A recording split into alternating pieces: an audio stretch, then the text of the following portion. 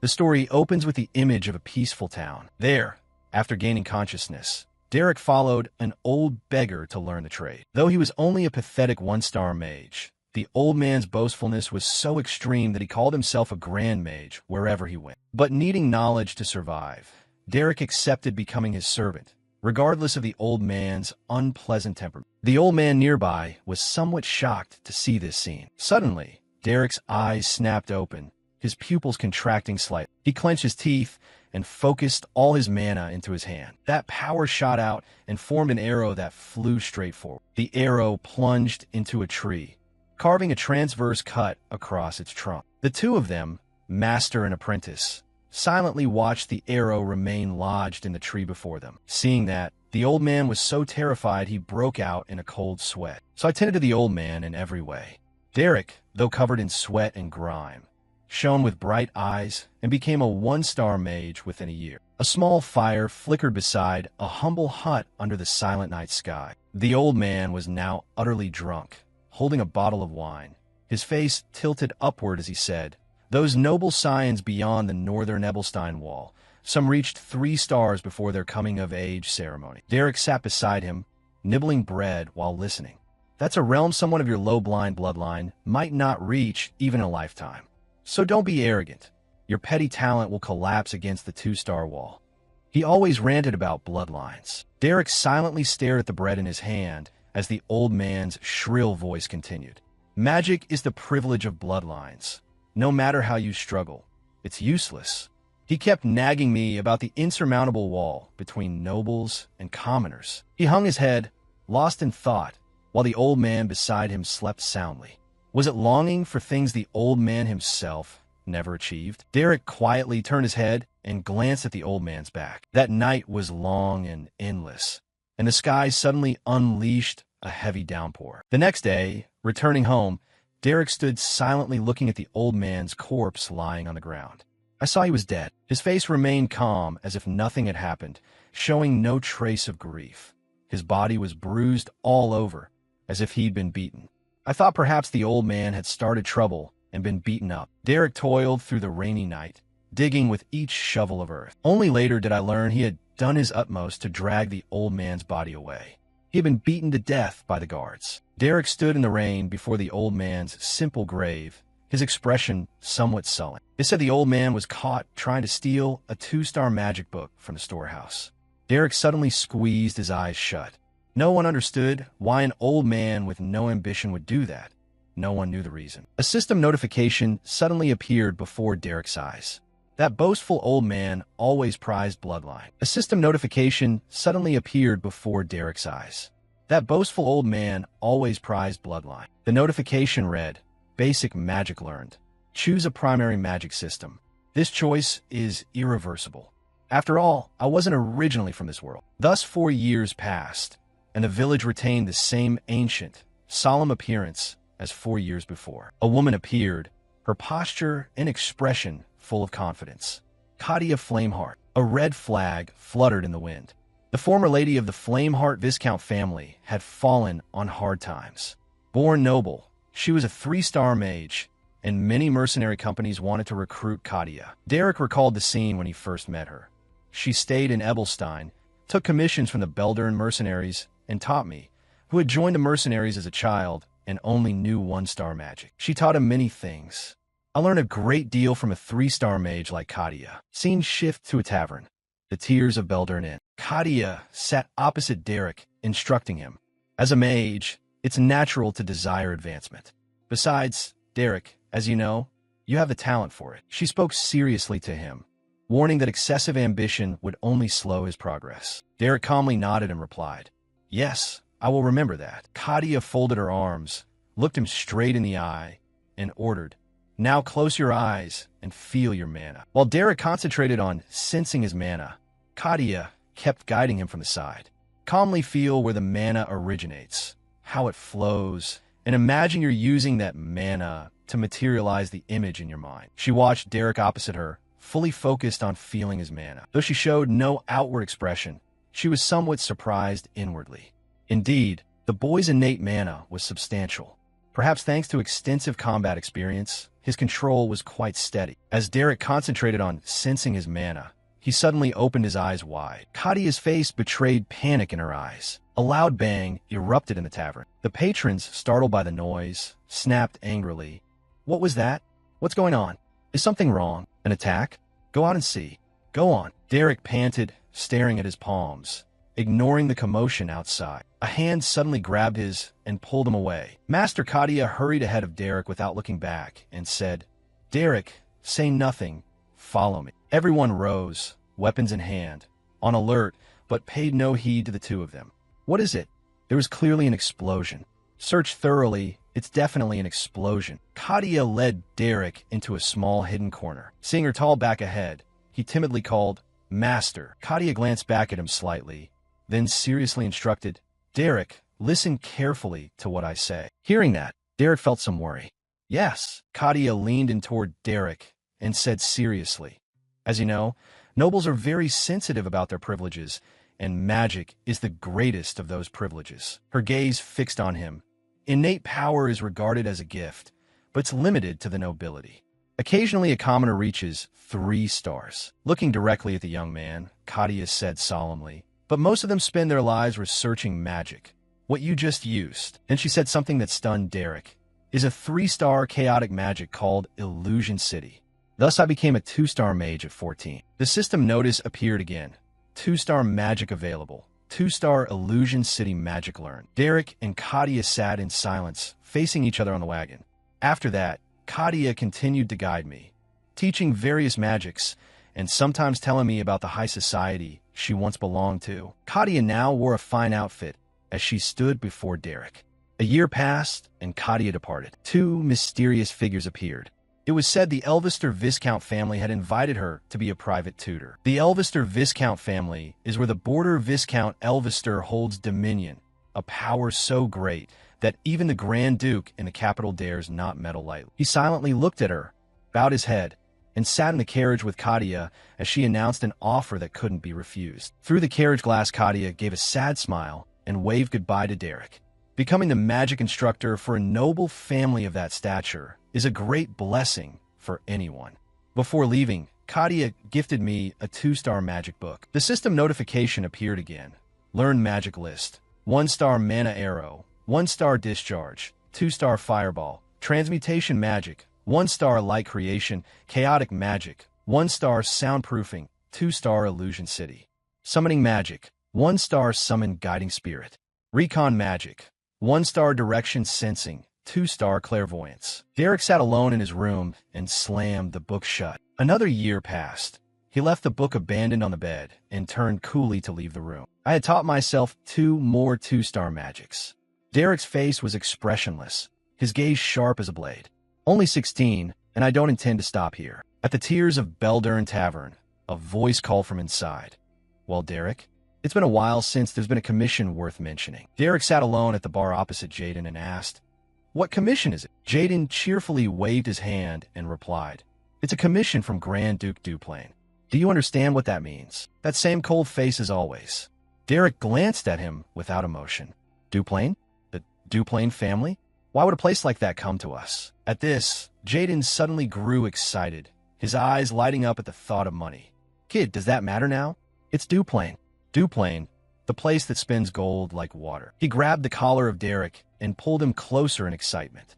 Besides, kid, if we can secure a line with Duplain from this, you'll have endless business opportunities later. He brushed off the spot where his shirt had been grabbed and asked, So what do they want us to do? Jaden produced 2 gold coins and said cheerfully, It's nothing big.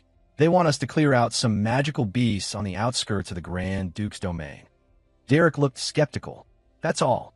Jaden quickly answered, Exactly. Nobles never hack. Hearing that, he rubbed his chin and thought, Smells fishy. Why would a family of that scale hire mercenaries to exterminate magical beasts? With that in mind, Derek turned and walked away. I won't do it. Send someone else. Jaden was in a panic as he watched him leave. Hey, wait a moment. Derek turned back and coldly left him with one line. Go call someone else. You know I don't take shady jobs. Jaden, annoyed, said, Kid, fine, I'll do it. But they need a mage. They need a mage. Do you know how rare mages are in the company these days? He put a hand on his hip and loudly said, Without you, nobody could do it. That's why I called. Derek, unimpressed, continued walking off. I mean, really, you need a mage to kill a few magical beasts? Anyway, no, don't want to get involved in trouble. Suddenly, he spun around and caught something midair that Jaden had thrown. Jaden leaned on the bar and laughed. 1 gold coin up front. This is the deposit, not the full payment. Derek opened his palm and stared at the gold coin in his hand. The faces of Delon, Katarina, and Eislein suddenly flashed into view. Jaden, flustered, hurriedly waved his hands to explain, No, honored agent, this kid is the real deal. He's the best mage I know. Delon ignored Jaden's words and immediately turned to order, Let's go. This isn't a task you can hand to children. Katarina suddenly leaned in and whispered something to him. Both of them turned their eyes toward the mysterious young woman accompanying them. Derek's face showed no emotion when someone spoke to him. Your name is Derek, right? Talk to me a bit. In a majestic stretch of wilderness within Grand Duke Duplain's domain, a monster was felled by a magic arrow. Derek's gaze was like that of a cold, brutal predator. He decisively severed another monster's head with a single sword stroke. Another monster behind raised its forelimb to ambush Derek. He nimbly dodged, causing the creature's strike to miss. Derek coldly grabbed the creature by the throat. He summoned a massive surge of magic to electrocute the beast to death. He tossed the last corpse, blackened and charred, onto the ground. Derek turned back and reported coolly, All done, agent. The 3 stood stunned. Delon folded his arms and praised, Not bad. The mysterious girl gave a faint smile as Delon added, Handled quickly for so many. Night had fallen, and the warm glow of the tavern lights stood out vividly. The tears of Beldern Tavern angrily demanded, Are you planning to be the noble's hunting dog? Jaden, about to leap across the table in anger, hurriedly cautioned, Calm down, there's a guest here. Beldern still yelled at Derek in fury. Even if we're lowly commoners, don't go be the noble's lack. Jaden looked at his flushed, angry face and said calmly, Hasn't Derek told you how much this pays? Beldern ground his teeth. How much? How much to throw away your pride and crawl through the noble's legs? Jaden showed no change in expression. It's not literally crawling through legs. Then he made a hand signal. P-Line grew even more upset. What? 1 silver coin? Jaden simply shook his head calmly. Beldern's eyes glittered greedily when he learned the true value was 1 gold coin. He bowed deeply to Jaden and shouted, Please, let me crawl through legs. Jaden flustered. Will you shut up? I said not literally crawl through legs. Outside, the sky was now completely dark. Beldern had dozed off at the table, drooling all over it. A voice suddenly rang out. So how's the commission? Derek calmly held his cup and answered, Nothing special, just kill a few goblins. Jaden added, First impressions were poor, but they seem wealthy, don't they? Derek lowered his eyes and said thoughtfully, That's true, but all 3 of them lie. Jaden turned, searching for something as he asked, Really? Derek looked down and replied, The agent of the family. Nobles usually combine 3 traits, youth, strength, diplomacy. He had none of them. The woman claiming to be a dishwasher. I remembered how she handed me a towel. Her hands were too clean for someone who does heavy labor. A call interrupted him. Derek. Derek looked up at the voice. Jaden regarded him seriously. We're mercenaries. We don't need to probe too deeply into those who commission us. Just do the job and take the pay. Derek coldly replied, Yes. Jaden softened his gaze at the 2 youngsters. What Jaden said was right. This is wilderness, and in the wild food and clothing matter most. Everything else can wait. The next day, a vast domain came into view, the Duplain Grand Ducal Domain. Derek sheathed his sword, turned, and calmly told everyone, It's all cleared. With a situation like this, Lynn won't dare come near for a while. Delon praised. Well done, you've worked hard. Jaden cheerfully said, All right then, how will the rest of the payment be settled? 2 gleaming gold coins were held up high. Jaden grabbed the 2 coins and merrily tossed them at Derek's head to his displeasure. Look, Derek, 2 whole gold coins. Derek was momentarily speechless. Put them down and speak properly. Old Delon suddenly cleared his throat to draw attention, then frowned, his expression somewhat stern, but he said, Derek, I hold your skills in high regard and want to assign another commission. What do you think? Both men looked up at him in surprise. Delon continued, The Grand Duke's residence will pay 15 black minted gold for this commission. Jaden was shocked. 15. Delon looked straight at Derek and asked, Will you take it? Derek answered seriously, yes. The carriage carrying them slowly drove off. At last the carriage reached its destination. A magnificent palace appeared. The Duplain Grand Ducal Domain, the Duplain residence. Jaden got down and looked up in awe. Is this the Duplain Grand Ducal family? It's impressive, Delon said to the two of them. Before we enter, allow me to reintroduce myself. Jaden cheerfully replied, yes. Oh my, we've been meeting all day. Please go ahead. Delon looked at them solemnly and introduced himself. I am Delon, steward of the Duplain Grand Ducal residence. Apologies. Due to my duties, I had to conceal my identity. Jaden, a bit displeased, said, yes. Oh my, well then. The woman politely spoke up. I am Katerina, head lady-in-waiting of the Grand Ducal residence. Jaden flustered and bowed before them. Oh my, how rude of me towards such high-ranking figures. I'm Jaden, captain of the Beldern Mercenary Company. Derek said nothing but thought coldly to himself. Not an agent but the steward, not a scullery maid but the head lady-in-waiting. I suspected they weren't ordinary, but this is on another level. A pair of feet stepped down from the carriage, and both turned to look. Jaden asked curiously, so who is that? The mysterious girl removed her hood, her long hair flowing in the breeze. Derek was a little stunned at the sight. The mysterious girl smiled brightly at everyone and introduced herself. I am Isline Eleanor Duplain. I would like to invite you, Derek, to be a magic instructor for my younger sister. Derek, the eldest daughter of the Duplain family. Isline Eleanor Duplain. Derek glanced at her with some unease. A magic instructor for the young lady? A grand palace bustled with servants coming and going. The Duplain ducal residence. The chamber door suddenly swung open from outside. A broad-shouldered figure strode in, saying as he came, Father, Brother Valerian, please look at this. Duplain, reviewing documents, looked up annoyed at his son. Ray, what are you doing? Behave in accordance with your station. Ray stood beside a maid who was crying pitifully and shouted, the one who needs to mind her status isn't me, but Yahello. Time and again she lays hands on even my servants. The maid's face was wet with tears. Valerian turned to his younger brother irritably and softened his voice. Father and your brother are talking. Ray, still angry, accused. Over 10 servants quit last month. Every few days, she breaks things. He stepped up to Duplain and slammed his hand on the table in anger. When will you punish that rebellious child properly? Valerian, furious at his brother's attitude, sprang to his feet and shouted, Ray. He frowned, his tone carrying authority. Enough. Stop and leave. Ray said nothing, only scowled as he turned to face his brother. The silhouettes of 2 girls suddenly appeared. Father, even if Yahello is willful, we still have Island, don't we? Ray scowled and, frowning, offered his opinion. I think we should let Yahello go. Duplain removed his glasses and said calmly, This is not your concern. Ray angrily replied. I've had the steward inquire about several convents with good facilities frequented by nobles. Sending her to serve there is better than her being a thorn in people's sides, right? If this continues, she'll only bring trouble on us. Duplain's face darkened at this, and he grabbed his son's head, then forced his head down hard onto the table. Duplain's voice carried an indescribable anger, his gaze cold as a blade as he said, I told you it's not your business. Pressed down, Ray gritted his teeth and refused to yield. It's time for father to be decisive. Duplain's look toward him held a few notes of displeasure. Island cheerfully led the way for Derek, then suddenly turned to ask him, My younger sister, Yahello, have you heard of her? Derek racked his memory and answered, Yahello, I've seen her name in the Duplain genealogy. Hearing that, he bowed his head in sadness and helplessness and said, Yes, that's right.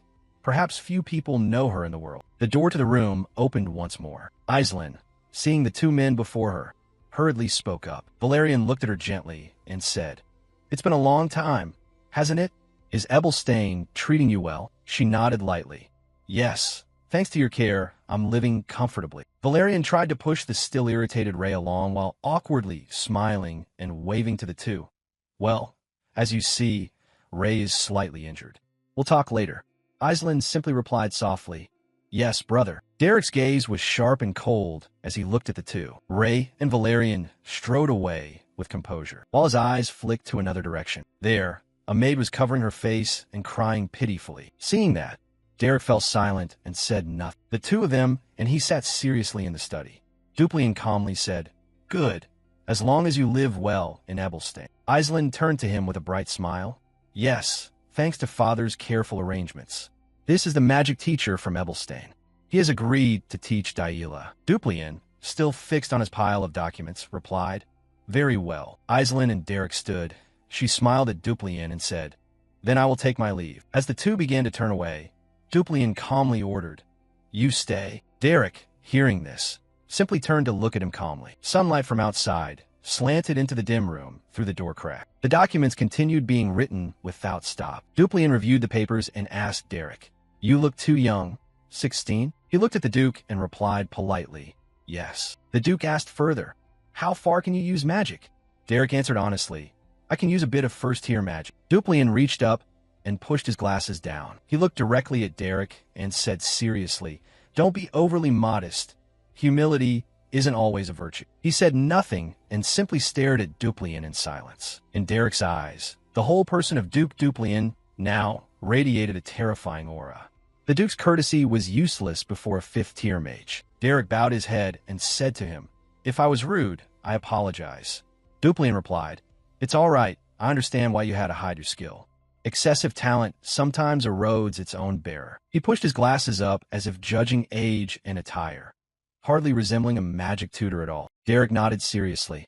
I am a mercenary. Duplian looked at him and said, Aislinn chose you, so I have no objection. I permit you access to Daila's annex. He stood and added, A maid will show you the way. I'm leaving now. Derek hurriedly spoke up. May I ask something? Duplian calmly agreed. Speak. With the Duke's assent, Derek said, Sir, I'm a mercenary. Once I accept a task, I finish it. Aislinn hired me. He looked at the Duke and added, Teach Daila magic and help her integrate into noble society. Duplian frowned displeased. Why state the obvious? Derek stared into his eyes. That's why I'd like to ask your permission for something. Duplian regarded him with curiosity. A plate sliced through the air. It smashed into the wall and shattered, causing the maid beside it to cry out in fright. She hurriedly bowed deeply, stammering, I'm sorry, my lady. The woman opposite sneered. Sorry? Do you think an apology from the likes of you holds any weight? Then she suddenly ordered, making the maid blanch, Get out of my sight.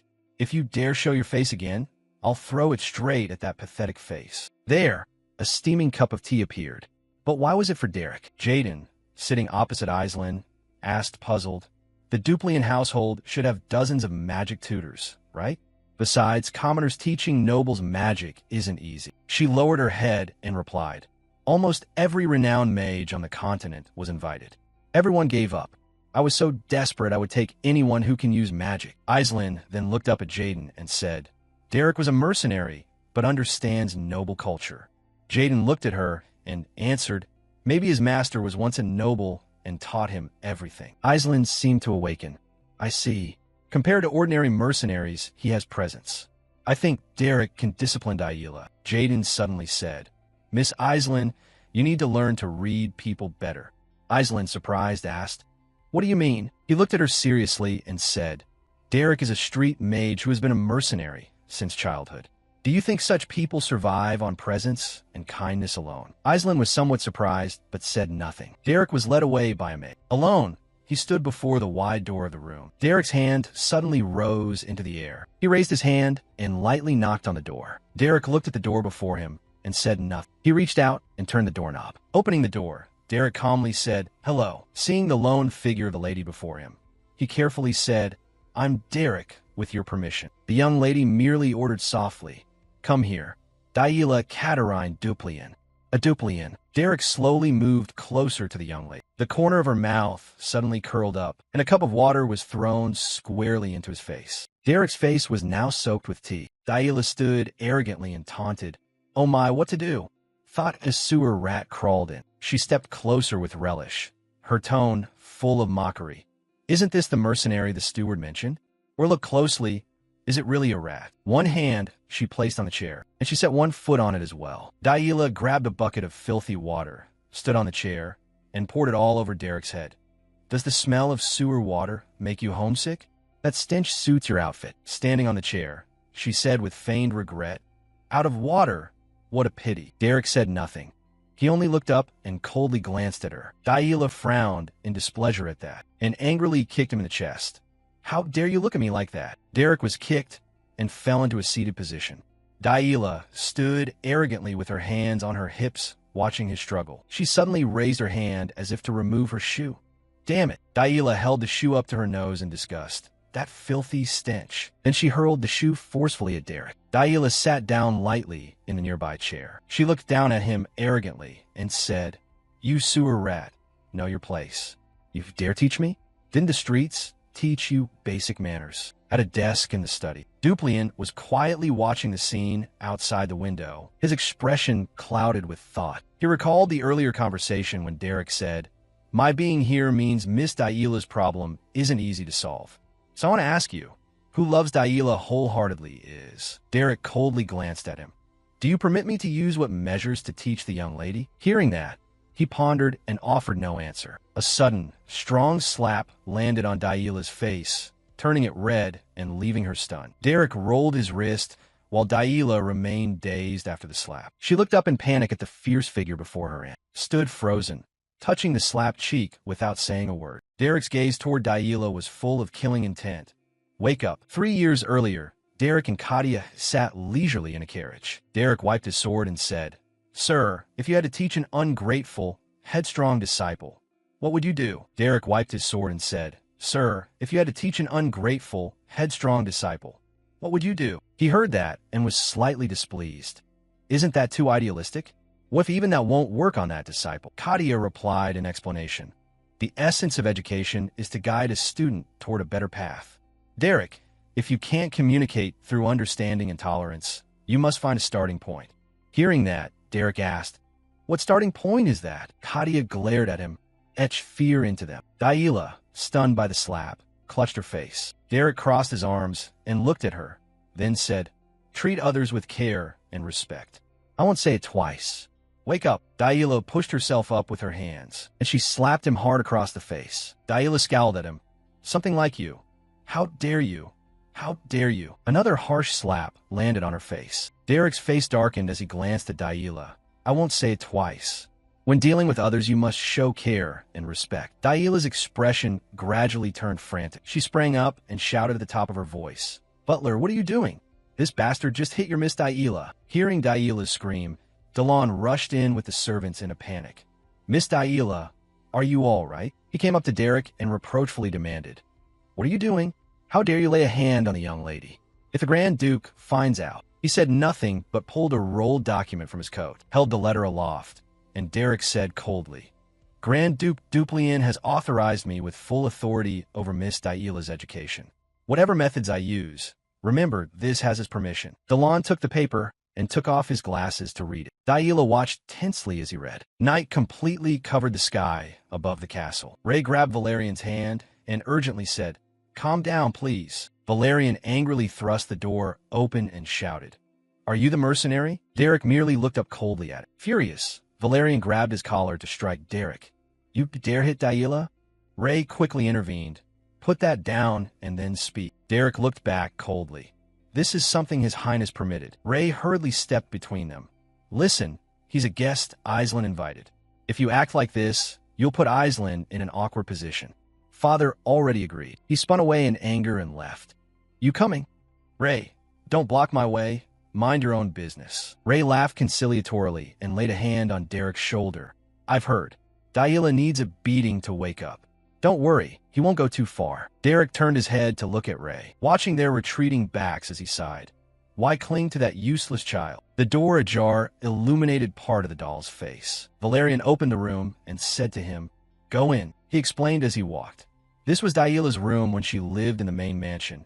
Now it's left and used like this. Derek's gaze fell on a painting in the room. Valerian's eyes softened as he looked at the painting. Yahello loved to paint. Whenever she showed a picture, she blushed and looked so cute. Looking at the painting before him, he added, "But she rarely finished a work. She usually painted only the part she liked and left the rest unfinished." Valerian suddenly spoke. "Sorry, I was too emotional earlier. My apologies." Derek turned to him and replied, "It's all right. Don't worry about it." Looking at a room full of paintings, he asked, "But why bring me to this room?" Valerian answered sadly, "I wanted you to see that Yahello wasn't a child meant to be discarded or beaten, yet at some point she became overly obsessed with noble blood. Derek listened in silence as he spoke. In the end, she was expelled from the main manor and confined to the secondary residence. I can't understand what turned her into this. He picked up a book from the shelf. I must stop Yahello from entering the convent at all costs. If she learns even a single first-tier spell, I can persuade my father. Valerian suddenly grabbed Derek's shoulders tightly. So please, save Yahello. He brusquely pushed Valerian's hands away. Wait. Derek flipped through a few pages and realized she hadn't entirely given up magic. Look at the dense notes in this book. He turned to Valerian and asked, those other volumes are mostly theory and etiquette, right? Valerian replied, yes.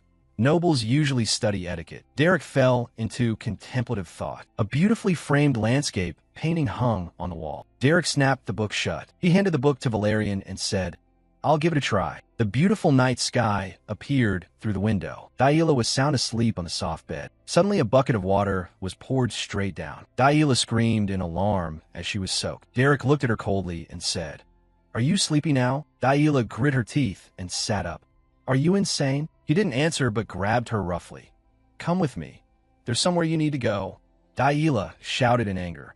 Hey, let go. How dare you touch me? Are you crazy? Derek dragged her down the corridor despite her frantic screams. It hurts. Let go. I'm not going. You'll do something else. Stop this bastard now. The clear moonlight shone down below. Derek said nothing as he hauled Yahello out of the palace, then coldly flung her to the ground. Yahello ground her teeth and cursed. What will this change? Wake up, you lowborn. How dare you try to teach me? Derek suddenly spoke, startling Yahello. Won't listen?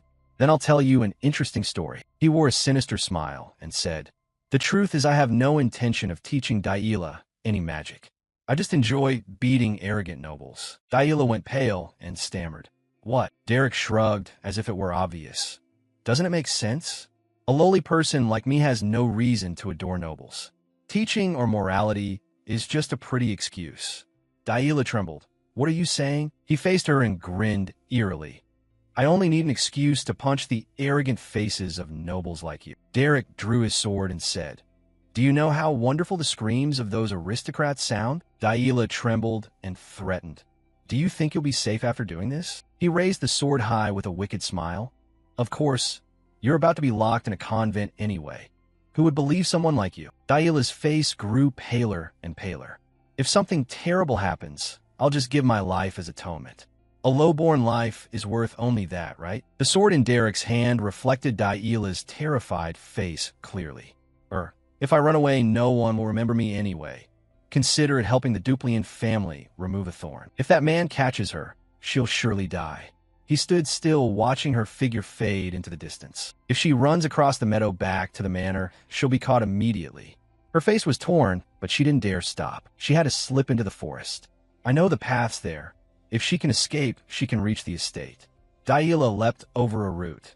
Then the one who's done for will be him, not me. Yahello froze as she glanced back. A massive fireball appeared. Derek raised his hand, controlling the fireball. Yahello turned back and bit her lip, thinking a fireball. Staring at the huge fireball in Derek's hand, she was stunned.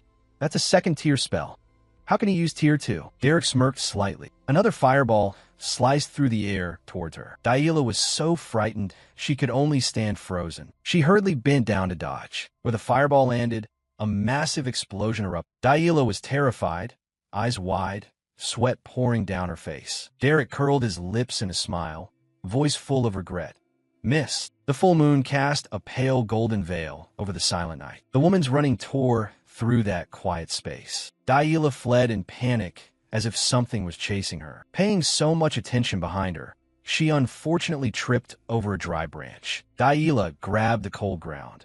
Fortunately, her face was still intact. She suppressed the pain and forced herself to stand. Suddenly, a volley of arrows shot toward her. At a glance, Yahello saw those sharp arrows. She nimbly stepped back just as the arrows embedded in the ground. Luckily, none struck her. Yahello hesitated and collapsed, watching everything unfold before her. Derek approached and praised. You move quite well, surprisingly so. For someone who spends all day buried in the secondary residence, you have skill. She gritted her teeth, eyes full of fury as she looked up at him. Immediately, without waiting for his reaction, Yahello bolted forward. Derek pressed his lips together at her cold demeanor. She wasn't doing much better. Her strength was beginning to wane, but she reminded herself, how long must I keep running? Can I escape? If this continues, I'll surely be caught. Not far into her run, Yahello was again drawn to what was behind her, him bending to cast magic, and a deep pool of water had appeared on the ground. Derek looked up, and everything returned to its original state. He felt a surge inside. Right, this is the forest from the painting. It must be where she used to play as a child. Derek recalled this scene he'd seen in a painting and guessed. Cradled by vast nature, she had unconsciously sensed the flow of mana and translated it into her brushstrokes. Lost in thought, a sound from behind suddenly broke his reverie. This certainly was. When did Yahello come back here, holding a heavy stone aimed at his head? Derek didn't hold back either. He drew the sword at his side. He deftly knocked the stone aside, causing her to fall. Yahello gritted her teeth as her attempt was exposed. He looked at her coldly, a red gleam flashing in his eyes. I admire your courage. Knowing it wouldn't be easy to escape the pursuit, you came back to attack. That was no easy choice. Yahello tried to get up and run, but couldn't. Something seemed to hold her back. Derek sneered, reminding her, you don't have the strength to run anymore. He raised his sword and granted Yahello a mercy. Any last words? She seemed to accept the truth and let out a laugh. He asked with a brief sadness, why are you so obsessed with noble blood? At that question, her heart tightened. Yahello's face was full of bitterness for herself. Then what else do I have besides it? Without this noble blood, I'm completely empty. She clenched her fist and struck the cold ground in hatred. Magic, magic, magic. Looking up at him, Yahello's eyes flooded with tears. Do you think I haven't tried? I tried until I nearly died. What am I supposed to do? Derek was momentarily silenced. She dropped to her knees, pouring her anger into the cold ground. If magic, painting, everything is rejected, if I become a failure, Yahello's eyes narrowed with resentment. Then aside from this blood, what do I have? If I lose this, I will. Her words rang out like an accusation. What will I become? Derek pressed his lips together, unable to answer her. The sword in his hand glinted once more. Yahello paid no attention. Her eyes were filled only with tears now. Under the bright moon, Derek raised the sword and nodded. I've heard you clearly. Through tear-filled eyes, he said his farewell. Goodbye. In the blink of an eye, pale patches of light swept Derek's figure away into the distance. Yahello bowed her head in fear and squeezed her eyes shut. She bit her lip as if accepting her fate, then slowly opened her eyes to look at the world. Among sharp ice slabs, a sword had pierced through, standing upright. Yahello looked around dazed, as if unable to make sense of things. It was him. He was still there, forming a circle around where she sat. Yahello stared at the hand, radiating a faint glow, trembling. Magic! Seeing everything calm, he sheathed his sword at his side. Derek bowed earnestly. You've been through a lot, miss.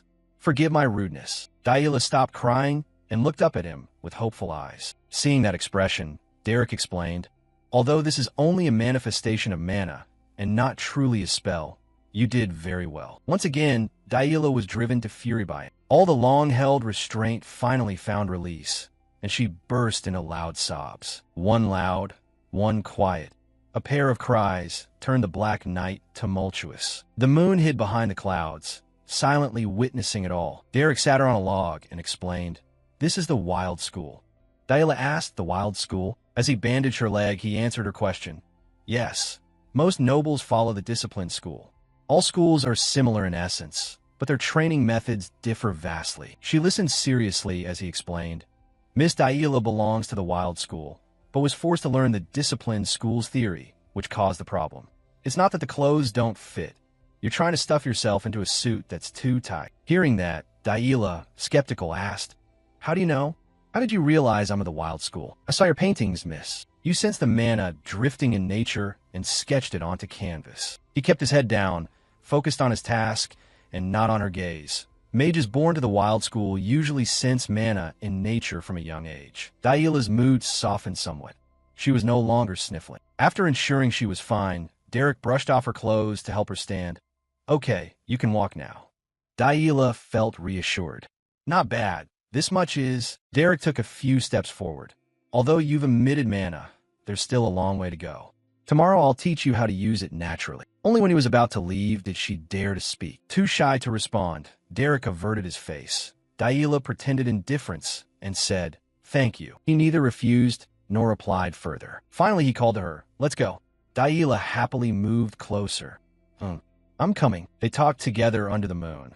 One asked, the other answered in harmony. By the way, did you paint that sunset yourself? I don't remember. It's been a long time since I held a brush. It's a perfect piece, a masterpiece of mine.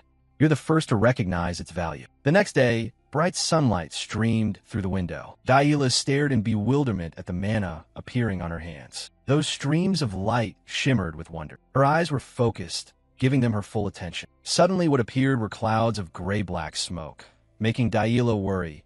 This isn't right. Outside, the maids were passing by her door. Suddenly, Daila threw the door open, startling the maid, knocking the water in her hands over. The water splashed everywhere by inertia, soaking Daila's dress. The maid stammered, "Sorry, Miss Daila. I'm sorry. I'm so sorry." Daila shot her a killing look. The maid hurriedly knelt and banged her head, pleading, "I deserve to die.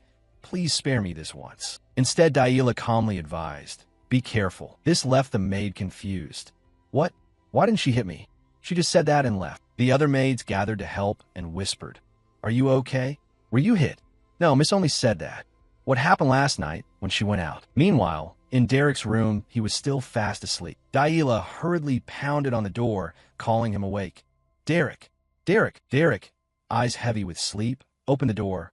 "What's the matter?" The steward had come to calm her. "Miss, you should keep decorum. This isn't appropriate." Daila paid no mind and only said to him, "Teach me how to control the manna that just awakened. I tried on my own, and it didn't work." The steward panicked at once. "She awakened manna already?" Seeing Derek not answer, she urged, "You promised to teach me today. Hurry up." He suddenly slammed the door, leaving only one line. "Please come back in the afternoon." Daila only smiled faintly without any anger, bringing the steward to tears of relief. At last the miss has. True to her nature, she couldn't help herself and began pounding on the door. "Hey, who are you to order me around? Open the door. I said teach me now." The knocking continued outside, but he calmly ignored it and lay back down to sleep. "Hey, open up." Daila angrily muttered, "Crazy fool." Scene shift to the palace early the next morning. Ray walked slowly down the corridor. Two maids sweeping nearby exchanged gossip with wide eyes. "Have you heard? Miss Daila hasn't smashed a single plate these past days." The other maid nodded. "That's right. This morning I spilled water and didn't get scolded." A blonde maid covered her mouth and whispered, "No, I heard Miss Daila awaken manna." The other gasped, Oh my God, really?" Just then Ray passed by and paused. Ray turned, eyes cold as he glanced at them. "What were you talking about?" Scene shifts to the study, the scratch of pens audible. Duplian hesitantly said, "Daila awaken manna?" Valerian replied, "Yes, father. I confirmed it with the steward and the servants several times." He showed little expression and simply said, "How fortunate." Ray looked at him now with a somewhat serious face. "Don't be quick to celebrate just because she awakened manna, father." Valerian, hearing that tone, couldn't help but shout, "Hey, your sister awakened manna, and you don't even praise her. What's wrong with you?" Duplian frowned slightly. Ray paid him no mind and turned to his father. "Do you remember all the mischief she's caused? Do you want to overlook sending her to the convent for a little achievement?" He lowered his eyes, thoughtful, and did not reply. Scene change. The weather today looks very nice. Daila sat on the bed pouting. Derek propped his chin and looked at her. "Are you joking?" Daila turned her back to him, tone sulky. "I'm not joking. I'm angry." Derek awkwardly scratched her head. No matter how angry she was, it was pointless. Daila immediately retorted, "It's not anger, it's fury." He lowered his eyes and counseled, "Being sulky won't solve anything. Everything has its order." Finally, she couldn't hold back and raised a clenched fist angrily. "It's not sulking. I'm angry." Derek froze, pressing his lips in thought. Daila couldn't hold it either and turned away first. She hesitated. "Fine, call it sulking then." Derek stepped over and pulled out a chair. He sat down, eyes impassive as he glanced at Daila. "Awakening manna doesn't give you the right to be aggressive. Otherwise, you'll exhaust yourself.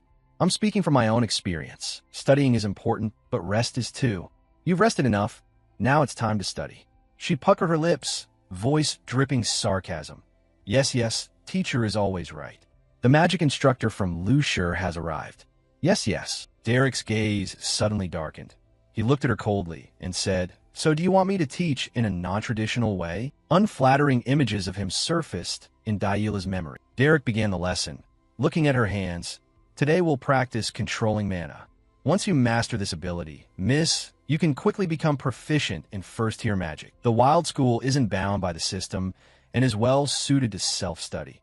Its teaching emphasizes freedom far more than the disciplined school. Honestly, you, Miss, are very suited to the Wild School. Hearing the compliment, Daila stammered. What did you say? Derek looked at her and said seriously, as I said, your free-spirited nature fits the Wild School well, and with noble blood, you have abundant talent. One of her ears perked up, catching every word. Daila flushed slightly and hesitated.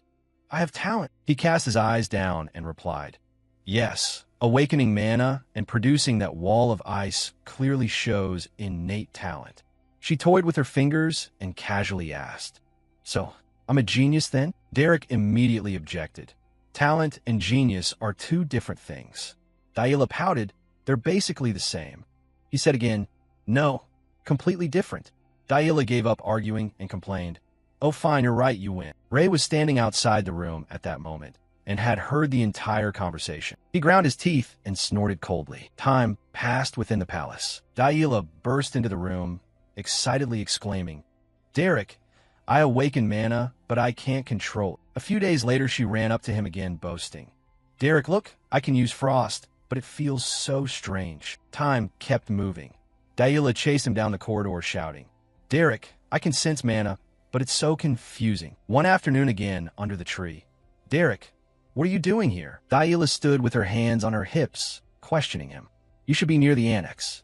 Derek replied nonchalantly, did you think I lent you the magic books so you'd study? Well, yes, that's what they're for. Daila said no more and grabbed his wrist, pulling him along. Hey, what now?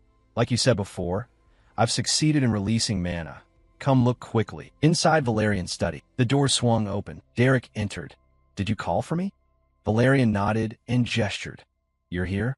Sit down and let's talk. He wasted no words and asked directly, how has Daila been lately? Derek lowered his eyes and replied casually, there's considerable progress, but mastering first-level magic will still take more time. Valerian nodded. Understood. Perhaps my mother will return after next week's social gathering. I'll tell you in advance, she's not easy. The people in a manor are fine for now, but nobles generally don't like commoners holding important positions. Do you understand? Derek looked Valerian straight in the eye and replied, I'll remember. Did you call me out just to say this? He suddenly pressed his lips together and grew pensive. Valerian stood up, walked to the window, and slowly said, I am the heir of the Duplian family. Being head of the family means being tolerant and protective of every member. To do that, one must treat everyone sincerely. But how difficult it is. The human heart is deep and complicated. I wish everyone shared the same thoughts and values, but reality is not like that. Derek looked at his back and asked bluntly, so what are you getting at? He clasped Valerian's hand tightly. As soon as he turned his head, tears welled up. Daila won't play with me anymore, Derek. Upon hearing this, he darkened and shot a glance at Valerian. He began to complain. When she was little, she always laughed and played with me. That image is still vivid in my heart. Is there any other child in this world as angelic as her? So, Derek, do you have any way? A way to win back Daila's favor. Derek slowly took a sip of tea and said, why are you asking me about this? Without hesitation, Valerian replied, Daila only hangs around you anyway. No sooner had he finished speaking than Daila's voice rang out. Derek, where are you? Valerian suddenly produced something and held it out before Derek. Nothing. Look at this. I learned to make dolls from maids. In his hands was an absolutely ugly doll. Valerian proudly boasted. See? Isn't it identical to Daila? Do you feel the love from your brother yet? Derek glowered at him and said bluntly, are you trying to curse her? Valerian pressed his lips together, tears threatening to fall again. Derek, you really don't understand these things. Time passed again, and on a fine day at the palace, the woman arrived. She looked at Derek and said, I've heard a lot about you. They said they had found an exceptionally talented magic tutor. Pleasure to meet you. I am Miriella Devil Duplian. If you don't mind, I'd like to send a small gift to your domain. He replied frankly without embarrassment. I don't belong to any nobility. She was slightly taken aback, and he added, I am a commoner. Miriella widened her eyes in surprise. A commoner? Time rewound to a week earlier. Aislinn bowed her head and said to Derek, I'm glad I brought you to the manor. She smiled with narrowed eyes. As her sister, I want to stay with Yahello, but there's still much to handle in Ebelstein, so I'm leaving her in your care. Derek didn't look up and replied, Yes, I understand. Jaden patted his shoulder from behind. Derek, Our Lady entrusted her to you, and you answer so curtly. The two boarded the carriage. Looking back at him, Jaden smiled as a reminder. Finish up quickly and go home. If Beldern finds out, he'll blow up. Aislinn also gave a soft smile.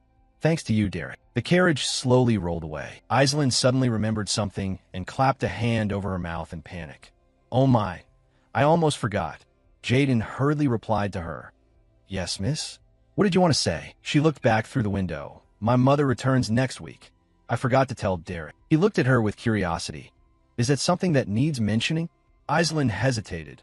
Well, she thought to herself, my mother is a bit. Scene shifts to a room.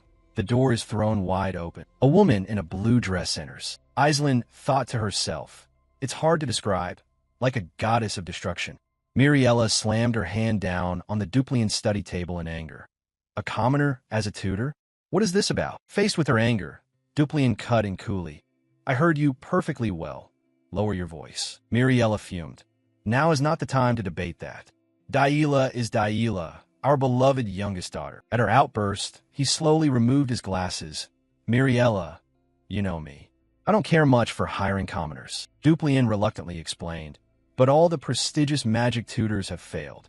Miriella slammed both hands on the table, grinding her teeth in anger. Even so, how could you bring in some mercenary like that? He added, finding a skilled magic tutor isn't easy.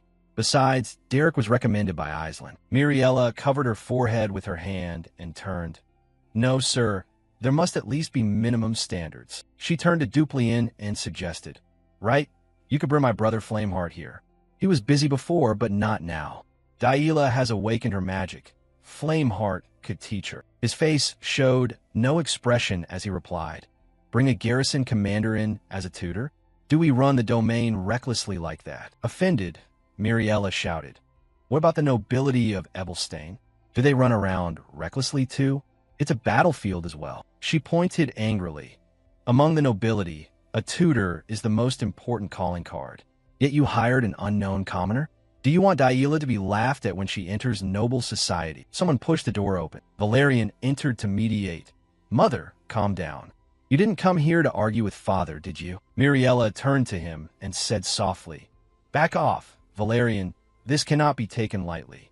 A voice interjected. Ultimately, does that commoner even qualify to teach Yahello? That is the real issue, mother. Hearing the voice, Miriella and Valerian both turned to look. When they saw who it was, she smiled and called, Ray. He stood with his hands behind his back, his face stern. A commoner daring to teach magic to nobles is unusual, but if he truly has the ability, then there's nothing to worry about. Ray proposed to Duplian. Father, let me test Derek. If I beat him in a magic duel then, he will concede. He's a genuine mage. He said nothing more, merely stared at him. Then Ray asked, So what challenge shall it be? Upon hearing this, Valerian looked at him in puzzlement. Ray added, If Derek is a good tutor, then Yahello stands to gain much. I'll test his abilities. After hearing his son's words, he fell silent and said nothing further. After Ray left, Valerian hurriedly chased after him. Ray, when he stopped, Valerian angrily demanded, What are you thinking? A magic duel, Ray softly reminded him. Brother, do you really believe Yahello has changed? Have you forgotten what she did? Valerian explained, She's still our sister. Blood ties deserve protection. Hearing him, Ray ground his teeth. Blood ties. Suddenly he shouted in anger. That blood will drag the whole family into the abyss. Haven't her actions been enough? If she enters noble society, everything will be over. Valerian frowned. Is that really how you feel, Ray? He turned and walked away. The one who crossed the line was always Yahello. She only deserves to be locked away in the secondary villa. He watched Ray's retreating figure and fell into thought. Ray left Valerian behind with a resolute gaze and a sense of helplessness. Outside, a bird perched on a branch chirped cheerfully by the window frame. Yahello pushed the door open from outside and called, Derek. He was sitting on the bed, leisurely reading. Seeing her like that, he wondered, what's the matter so early in the morning? Yahello tossed a rolled piece of paper onto the open book. Derek unrolled it. She crossed her arms and said, "If I lose this magic duel, you will be dismissed." His eyes scanned the paper, and he replied, "Yes, I know. Lord Ray is already a fully proficient one-star mage, so it will probably be difficult." Yahello shouted angrily, "Is that all you've got? You'll be fired." Derek rolled the paper back up in his hand. "I'm a mercenary. I take the job, finish it, and collect my pay." He added calmly, "I've already been paid for that work." Hearing that, Yahello was taken aback. "Are you really serious?" 1 week later, a mixed crowd was entering. Duplian and Miriella slowly took their seats inside the stands. Seeing them, Derek bowed. "You're here." Then he slowly raised his head. Seeing that expression, Duplian thought quietly. He doesn't show any tension. He's very confident, isn't he? He sat in his place, thinking, in this situation he's still calm.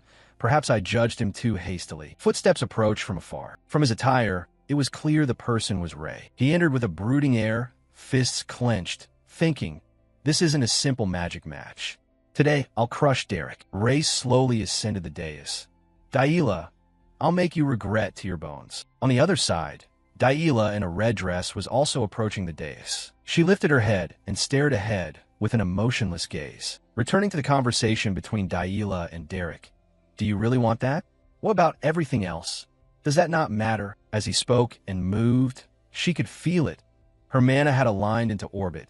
She couldn't cast a one-star spell yet, but it wouldn't be long. Derek pulled his cloak about him. "After all, you bear Duplian blood.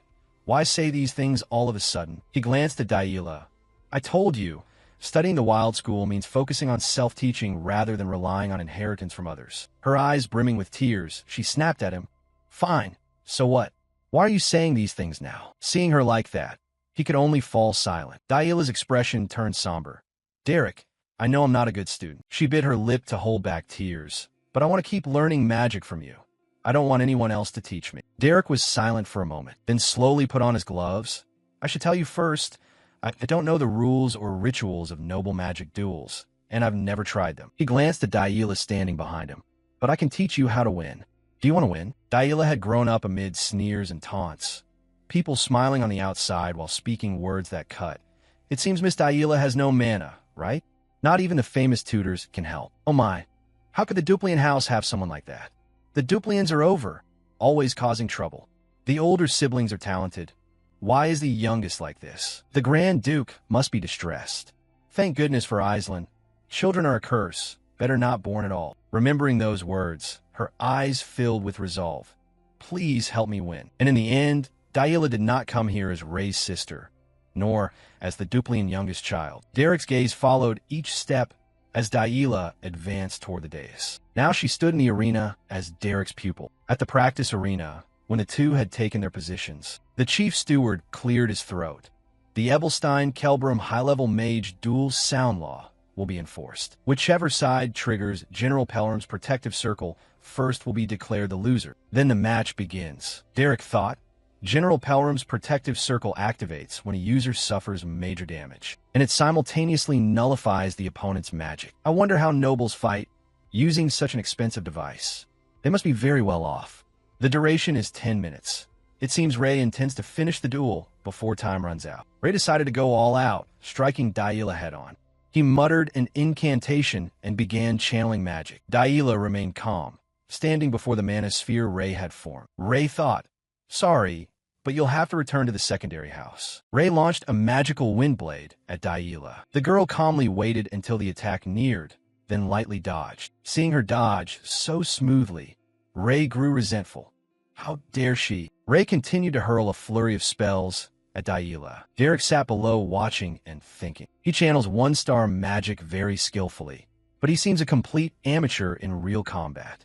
Forcing a change in the trajectory of spells must have cost a lot of mana. Ray's windsword strike was easily blocked by Yahello's ice wall. He thought inwardly, that's not even high-level magic, just the materialization of pure mana. Does the girl intend to use those tricks to stop my spells? Ray produced even more magic orbs. I just need to crush those petty tricks. Try to withstand this. Yahello recalled what Derek had instructed. A mercenary's combat techniques differ from a noble's. We do not regard fairness as a virtue. We focus solely on victory. It is far from the ceremonial rules of noble duels. So if she wins, she may have to endure much gossip. However, We can manufacture a result where you are the victor. Are you truly okay with that? Yahello's face filled with determination as she said loudly, "Of course." Back in the fight, Yahello deliberately dodged Rei's attacks. Among mercenaries, there are always those who win despite disparities in strength. Most of those people do not engage in formal duels, but in warfare. Warfare here includes controlling the battlefield and exploiting the terrain. In other words, using any means and methods necessary to secure victory. Even the opponent's negligence can be exploited. Facing a direct strike, Yahello gritted her teeth and erected an ice wall to defend. Rei thought to himself, "It's over." Yahello felt a chill run down her spine. She turned around and saw Rei's attack had been redirected, coming straight for her back. With a crash, dust and debris flew everywhere. Derek's face remained frighteningly calm. Miriella, worried, shouted, "Yahello, Butler, what are you doing? Stop the match now. Yahello will get hurt." Duke Duplian, seated beside her, spoke up. "Sit down. The match is not over yet." Miriella asked, "What did you just say?" Duke Duplian reassured her, "She's not hit. General Pelram's circle hasn't activated." The Duke cast a glance toward Derek, thinking to himself, that man didn't even flinch. Had he anticipated this? In the haze of smoke and dust, Rei thought, clearly the girl was struck by the wind blade. Yet the protective circle didn't trigger. Where did it go? Yahello knew she couldn't defeat her brother by fair means, so she resorted to guerrilla tactics, hiding beneath the wooden floor of the arena to attack. From beneath the ground, a pillar of ice shot up into the air. Rei was startled, but managed to dodge just in time. Rei gritted his teeth and thought, attacking from under the floor? According to Kelbram Hall rules, leaving the arena results in a loss. Seeing the chief steward shake his head, Rei smiled wryly. So that means beneath the floor doesn't count as leaving the combat area? They surely never imagined such a dirty tactic would be used in a magic duel among nobles. While Rei was preoccupied thinking, Yahello continued erecting ice stalactites to attack. Rei struggled to dodge, thinking, it's very hard to aim when you can't see the target. Is that girl just gambling on landing a single lucky hit? There was not a trace of so-called noble etiquette in this match. Rei looked down into the hole in the floor and met Yahello's eyes. That gaze. Right, I've seen it before. They were unnaturally calm. It was identical to when my brother grabbed Derek by the throat. Rei glanced toward the stands. There's no way Yahello came up with this on her own. This tactic was your idea, right, Derek? Derek shrugged off his cloak, struck a cool pose, his face solemn, as if he had a stomachache. Then I'll play according to your tactic. Watching from above, Miriella shouted, is Yahello crawling under the floor? Into that dusty place. She admonished Rei. What are you doing, dear? Stop the match at once. Duplian stroked his chin and said quietly, she's not breaking any rules.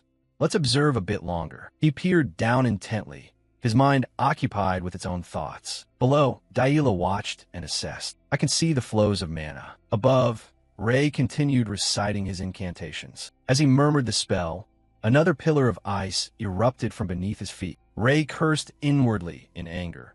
Every time I chant, the girl attacks from under the ground. I can't keep going like this. He then turned his gaze toward the flagpole before him. Beneath the ground, Yahello sensed his mana flow had stopped. He's definitely preparing something. What the hell is he doing? If he dares chant again, I'll strike immediately. Watching from outside, Steward Delon was also shocked. No, young master. He said this because Rei had climbed up onto the flagpole. He looked down and assessed. At this distance, the girl cannot detect my mana. But jumping down now is impossible. There was only one option left. Then he reached out and fired an arrow. I'll destroy that floor without needing to chant. Immediately, the arrow shot out and struck the flagpole he was standing on. This made Derek, watching from above, narrow his eyes slightly. The pole snapped cleanly in two. Rei used the momentum to kick the pole violently. The impact created a large breach in the floor. Observing from above, Lady Miriella startled and called his name. The collision sent dust and debris flying thickly around. Rei tried to glance forward to gather information. At that moment, Yahello's blurred figure appeared through the dust. He reached out and summoned another magical arrow. The arrow lunged forward like a gust of wind. Struck by this attack, Yahello's expression turned serious. She reached out to summon magic to block the strike, but at that moment her mana would not respond. This caused her to panic slightly. The arrow continued to streak toward her. Now she could only twist aside to avoid the incoming attack. After that, she kept moving to maintain distance. Rei looked at her and calculated. If I close the gap, I'll have the advantage.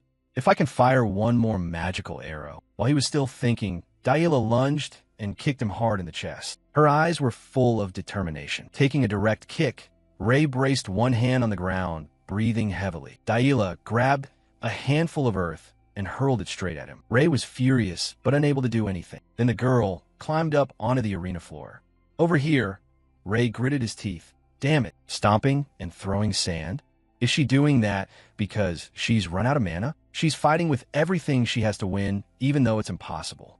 Is that really you, Yahello? This match is to prove your pride. Then I'll use all my strength to face you. As your brother, after regaining his resolve, he also climbed up onto the arena floor. Yahello put her hands to her head. Drops of blood began to run down her cheek. Derek's words echoed in her mind. Think of it like painting with a brush. Mana is the paint, and the incantation is the brush. Use the brush to gather the streaks of mana and paint a picture. And that is magic. The girl's eyes were full of surprise as she saw the bands of magical light appear before her. Back in the present, she closed her eyes to regain her composure. Then mana began to surge from her body. Mana is the paint.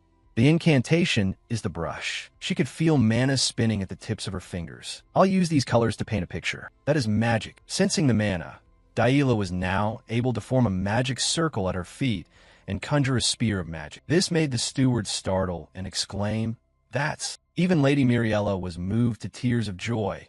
"My dear Yahello, that's first-tier magic. Don't face her head-on," Ray thought. An ice spear? She actually did it, Yahello. The girl began to control the spear in her hand. On that side, Ray did not hesitate either and summoned countless magical arrows. He affirmed to himself, "Even so, the outcome can't be changed.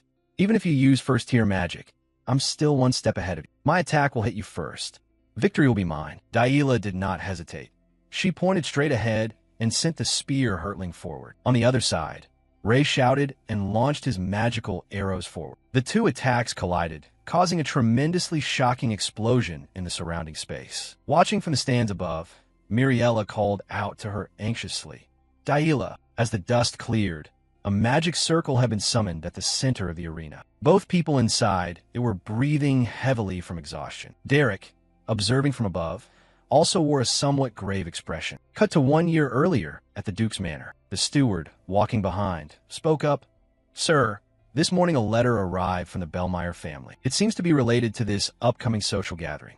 How would you like me to handle it?" As the two walked, they happened to pass by Yahello's room. She was inside, sitting absent-mindedly as if lost in thought. He saw this, but did not interrupt. Back in the present, staring at the magic barrier before her, she was a little startled. The barrier has been activated? On the opposite side, Ray also realized the problem. Standing in the stands, his expression turned somewhat sad. He thought to himself, "Have I lost?" Unable to hold back her emotions any longer, Yahello burst into tears like a child. Duplian observed everything, but remained silent. Seeing this, Miriella stepped forward and shouted, "My goodness, what on earth is this madness? This crude, disgraceful display? Are you calling this a magic duel? It's utterly ridiculous. That common-born upstart. How dare he teach this rubbish to the Duplian lady?" He recalled his youth. "My lord, I am Raymond Oswald Duplian. It is an honor to accompany you, the Duke, to the battlefield." The Duke replied, "I've heard much about you from your father. Your gaze is exactly like his, unmistakable, a look full of ambition." At that, he answered, "Thank you, my lord." Back in the present, looking into his daughter's eyes, he thought to himself, "Her gaze looks much better now, Yahello." A servant hurried up from behind and called, "Miss Yahello, are you all right?" They rushed forward to help. "My goodness, treat her wounds. Quickly, it must be tended to immediately." But she immediately waved them off. "No need." Then she took a few steps forward. Facing her younger sister, Ray responded somewhat, "Ah, well done, Yahello." She did not reply, only bowed her head and then turned to leave. Despite the servant's frantic pleas, "Miss, please come inside the chamber." She walked straight toward Derek. He calmly watched her. Her face seemed to be holding back something. When she could no longer restrain herself, she burst into tears once more. She clenched her fists and murmured, "I've lost. I am sorry." He looked at her, then stood up. To reassure her, "It's all right. Failure is not unusual. I hope you can overcome this bitterness and grow stronger, miss." This encouragement did not soothe the girl's anger, and only made her cry harder. But the maid continued rushing up to her, calling, "Miss." Miriella, worried, also approached and cried out, "Oh my Daila, how did it come to this? You've been through so much lately, haven't you, my daughter?" She embraced her and comforted her. It's all right. It's all right now. Let me tend your wound first, dear." Feeling the warmth in those words, she finally relaxed and replied, "Yes." Then she went inside with the maid. After his daughter left, the woman regained her composure and stepped up behind Derek. She did not hesitate and immediately scolded. "You low-born commoner. Do you know the crazy thing you just did? You think teaching a bit of first-tier magic makes you noble, do you?" She promptly delivered a sharp slap. She continued to curse. "You only teach filthy tricks. Don't let the pure, beautiful lily that is my daughter be sullied. How dare you make the Duchess's daughter learn such dirty, vulgar, and crude things?" As she spoke, she slapped him once more. There are things in this world that someone dark-skinned like you will never understand, that they are values to be preserved, dignity to be protected. Duplian stepped forward and turned, saying, "My dear, you see it too, right? This is no longer a magic duel. He dared teach this rubbish to our Daila." Before she could finish, a smack sounded again. This time the one who received the slap was Miriella. Duplian admonished, "Do you not realize who is behaving most rudely right now?" Seeing herself slapped by him, she was a bit flustered. "Why? This man. He's just a commoner," he affirmed. "Yes, though he is merely a commoner. But he is also the teacher of our daughter. What parent would treat their child's teacher like that?" Saying that, he faced the man and said softly, "Please forgive her. Everyone has their own way of loving their child." He contemplated for a moment and replied, "It's all right." Then he turned, "I have something to discuss with you privately. Please follow me to the reception room." Watching the two of them leave, Miriella was furious, grinding her teeth. Back in the reception room, Duplian said, "You have truly helped Daila mature excellent. As the head of this estate, I should grant you a reward worthy of your service. The highest limit a commoner is allowed to reach." He proposed, "Do you want third-tier magic?" He looked at him, thinking silently. "He can see through me. He sees things even I had not recognized. He understands my heart better than I do and makes an offer. Is this the 5-star Grand Duke's insight? If the opportunity has come, one must seize it quickly." He immediately answered, "Yes, I want it." Jason continued, "You taught Diella 1-star magic well, but among a Belstein's high society, that level is still not enough to survive." Derek also understood his meaning. At Duplian, there are many who could guide Miss Diella. Now that she has the basics, she will progress quickly. Duke Duplian then said, "What my daughter needs is not a tutor. She needs a master. You harbor an ambition that a commoner could not dream of. You understand how humiliated those proud nobles would feel. I'm overlooking that because it's you." Derek lowered his head, thinking, "The Grand Duke doesn't speak to me often, yet he knows I'm aiming beyond 3 stars, toward 4 or higher. That is what makes this man terrifying." Duke Duplian, writing on paper, continued, "However, if you persist in that intention, you cannot stay here long. You're preparing to leave, aren't you?" Derek did not need to deny it. "Yes, that's right." Suddenly, he made a very favorable offer. "It's not that I don't see your ambition, but you must teach Diella a little longer. The highest realm a commoner is allowed to reach. You crave 3-star magic, don't you?" He immediately confessed, "Yes, I do." After his private conversation with Duke Duplian, Derek went to the library to look for books. Seeing the pile of books before him left him utterly overwhelmed. Many people spend their lives obtaining 2-star spell books, yet here were only 3-star books. This alone is reason enough for me to stay at the estate. If Palai knew, he'd certainly make a fuss. The next day, Diella was in high spirits. "I'm a 1-star mage now." Derek sat there without denying it. "Since you've cast a 1-star spell once, you could be called a 1-star mage." Seeing his indifferent attitude, Diella grew angry. "That's it? You're not happy that your student achieved something?" Derek said bluntly, "Because that's hardly much of an achievement." Diella, disappointed, turned her back and complained, "You're too hard to please." Suddenly, he reminded her, "It seems you've recovered a lot in 3 days, haven't you? You used to be such a crybaby back then." Diella huffed and sat down, snapping back. "It was just dust in my eye. I wasn't crying. Besides, my father should have told me earlier. I thought you were about to be kicked out." Derek refocused on the lesson. "Let's begin. Since you progress quickly, you'll soon learn other 1-star spells." Hearing that made Diella beam. "What did you say?" "What will be quick?" Derek continued to praise her. "Your development is remarkable. Your mana just awakened recently, yet you cast a 1-star spell already. It's rare." Diella was proud to be praised. "I told you. I'm the type to do what I say. So what should we learn first? A mana arrow? That seems convenient since it needs no incantation. Or Raymond's Windblade. It looks powerful. The freezing spear also feels great. If I improve a bit, maybe I'll even hit Raymond. Derek cut her off. We'll practice mana manifestation. Yahello lost some enthusiasm. Why? Aren't we practicing one-star spells? Derek explained. There are many reasons, but foundations are the most important. A simple explanation about mana drained the life out of Yahello. Fine. If you say so, we'll do it.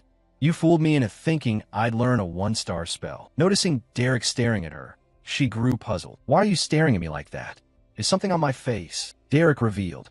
I'm just surprised at how obedient the lady is. Yahello, offended, turned her face away. What kind of person do you think I am? I respected your words from the start. Derek reminded her. From the start? The lady poured dirty water on my head twice. Yahello fell silent, too embarrassed to speak loud. You still remember that? Derek said bluntly. Hard to forget. So she pretended to twirl around to distract him. What a beautiful day. Mana manifestation sounds fun. I want to do it now. Mana manifestation. Yay. Seeing this girl still act like a child made Derek smile and sigh. Before long, night had fallen. Yahello lay on her back on the ground, panting after a day of training. Derek walked over and said, It seems the lady will be busy soon. She struggled to sit up.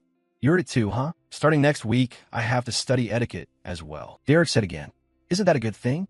You've learned a one-star spell. Now you'll be educated like a true noble. But Yahello was completely the opposite. You think that's good? Noble etiquette, basics, foreign languages, geography, history, botany, piano, embroidery. I don't understand why I have to learn all that. How can Eislein endure all of it? Derek explained. That's why she's called the flower of Duplian and the center of Abelstein High Society. Yahello hesitated and confessed. I just want to study magic. He replied lightly. Then just study. Duplian hired me, so there's plenty of time. She lowered her voice. I wonder if there's really that much time. Derek asked. Who can fire me? Yahello was a little embarrassed. My father has accepted you, but my mother won't leave it be. He was puzzled. Why would the lady want to drive me away? She revealed. Learning from you makes me drift from noble dignity. She fears I'll become like a mercenary.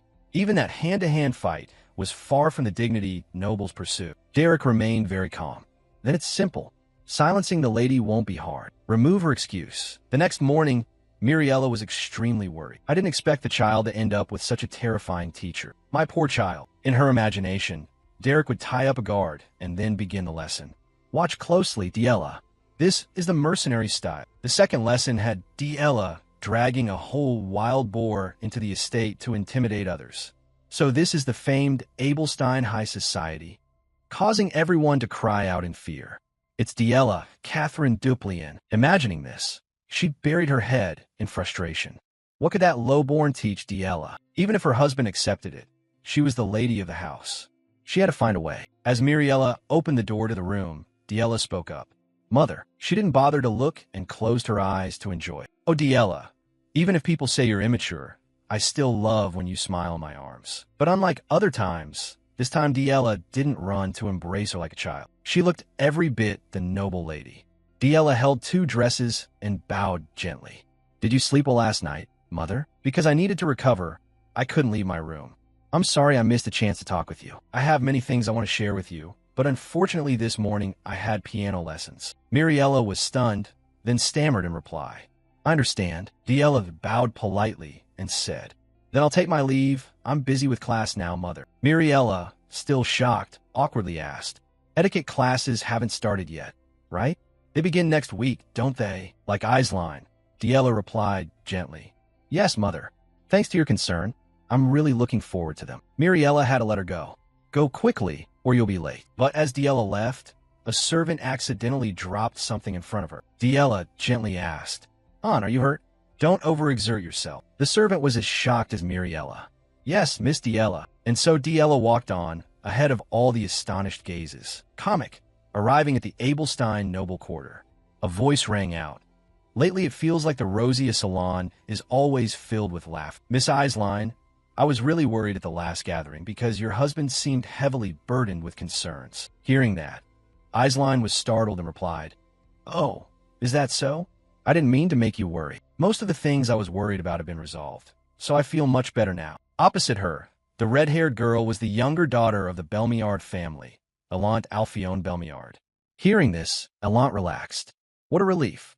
When I heard the rumor that you left the noble quarter to save someone, I was very worried. Aisline smiled and answered, Thank you for worrying about me, Miss Elant. Actually, my younger sister Diella needs a magic tutor. I was a bit busy because I had to find one myself. Elant thought to herself, what? Aisline went personally to find one? What does that mean?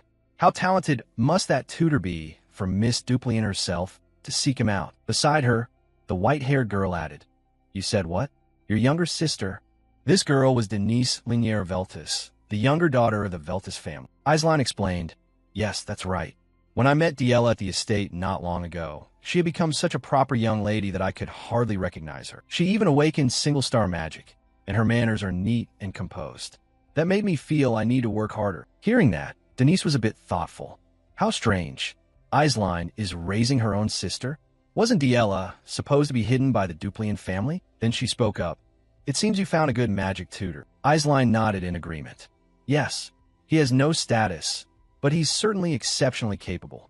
It was truly worth going all the way to the Beldon Mercenary Company to find him personally. This startled both noble girls. A mercenary? Thinking back, Denise suddenly said, Wait, isn't she the reason our estate's chef ran away from the Duplian house? Recalling what the chef once said, Miss Elant is truly so kind. Elant sipped her tea and continued thinking.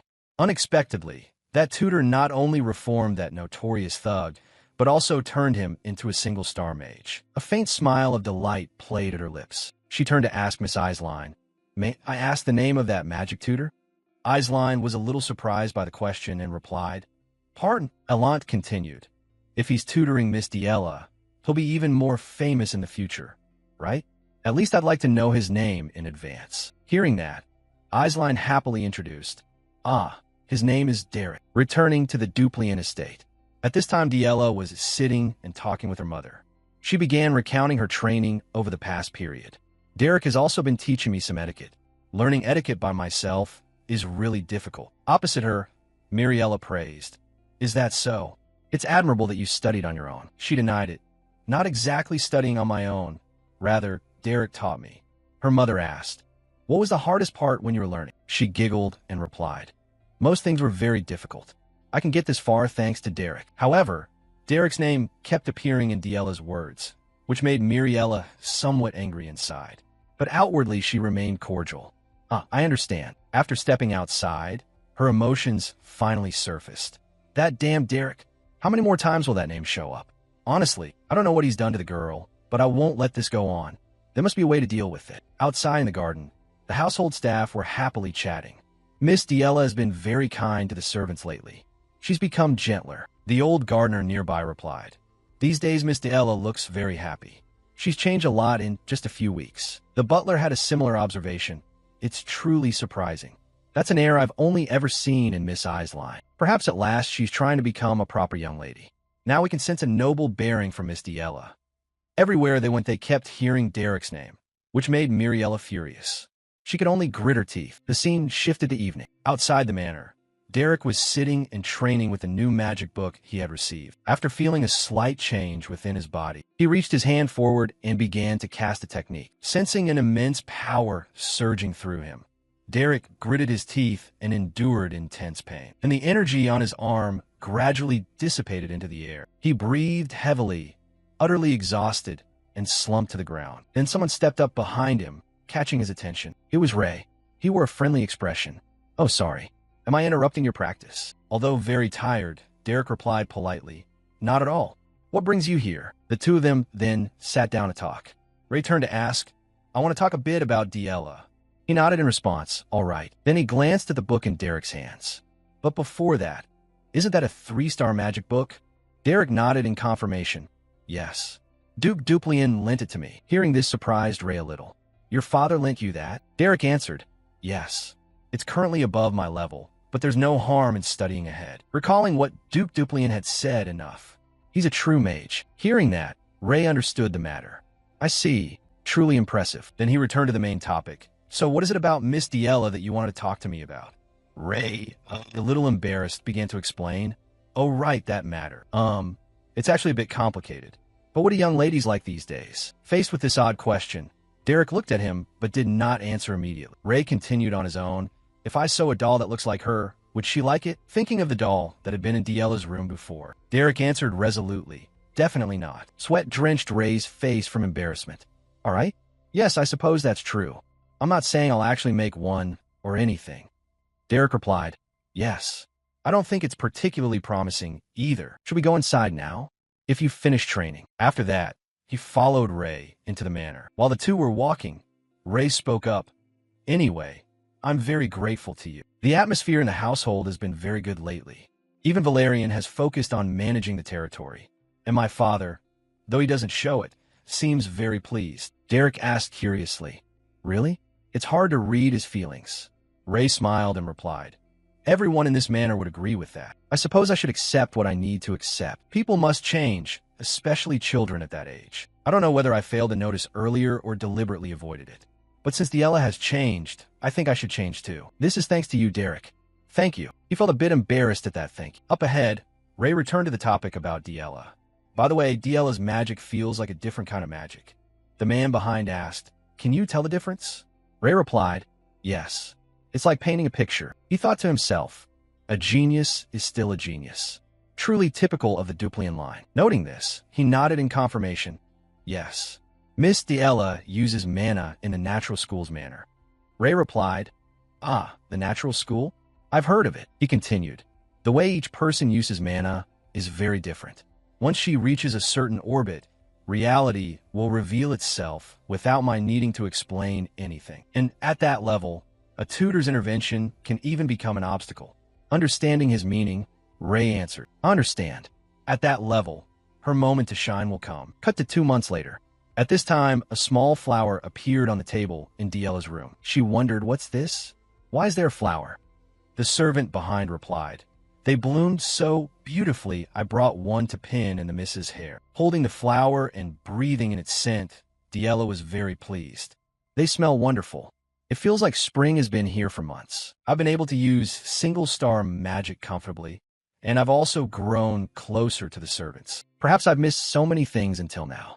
I think it's all thanks to Master Derek. The servant behind replied, I was wondering why Miss looks so cheerful today. Is today magic lesson day? Diella answered, yes. Do I look very happy? The servant took the flower and said, then I must pin it on nicely. From outside, a teasing voice called, ah, save me an extra flower so I can give it to Master Derek. The sprig in her hand suddenly fell to the floor. Tears welled at the corner of her eyes. What do you mean by that, Derek? He and Valerian were standing at her door. He explained, as the miss has heard, I have nothing left to teach Miss Diella. The law of the seasons is always like that. No winter lasts forever, and no spring is eternal. Back in the Duke's study, he offered his assessment. You may have already noticed, but Miss Diella belongs to the natural school. And among them, her trait is unusually strong. If I continue to intervene in her affairs, I'll only end up clipping her wings. As a mage himself, he understood his point. I understand. So you have no reason to remain at this manor any longer. He nodded in confirmation. Yes, that's right. He fell silent for a few seconds in thought. Then he rose from his chair, walked to the window, and began to open his heart. Because of you, many things have changed. My grandson, also thanks to you, has allowed my daughter to grow up. I was too absorbed in managing the territory to be a good father. But now I feel somewhat at ease. So, when will you leave? He replied. I heard Miss Eislein will soon visit the manor and then return to Abelstein. I plan to leave with her carriage then. The Duke replied, I understand. Will you return the library key? He answered, yes. I will return the magic books I'm studying, and I'll hand the key over through the steward. The Duke interrupted. No need for that. Return the key right now. Saying that, he cast a thoughtful glance down at the magic book lying beside him. The Duke continued, if there's nothing else, you may leave now. He seemed to have more to say, but couldn't bring himself to speak. He immediately bowed in farewell, then turned and left. As soon as he stepped out of the Duke's study, he ran into Diella. She had been waiting for him for some time. You arrived so suddenly, and now you leave so abruptly. He intended to interrupt Miss Diella, but it was unavoidable. She continued, I know you won't listen, but I'll say it anyway. Her voice grew softer. Can't you stay? He pondered for a few seconds, then stepped closer to her and began to explain as usual. I will return to my life as a mercenary. I will also study a lot more magic. And once Miss Diella has acquired more skills, you will go to Abelstein to present yourself to the nobility. Then we can meet again. If my level rises a bit before then, I'll be able to teach you a few new things. So you're comforting yourself? Diella approached. How annoying. You're always right, so I have nothing to argue with. Cut to nighttime. Diella was now fast asleep. In her dream, countless eyes turned toward her, taunting, Diella, you are a useless child. A completely talentless child. What do you have to be proud of besides your bloodline? You don't even have a scrap of talent. You are the shame of House Duplian. You should never have been born. At that, her eyes suddenly flew open. She bolted upright in fear and shouted, no way. She was breathing rapidly, trying to calm herself. She rubbed her head and reassured herself. It was just a nightmare. Hearing the commotion, a servant pushed the door open and entered. Miss Diella, are you all right? I heard a scream. What happened? She looked at the servant before her, thinking to herself, what if I make an excuse? Maybe I could go back and slap her like before, fly into a rage, and cause trouble. Then Master Derek would stay here for me, right? Seeing she didn't answer, the servant asked anxiously, Miss Diella, are you okay? Do you feel unwell anywhere? Inside, she was engaged in a fierce internal struggle. After a moment, she replied, no. She thought to herself, I won't do things like that anymore. She offered a bright smile. I'm fine, so don't worry. She continued thinking, that wouldn't make me any more valuable. Cut to the next day. A new day had begun at the manor. Early in the morning, a carriage carrying Eislein waited outside. Seeing him, she said, is it okay if I drop you off at the market district? He did not refuse. Yes, I will be very grateful if you could. She smiled. Say your goodbyes. We will depart soon. At that, he turned to look at the people who had been with him during that time. Only Diella kept avoiding his gaze. Valerian looked at him curiously. So you really are leaving? He answered, I must return to where I belong. Ray beside him added, life at the manor must not have been easy for you. You've worked very hard recently. If anything happens, remember to contact me. I'll help as much as I can. Hearing their kindness, he bowed his head and replied, thank you, sir. Then he turned his gaze toward Diella. She was staring right at him as well. They stood in silence for a long moment. Then Diella shouted, why are you looking at me like that? Do you think I'll beg you not to go? Is that it? Don't get me wrong. I'm not a child anymore. This pleased him greatly. He straightened up and said, teaching you is an honor. I can't proudly call myself your tutor, but I hope you remember the magic you learned with me. Diella pouted in reply, humph, excuse me, but I will proudly declare that you are my tutor. You won't be able to live in peace anymore. After all, you'll be the tutor of the great Diella Catherine Duplian. After those words, there was a silence. Seeing him still staring at her, she looked away shyly, her tone a little reproachful. Take care. Don't do reckless, dangerous things and get hurt. He warned as well, I'll be fine. Don't overdo things yourself. Diella said confidently, I'm an adult now. I can take care of myself. Those words felt deeply familiar to him, because they were the same words he had once said to his master. I'm an adult now. I can take care of myself. His master had then gently stepped forward and embraced him. Derek, remember what I've told you. Back in the present, he called out, Miss Diella. He leaned in, placed a hand on her head, and reminded her, you don't need to grow up so quickly. Those words struck the core of the girl, and she couldn't help but shed tears. But she forced herself to regain her confidence and waved cheerfully. See you later, Derek. He politely bowed in return. See you in Abelstein, Miss Diella. Cut to the afternoon. He was now at Abelstein's market district. He opened the door and entered his usual tavern. There, Feline was pounding a fat man into a bloody mess. The crowd behind them cheered excitedly. That's right. Kill him. Beat him to a pulp. Noticing someone had entered, she delivered a decisive punch. Then she turned back, smiling, and called his name. Derek. He removed his hat and smiled. I'm back home. Cut to the next day at Belden's tavern. Inside, Belden began. Though it can't compare to Noble House tea, this is your favorite mead. Consider it a coming-out party, my treat. He replied cheerfully, thank you. Seeing his manner, Feline turned away in mock exasperation. Why do you look so refined? Working at a noble household has made you pale and proper, has it? I thought those nobles must have been drugged to hire you as a magic tutor. What's the deal? Tell us a little. He was too lazy to explain. It was just work, nothing special to tell. Feline teased on, well, why the noble speech? What's the harm in telling us a bit? Belden soothed. Feline, pipe down and drink this. Being cut off annoyed her somewhat. Ugh, that's frustrating. While he was away, I had to take all the work alone, and I'm exhausted. He looked at him and continued. But didn't Derek bring back a pile of money? They paid as agreed, right? He replied, more than money. I gained something far more important. Saying that, he produced a magic book and placed it on the table. Examining the book, Beldun assessed. What's this? A second-tier grimoire. Feline was also a little surprised. Hey, something this valuable. While they were still astonished, he added, not that. This is a third-tier grimoire. This startled the two of them. You stole it? If you're caught, your head will come off, Feline added. Oh, please, so what if it's stolen? This is third tier. I want to steal one too. Where is it? He replied, nonchalantly.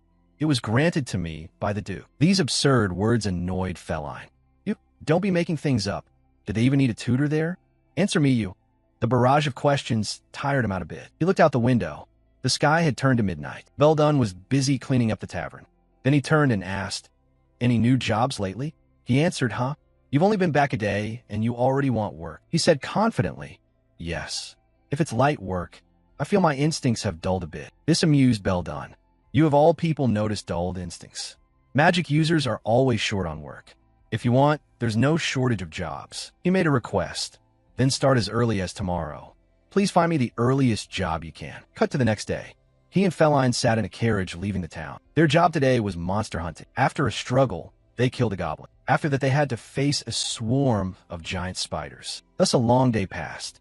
They returned to the carriage to prepare to camp there for the night. While Feline was still drunk asleep, he left his bed. He went out to a nearby clearing and began practicing magic. Gradually, he felt power spreading through his body. He reached out and formed a small crystal that contained tremendous power. Its power was so great, it sent him flying backward. Then a large explosion occurred, shaking the whole forest. He slowly sat up, looked at his arms, and sighed with exhaustion. Although I've grasped most of the key points of second-tier magic, the third-tier wall is truly too high. In no time, summer passed, and autumn arrived. And then winter, the tavern door opened. He and Feline stepped inside. Feline was shivering all over from the cold. So cold. How cold is this weather going to get? Seeing them return, Beldun praised. You're back late. Crossing weather like this to climb the Kent Range. Feline scolded. Really? I told you to wait for warmer weather before going. Receiving the loot bag, Beldun complimented. Only fools like you would go chop a harpy's head off in weather like this. Derek nodded in reply. Thanks. Feline on the other side was enjoying the warmth from a hot cloth. Feels great. He turned to the two and said, tired like this, you'll rest tomorrow, right? There's a job that suits you well, Derek. He wondered what kind of job. He smiled. Light work with high pay, though slightly troublesome. Cut to the next day. Walking along, he thought to himself, this is a request from the Rohel Mercenary Company to the west. You've probably heard of them, the House of Count Belmiard. They seem to be looking for commoners to serve as opponents for magic practice. In other words, they needed a human stand-in to vent their anger on. Just go there and stand still for them to hit a few times.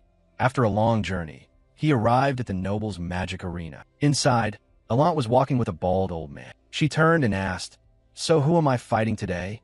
He replied, today we prepared a commoner for the lady to practice offensive magic on. This made her somewhat displeased.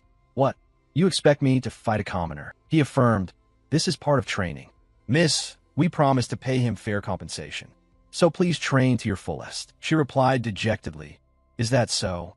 So this so-called training is just nobles using their status to bully commoners. He explained, but at least he is a first-tier mage. She continued, even the instructor is almost at the second-tier threshold. Isn't the gap between first and second tier like night and day? Elsewhere, Derek was changing his clothes to prepare for work. A figure approached in front of him, making him look up. Alant stepped forward and asked, is it you my opponent for today? He bowed and answered, my name is Derek. She also introduced herself Alant. Then she thought to herself, Derek? That name sounds familiar. I feel like I've heard it somewhere. The bald man pointed toward the practice ring and ordered, all right, please step into the arena. She kept watching him closely. Is this guy really a mage? He looks so childish. The two of them then stepped onto the practice ring together. She said, okay then. Do you know the basic rules of magic dueling? He replied, yes, I know a little. This made her a bit satisfied. Good. Then put up your best resistance. I'll try to finish quickly. She calculated inwardly. Even if I'm forced to do this, if I use shock wave to fling him off the platform, it should end quickly. Suddenly he asked, Put up your best resistance. To what extent exactly? This unexpected question left her a little flustered. Huh? What are you talking about? He explained. I need to know how much I should resist to be of help to Miss Elant. Hearing this, the bald man shook his head in helplessness. But that remark made Elant get excited. You talk nonsense. I already said, resist with all your ability. Derek fell silent for a few seconds, then began channeling mana into his arm. If that's the case, I will comply with the lady's wishes. She, on the other side, also began channeling mana around her body. She extended her arm forward, murmuring ancient incantations. She thought to herself, that common brat is praiseworthy to have reached first tier at his age, but he's far too arrogant. I will make him understand the wall that separates nobles and commoners. She chanted once more. As soon as she finished, she fired a mana projectile straight at him. The sudden attack did not shake his usual composure. As the projectile came near, he simply slipped aside, avoiding it with great ease. The projectile then struck a distant tree, splitting its trunk in two. The scene unfolded in an instant, leaving Elant somewhat surprised. He calmly called from across. What's your next attack? She was a bit angry, cursing inwardly. This brat actually has reason to be so confident, but that doesn't mean the gap between us will disappear.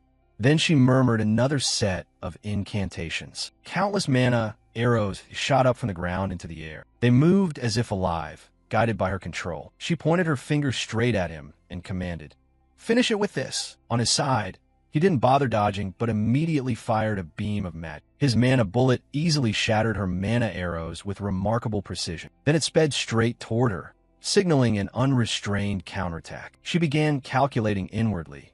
It's just a simple spell, but can he control it to this extent? The bald man watching from the side felt secretly excited. Haha, for commoner his skill is truly excellent. Seems the rumors about him weren't idle. Elant's anger surged to its peak. She chanted another incantation. I admit I underestimated you. This time I'll attack seriously. Seeing the mana emanating from these arrows, Derek hesitated. She'd changed tactics. She wasn't aiming to hit me. She intends to blow the entire platform away. For Noble, that level of adaptability was fairly impressive. Her arm rose high. Tens of thousands of arrows shot into the sky, forming a massive rain of arrows aimed straight at him. Seeing that, he immediately judged he could not dodge this attack. He instantly dropped to one knee and began summoning a layer of protective magic. Countless arrows struck the barrier, producing piercing screeches. The repeated impacts filled the surrounding space with smoke and dust. When the smoke cleared, he emerged from the haze without any injury. But his gaze suddenly froze at the scene ahead, because Elant had seized the opening and rushed forward, preparing to unleash the next attack. He quickly assessed the situation.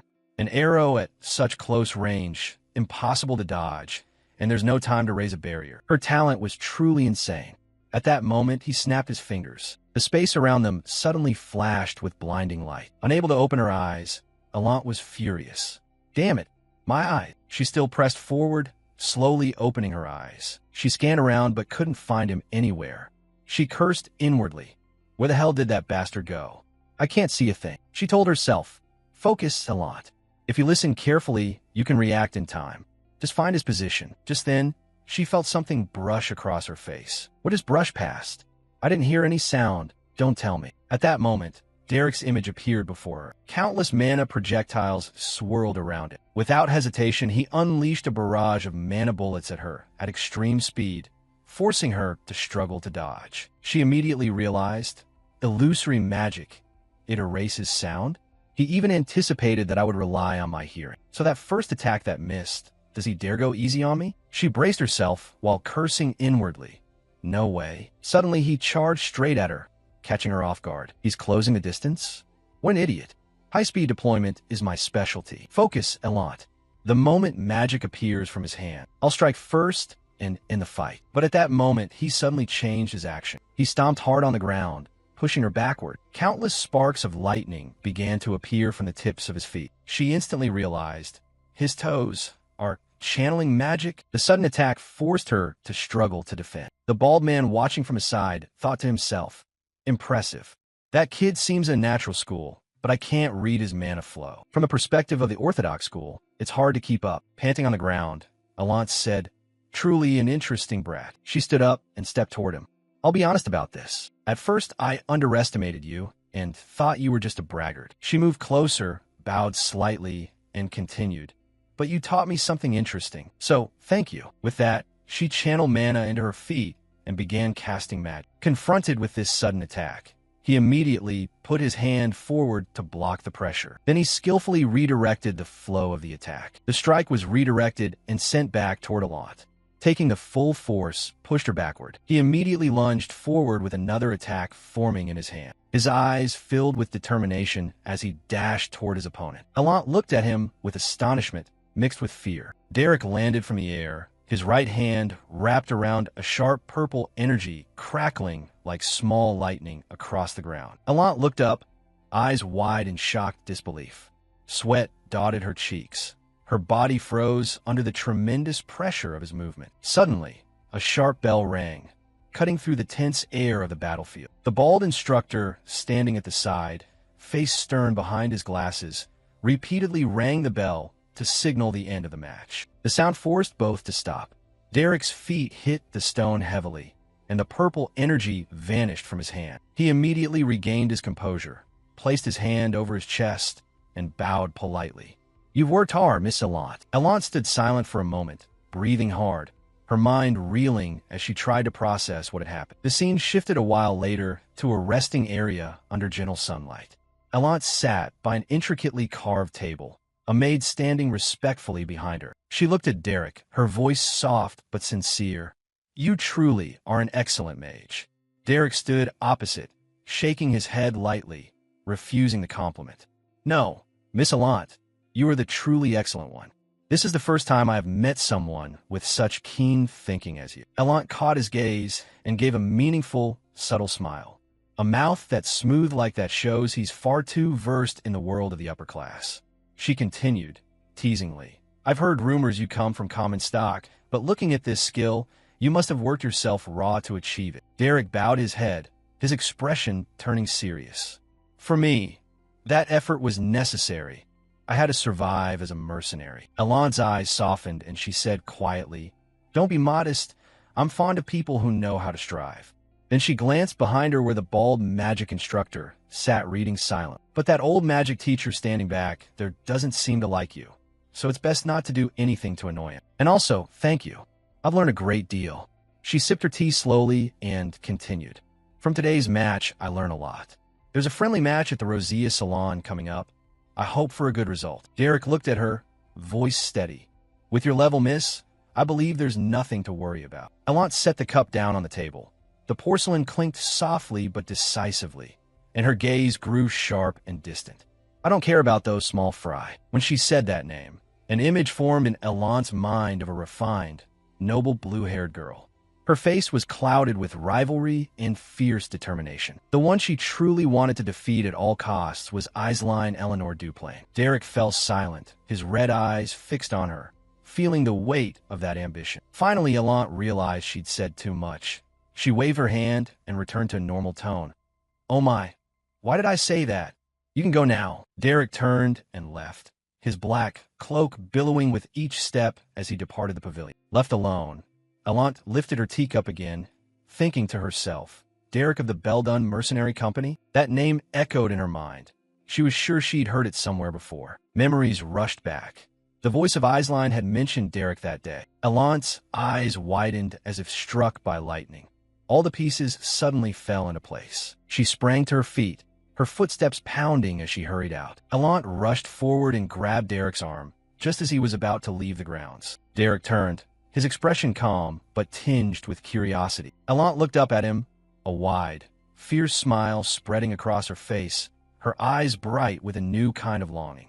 She asked outright, voice trembling with excitement, "Are you the mercenary who trained Yahello?" As the sun began to set, long orange shadows stretched across the grounds. The scene shifted into a large room, the fireplace crackling, the only source of light and warmth. The two sat opposite each other at a small table. Allant didn't mince words and went straight to the point, leaning forward, her voice low and resolute. "As long as I can surpass Aisline, I'm willing to give up any." Derek studied her closely, the firelight reflecting in his red eyes. "You repeat the name. Do you truly want to defeat Miss Aisline?" Allant nodded. "Yes. Eislein herself hasn't even reached the 2-star threshold yet. If I can reach 2 stars before her, that would be wonderful. But if not, at least I must beat her in this magic tournament. Derek remarked that the young lady's desire to win was truly admirable. Allant scoffed lightly. Desire to win? You even know how to put it elegantly, don't you? She glanced down at her teacup, her reflection wavering in the amber liquid. Perhaps. Right now, it has become an obsession for me. Before, simply to beat Eislein, I wouldn't hesitate even to use the dirtiest tricks. That envy and jealousy, they're truly filthy and ugly. I once harbored deep jealousy toward Eislein, but the results I got were never as I hoped. No matter how I tried to slander her behind her back or nitpick at her, Eislein always remained forgiving and ready to shelter me with open arms. Derek wondered, why are you telling me these things? Allant looked him straight in the eye, her voice so sincere it left no room for doubt. I reveal my own weaknesses because I want you to see how serious I am. And I also have a few questions I need you to answer for me. Derek replied calmly. Please, miss, ask away. She drew a deep breath. If you once worked at the Duplain Manor, you must know what Eislein's true strength level is and how my current level compares to hers. That is why I came to you to ask. If I genuinely want to defeat Eislein once, what must I do? The room fell silent, with only the crackle of burning wood. Derek took a slow sip of tea. The porcelain chimed softly against the saucer. He admitted, I must acknowledge that Miss Eislein's skill has reached a very remarkable level. However, Miss Allant also possesses innate talent that is by no means inferior. Yet at present, no matter how much you throw yourself into training, his words abruptly stopped when he caught Allant's gaze. Sometimes one can see into another's heart with a single look. And the young woman standing before me right now is not craving empty praise, but harboring an immensely powerful desire. She is desperate enough to beg for answers from a lowly mercenary. Silence stretched through the room, and finally Derek spoke, his tone steady and without hesitation. You cannot defeat Miss Eislein. The cold words hung in the air. Allant did not blink, though her face tightened. Derek looked straight at Allant, waiting for her response. She answered, no matter how difficult, I am determined to win. Even if it is impossible, I will still do it. She leaned forward, pressing both hands firmly on the table. Didn't you turn a troublesome brat like Yahello into a mage? So can't you help me get past Eislein even just once? Derek was silent for a long time, his eyes half closed as if weighing things. Finally, he admitted, it's not that there's absolutely no way, but before we begin, there are 2 matters that concern me. Allant sat back with her arms crossed, pleased that he had not refused outright. Good. Now we can continue talking. What are you wondering about? Derek asked first. First, Miss, do you know what method I used to teach Miss Yahello? When he spoke, a dark memory rose in her mind. The image of Derek standing over Yahello as she wailed in terror, the sword drawn, his face cold and merciless. Allant did not blink and answered immediately. I don't know the details, but I am willing to do anything to win. Derek moved to the second point. As you know, I am a mercenary, so Allant did not wait for him to finish and immediately cut in. What does that matter? There will surely be ugly words about a noble lady learning magic from a lowly mercenary. But Derek, remember I'm being extremely serious right now. I must become someone whose reputation resounds across this empire. If I can't even top the Ebelstein High Society, then all my efforts will be meaningless. So don't use those trivial excuses to underestimate my burning determination. I know very well what truly matters more than that hollow pride. Derek looked up at her, his face completely unmoved by her impassioned speech. He calmly corrected her. No, that's not what I meant.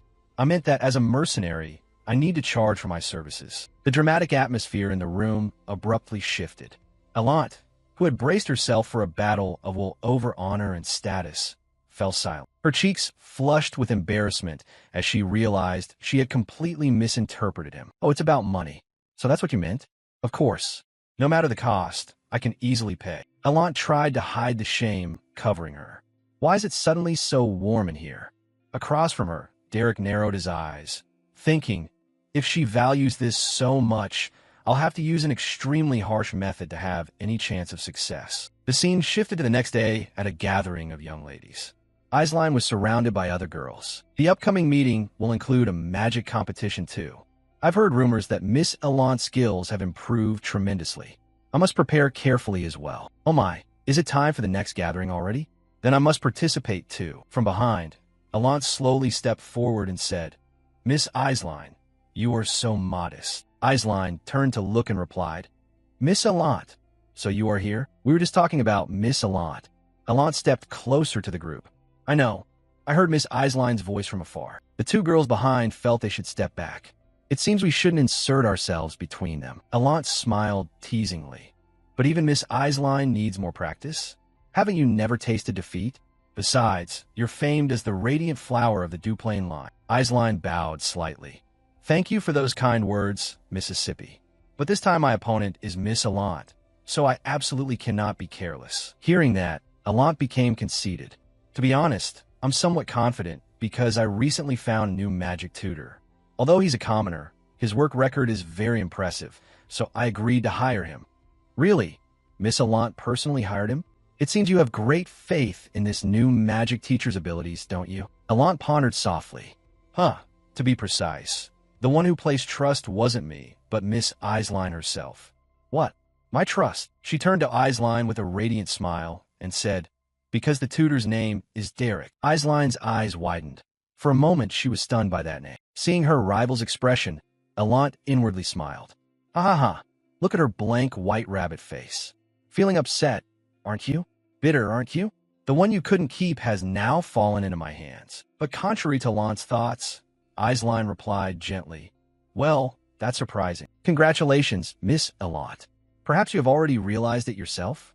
He is a very thoughtful and extremely reliable person. Eislein beamed with happy smiles. Once again, congratulations, Miss Allant. The smile on Allant's lips suddenly became strained. Thank you. Wait, this isn't what I imagined. At that, Eislein suddenly remembered the conversation with her younger sister. Yahello, why don't I ask Derek to give you some additional magic lessons? Lately, I've noticed your power seems to have plateaued a bit. If it's Derek, we can trust him completely. Yahello immediately refused. No, really, it's unnecessary. I don't think it's needed at all. Please never do that. Because you are extremely important to me. Eislein drifted in her own private thoughts. Allant at her side felt delighted. That's right, Eislein. Think it over carefully, and you'll surely understand what it means that I stole him. Feel free to nurse your resentment. Allant, have taken your teacher away. Eislein snapped back to attention and spoke. Miss Allant, actually Derek is a bit. But Allant cut her off. Oh my, is it this late already? Today's conversation has been very entertaining. Since this is the first lesson, I'll take my leave now. Allant walked away, smiling at her daydreams, leaving Eislein feeling very flustered. There shouldn't be anything serious, right? After all, Derek isn't the sort of person who'd be truly malicious. Nearby, a white-haired girl sipping tea had seen everything. She took a quiet sip of tea and thought, those people are also fighting to live with great determination. Cut back to the Beldon Mercenary band. Derek was talking with the captain. For the time being, yes. I need to focus all my attention on the work over there. To the Belmere Count's household? Why does your scope of work keep expanding? He replied calmly. Also, I don't have to travel all the way to the Count's manor, so it's less burdensome. It's enough to handle everything neatly in Ebelstein. Hey, it sounds easy to say, but do you think our miss can beat Miss Eislein in that match? Derek looked at the cup in his hand. It's not entirely hopeless. I still have a way. As long as Miss Allant can break through to 2-star rank, then even facing Miss Eislein, we can use the superior star rating to crush her and win. Hearing that, the captain sighed. All right, forget those unrealistic things. Then what is the most feasible plan you intend to pursue? I was just about to explain that method to you, Uncle.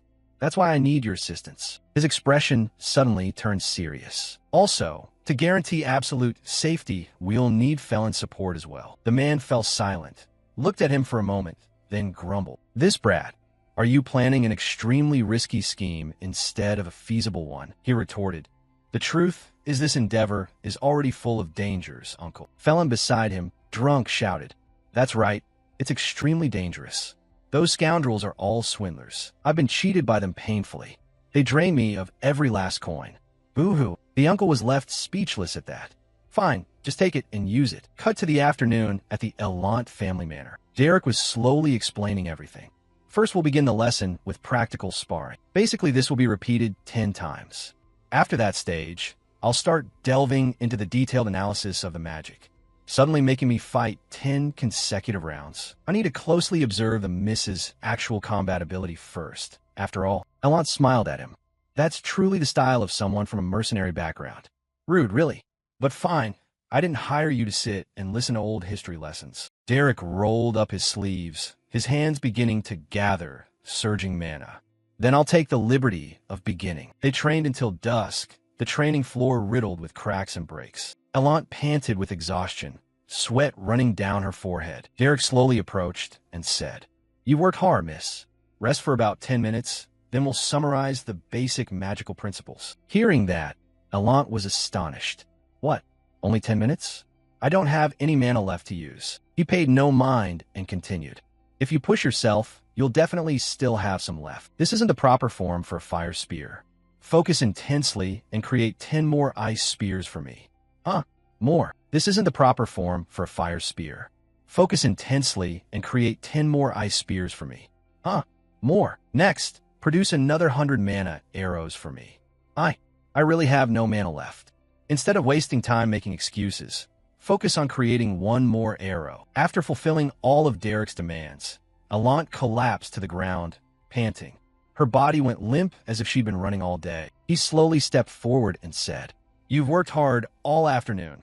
Now you may go have dinner." His eyes narrowed as he added, "Are you all right, miss? If you feel you can't endure, quitting is also an option." Those provoking words made Elant spring to her feet. Damn it, You expect me to quit after just this session? You threatened me plenty before the lesson started. I wondered how harsh you'd be, but it turns out it's just heavy work, is it? You probably can't know what I've had to go through just to survive in the rumor-filled high society of Ebelstein. These trivial matters? They're nothing to me. Is that so? Perhaps I underestimated you, miss. I'm just a bit tired today from attending a social gathering. Starting tomorrow, I'll show you my true ability. So tomorrow, you should increase the training intensity to something harsher. This mild level still won't faze me at all. Hearing that, Derek looked puzzled. Tomorrow? What do you mean by that, miss? The smile on Elant's lips suddenly faded. Derek stared at her, his expression stern. Didn't I tell you? This is just the dinner break. The atmosphere between them suddenly froze. Elant couldn't believe her ears and asked again. Are you joking or what? I didn't take this job to be mocked, miss. They then trained from night until the next morning. His voice continued. All right, miss, keep pushing a bit more. This is the last time. Please produce exactly 5 more magical arrows for me. Elant gritted her teeth, her body trembling from exhaustion. There is still some magical energy left in your body. I want to see 10 more arrows. Why does the required number keep increasing? After a while, they switched to physical training. If you feel you can't run any further, we'll move to mana release exercises. Elant panted, but still tried to refuse. I'm running. After the grueling exercise, she collapsed onto the chair, as if about to faint, her face deathly pale without a drop of color. Derek walked over and sat down beside her. Are you all right, miss? Quite interesting. If you truly feel it's too much, giving up is also an option to consider. Elant smiled. Who would ever surrender? I can handle this little matter easily. He regarded her with a thoughtful look, but said nothing. Then it seems you've rested enough. Let's begin the match. Elant's expression was surprised. What? I just barely sat down. Time passed, and 2 weeks flew by. Elant arrived at the young ladies' gathering looking exhausted. She had her head on the table. Miss Denise, if Miss Eislein comes by, please wake me up. Yes, understood. Thanks so much. Lately I've been so busy training my magic that I haven't had a moment of free time. Denise calmly asked, I have a small question. Why are you pushing yourself to that extent? Elant fell silent, trying to arrange her thoughts. It's all to claim victory, simply because I truly want to win. Denise was momentarily stunned by her answer, but quickly smiled. Then do your best. I will always support you, Miss Elant. Suddenly someone approached, causing her to turn her head. Eislein was there, chatting happily with 2 others. Denise hurriedly called to Elant. Miss Eislein has arrived.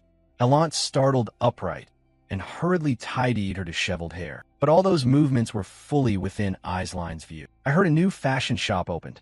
Shall we go take a look? Sure. Let's go then. Eislein glanced up at Denise and asked, Are they gone? Yes, they've left. Phew. Hopefully she didn't see me in this pitiful state. Maybe so, but contrary to her assumption, Eislein had seen everything. She worried inwardly. Miss Elant looks utterly exhausted.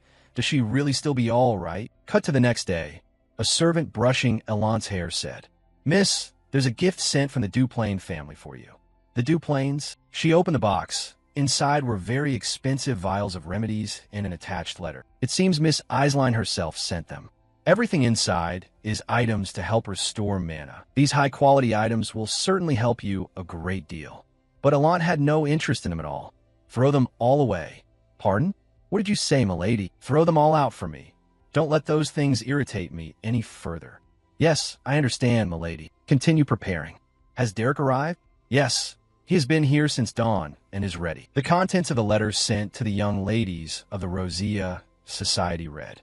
Winter is approaching. Before long, white snowflakes will begin to fall in this cold season. Is everyone safe and well? Fortunately, our territory has just produced a large amount of quality goods. Wishing to share this joy with the young ladies I cherish, I send these gifts to you. I hope today will be a peaceful day for you all. Sincerely. Cut to the outside. Derek sat on a bench reading his book of magic. Suddenly a sound caught his attention. Allant stretched and walked over, replying, there's not much time left. Let's skip the lengthy greetings. Suddenly she looked him straight in the eye and asked, Hey Derek, from an expert's perspective, what do you think? What do you mean? Surely you understand. We've been training together for weeks.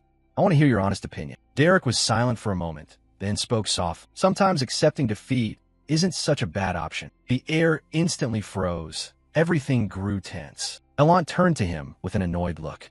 You really only know how to rile people up, don't you? If my words offended you, miss, I sincerely apologize. Hearing that only further angered Allant. What? Surrender? Since when did I ask you about that? What I want to know is how. How do I fight to defeat Eislein? I'm not paying you just to hear advice telling me to give up.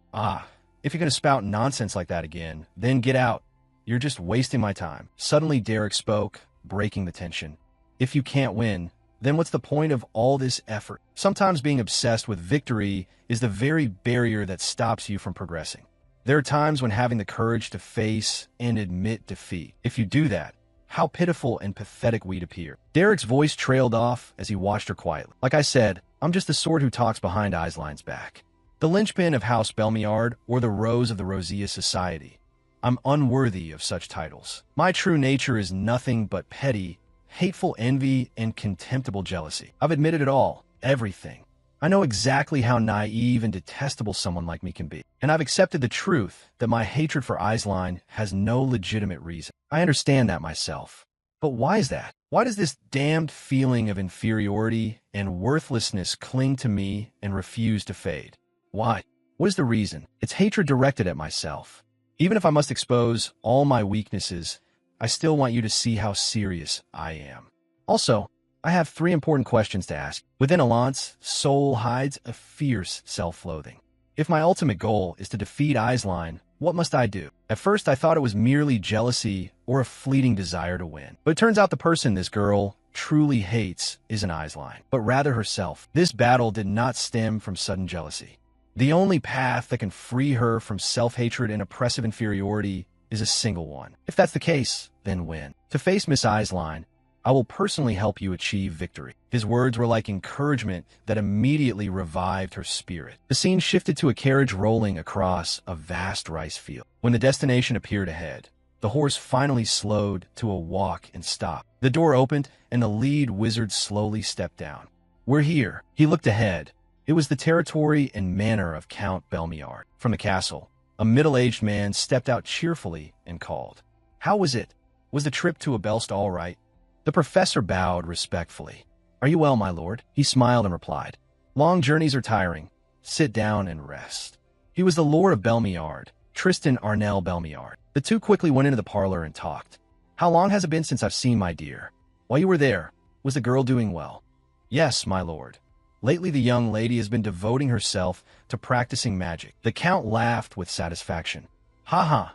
I've never seen a young lady with talent like our Allant. With that gift, she'll surely surpass me soon. The old professor bowed in admiration. Aha, I hope so too. Absolutely do not let him know the young lady is studying with a commoner. If it leaks out, both I and Miss Allant will be in serious trouble. That's right. I have some business to stop by Belle soon. Hearing that made him startle. Yes, the count stroked his beard thoughtfully.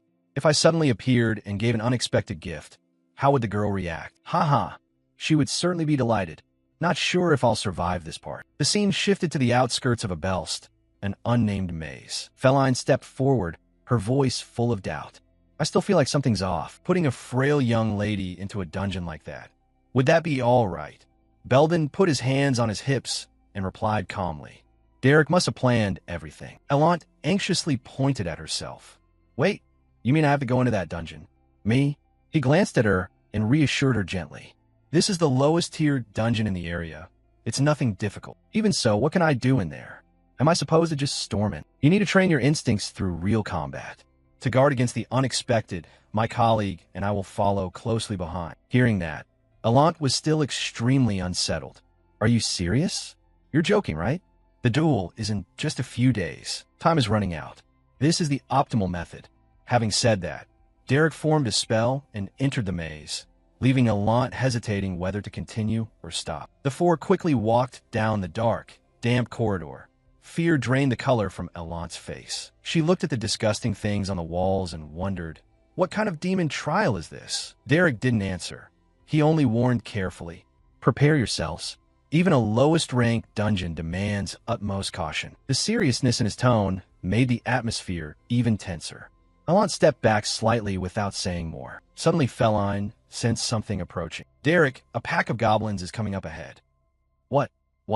I heard that. Before they could recover, Belden reported from behind. Derek, there's a huge one behind us. It looks like an ogre. An ogre? He calmly assigned the task. Can you handle that ogre? Depends on how much extra you pay. Derek's expression remained impassive as always.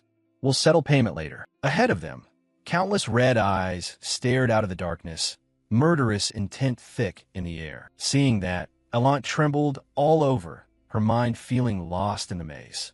Are they really doing this? Monsters. No sooner had she finished speaking than the goblins began charging wildly. Derek drew his sword and leapt forward to engage them. Before charging, Derek reminded Feline, protect the young lady. His sword glowed with a radiant aura. These shrimp won't be worth worrying about. From behind, Feline also fired supporting arrows. An arrow sliced through the air and struck a goblin squarely in the forehead, sending it flipping backward before it could react. Alone, Derek bombarded the encircling monsters, each swing easily, cutting them down. With his other hand, Derek cast fire magic. Feline fired 2 attacking arrows at once. The battlefield suddenly became one-sided as blood sprayed and monsters fell one by one to the pair's might. The frenzied scene left Elant dazed, sweat soaking her face as her breath came in ragged gasps. Suddenly, a savage roar came from behind, startling her. When Elant turned, a massive silhouette of an ogre loomed into view. It gripped a gigantic club. Belden hefted his great sword and smiled. How much is your head worth, I wonder? The ogre roared and charged madly, but Belden severed its arm in an instant. Elant stood frozen, her mind spinning with her own thoughts. What's going on? They're actually killing them for real. I could die. This is insane, impossible. While she panicked and didn't know what to do, a roar from the front snapped her back to reality. Derek turned and shouted, Miss, there's one charging at you. Snap out of it. Elant's body went rigid, her eyes full of despair. I'm surely dead. This time it's over for me. Derek's words seemed to jolt her awake from her fear. Do I have to take it down? But I've never hunted monsters before. Memories of herself surged into her mind, tormenting her with her helplessness. A goblin leapt at her, its eyes wild and devoid of reason. I've always been all bluster and never achieved anything. I'm nothing but envy and gossip, a throwaway thing, but I've been trying to change. Her hand quickly gathered mana, forming an ice spear born of unshakable resolve. I came here to end my old self and become a better version. So don't you dare stand in my way. A dry sound rang out as the ice spear pierced the creature's body. Elant had felled her first goblin. Belden and Feline watched the scene with satisfied expressions. Elant was still in shock over what had just happened. Her body trembled uncontrollably. Her breathing was exhausted. She looked toward Derek, who regarded her with an approving nod. This is only the beginning. She told herself, no. Finally, she could take one more step forward. Outside the mysterious maze, the air remained gloomy as always, white light illuminating everything in the darkness. In contrast, inside, Derek was leisurely reading his letter. Dear Derek, it's been over 2 years since I left Ebelstein. Sorry for being so slow to keep in touch with you. At present, I'm teaching magic to the Count's daughter, Miss Elvester. She's very eager to learn, which keeps me busy teaching all sorts of things. I remember strolling the streets of Ebelstein and teaching you magic. Though life was a bit hard, it was much freer and happier. Of all the mages I've met in my life, Derek, you are the most talented. What level have you reached now? If we have the chance to meet again, please show me your magic. Your old teacher, Kadia Flameheart. He stared at the letter for a long moment without saying anything. Elant, seeing this, immediately asked, I've been here 2 weeks now, and whenever you're free, you bury yourself in that thing. Can I ask what is now? Derek slowly folded the letter and answered, It's a letter from my teacher. Hearing that, Elant grew interested. Oh, it must be a wonderful teacher. To patiently teach someone like you is truly remarkable. Derek, not understanding, replied calmly. She really is exceptional. His answer left Elant frozen for a few seconds. Was that a slight at me? Where? Never mind. It's nothing. He put the letter in his pocket and said, The competition is in 2 days, right? How are you feeling? Feelings? I'm not really sure about that. She turned to him and beamed. This time I absolutely have to beat her. The scene shifted to 2 days later at the Noble's Magic Arena. The atmosphere here was extremely lively. As always, Aisline was surrounded by many of the young ladies. Suddenly her gaze stopped on someone. A familiar figure had just passed through the crowd of nobles and caught her attention. Aisline gave a slight bow. Excuse me, I need to step away for a moment. She ran over to him and called loudly, Lord Derek, Lord Derek, it's so good to see you again. He politely bowed in return. Long time no see, miss. Aisline continued eagerly. I heard you're helping with Miss Elant's magic, right? Derek bowed his head and admitted quietly, Yes, we're just acquaintances by chance. Their conversation suddenly fell silent. Aisline tilted her head in confusion and remarked, Lord Derek is still the same, isn't he? Aren't you a bit too strict with Miss Elant? Yahello once said, Lord Derek is not an ordinary teacher. Lately Miss Elant looks tired. Hearing that, Derek was briefly puzzled. Worrying about an opponent like this? She's so confident, isn't she? Derek looked at her seriously and offered a useful piece of advice. Whoever your opponent is, don't be overly complacent. Aisline was slightly stunned by the tension he projected. After a while, at last the decisive match began. In the stands, the young ladies kept chattering about the outcome. So who do you think will win? Of course Miss Aisline, unless Miss Elant can use second-tier magic. Poor Miss Elant. She looks gaunt. From the arena floor, Aisline slowly stepped up with her usual elegance. Oh my, Miss Aisline is here. Well, she looks as beautiful as ever today. On the other side of the arena, Elant strode steadily onto the field, muttering to herself, I must win no matter what. She fixed her gaze on her opponent, determination swelling. I will definitely win. Below in the stands, Derek watched his student carefully. Aisline gave a polite bow. Are you well, Miss Elant? Elant returned the bow with a smile.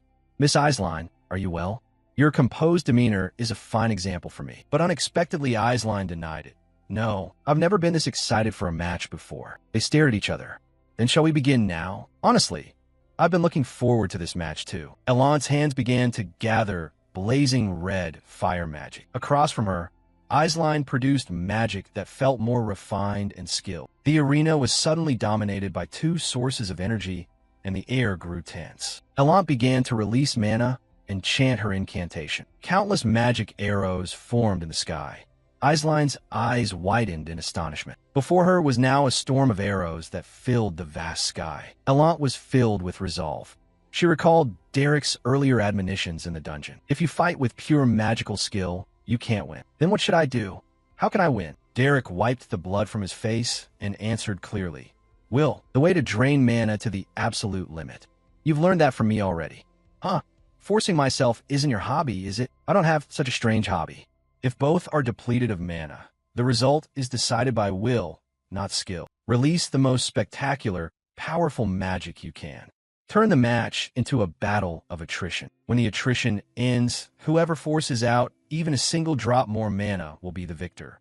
Hearing this, Elant asked, But what if Aisline's mana is far greater than mine? He answered bluntly, Then you will lose. Most mana is innate talent, and Miss Aisline carries the Belmiard family bloodline. Therefore, place your trust in yourself. Aisline opposite her was still in shock. Miss Elant, is this good? Elant raised her arm high, ready for a powerful opening strike. A barrage of missile arrows hurtled toward Aisline, but she quickly regained her composure and cast her own magic. Even so, I must win. Their eyes met in midair. The determination between them was undeniable. I absolutely cannot lose this battle. On command, a volley of missiles raced straight toward Aisline. Elant's eyes were filled with determination as she met the assault. Across from her, Aisline summoned a protective shield to absorb the incoming attack. One after another, arrows slammed into the magical barrier, making the magical layer shudder violently. A series of explosions erupted, exciting everyone watching outside.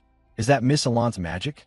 It seems her mana has increased dramatically. When the smoke cleared, Aisline remained safe beneath her protective magic. She thought to herself, the destructive power is terrifying, but she's just firing wild. Watching from inside, she saw Elant changing position, trying to attack from behind. Aisline murmured with pleasure, "Found you." She summoned a magical ice arrow from her arm. "My turn, Miss Elant." Once the spell was complete, Aisline fired the attack at high speed toward Elant. But Elant seemed unaware of the incoming attack and kept moving. As the arrow neared Elant's body, it passed through her as if through thin air. As the arrow neared Elant's body, it passed through her as if through thin air. What? A magical illusion? Maintaining an illusion like that must consume a huge amount of mana. Just as she realized this, Elant appeared behind her holding an ice arrow. By the time she turned around, Elant was close, ready to strike. A few days earlier, Derek's explanation echoed. It will be blocked. This surprised Elant a little. What? He explained. First she'll use rockets to gain sight, then illusions to deceive. Next she'll close in and strike with an ice spear from close range. Even an experienced fighter can make a mistake and get hit. But your opponent isn't limited to ordinary experience. Back in the present, Elant concentrated all her focus on this attack. Across from her, Aisline began to analyze. An ice spear at such close range. There's no time to deploy a defensive spell. So then, without hesitation, she extended her arm forward, forming a small, rotating mana orb before her. Elant charged on, aiming to deliver a decisive blow. The mana orb in Aisline's hand took shape. As soon as it completed, it shot straight into the space before her. The force of the attack made her stagger back and keep her distance from Elant's incoming strike. Indeed, Elant's attack drove the spear straight into the ground. Aisline's gaze was fully focused on the battle. Elant was surprised by the earlier scene. What was that just now? Opposite her, Aisline felt similarly tense. That was close. She recalled what Derek had told her. No matter who the opponent is, don't be overconfident. At the same time, Aisline understood. Now I understand what Derek meant. From her control level to the way she manipulates magic, everything was different from before. If that's the case, then I will.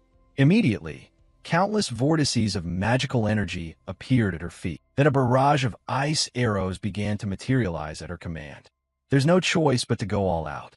Besides, I'm very confident in my destructive power. One after another, the ice arrows shot up into the sky, preparing for a decisive strike. The onlookers outside began to murmur. All of them are ice spears, and she doesn't even need incantations. That quantity is impressive. Derek also watched the battle below intently. Back at the fight, Aisline thought to herself, right now, I can clearly see how much Miss Elant has improved. Elant always had her own preparations. She lightly waved a hand behind her, as if to do something. Something suddenly appeared from the sun high above. Aisline's eyes were full of determination. Then let's try to block this strike. On the other side, Elant's gaze grew intensely focused. She then channeled mana into her arm. A rocket shot straight down from the direction of the sun toward Aisline, catching her by surprise. The rain of arrows easily shattered all of Aisline's ice spears, much to her astonishment. Rockets? Since when? I didn't sense any incantation or mana flow at all. She began to reanalyze.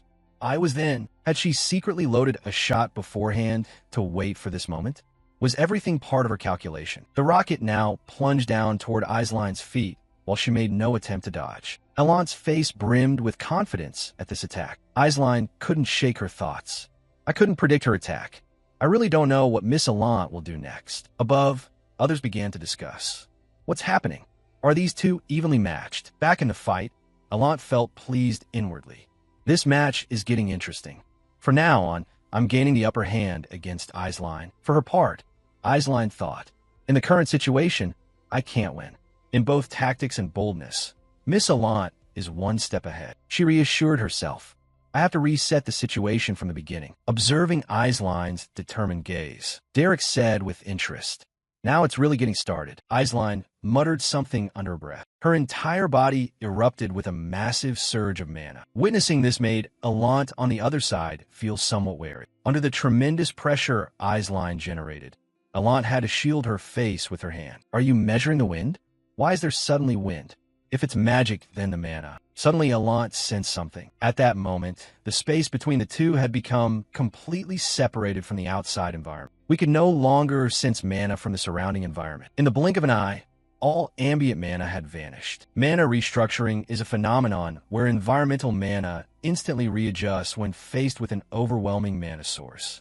When a mage releases mana beyond the environment's tolerance, this phenomenon occurs in the surrounding space. After returning everything to its original state, a fireball began to form from Eiseline's hand. In just a few seconds, it had become a colossal sphere. Facing this immensely powerful attack made Elant break out in a cold sweat. Derek above assessed curtly. Miss Eisline has now exceeded her own limits, and the attack she's producing now is a 2-star fireball. Back at a tiring training session the day before, Elant lay on the ground, breathing very heavily. Derek approached and handed her a water bottle. Drink some water. She sat up and replied, thank you. She felt a twinge of doubt inside. Derek, to be honest, I'm not sure either. But can I really defeat Eisline? With only a few weeks of training like this, he offered encouragement.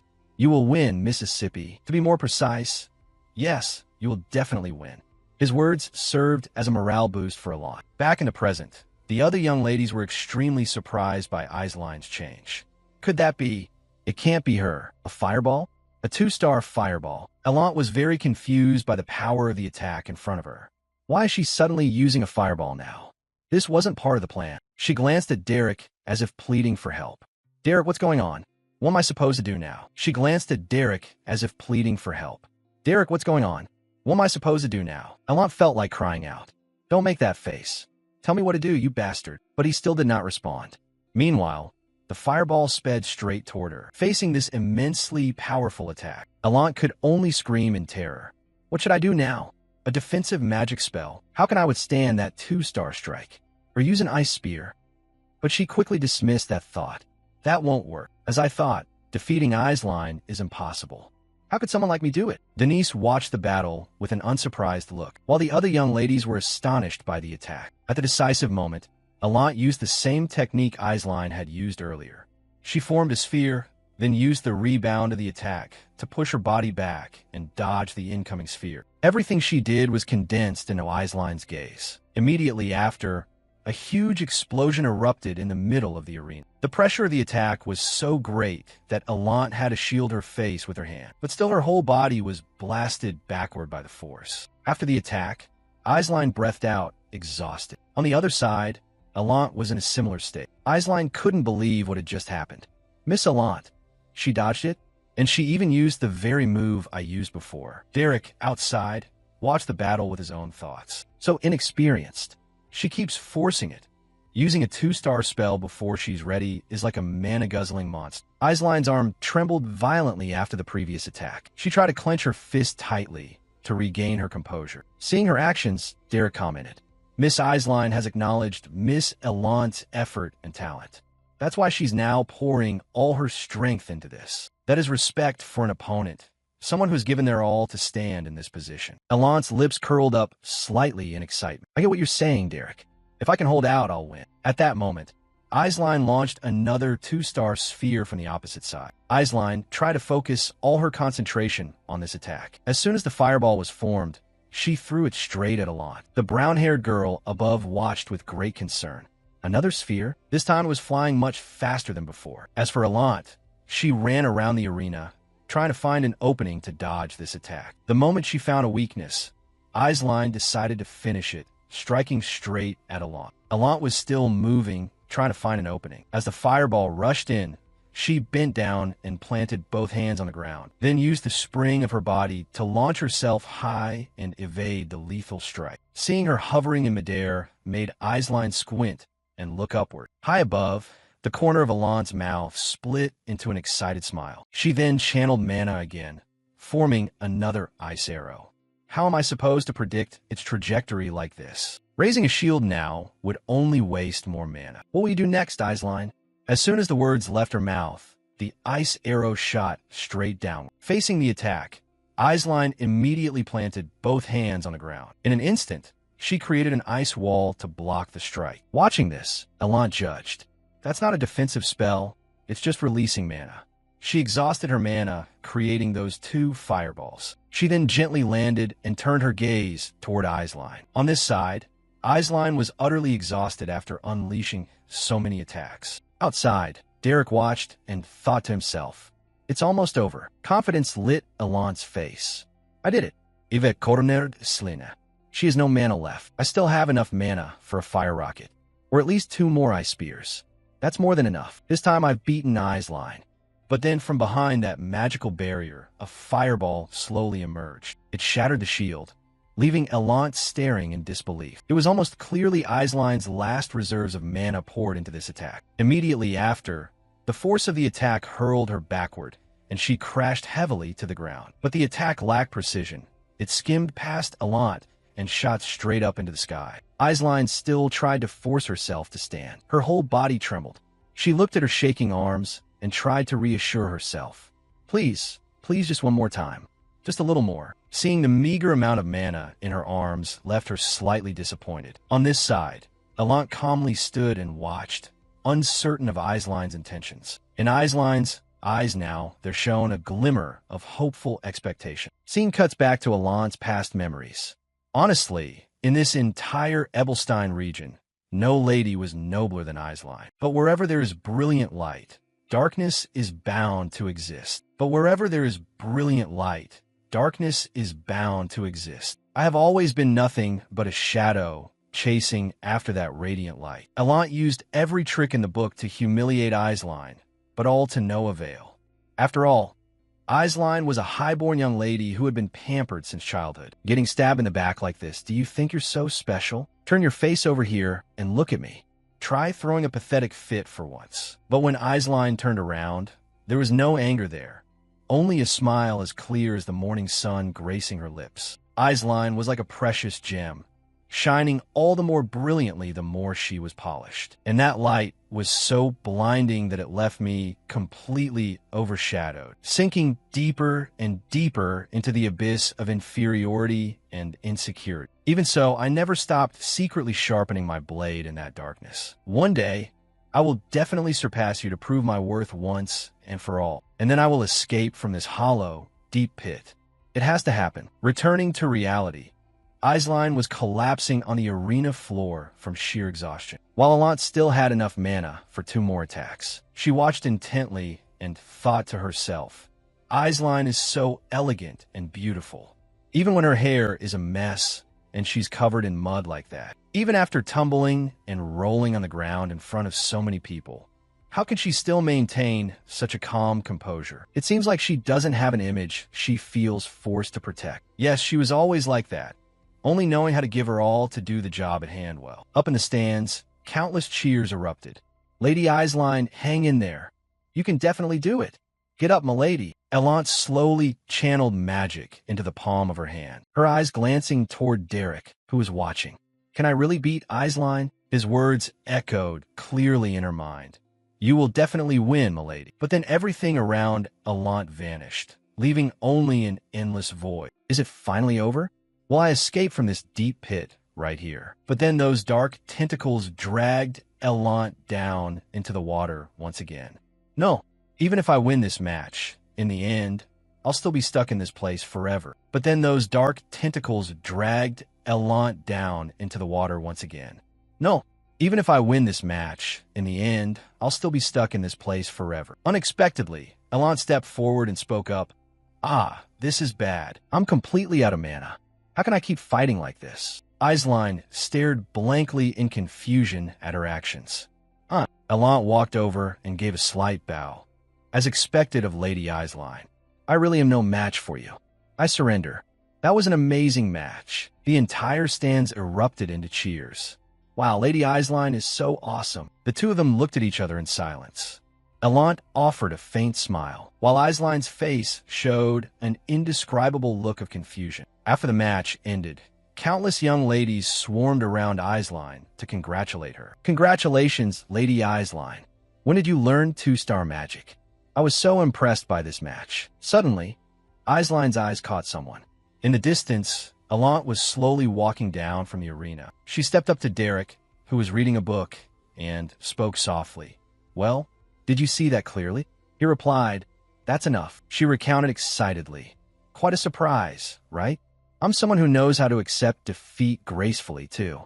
You should have seen Aisline's face at that moment. Derek asked curiously. What did she look like? Elant continued. Her jaw totally dropped, you know? Like she was about to drop the ball right then and there. It was written all over her face.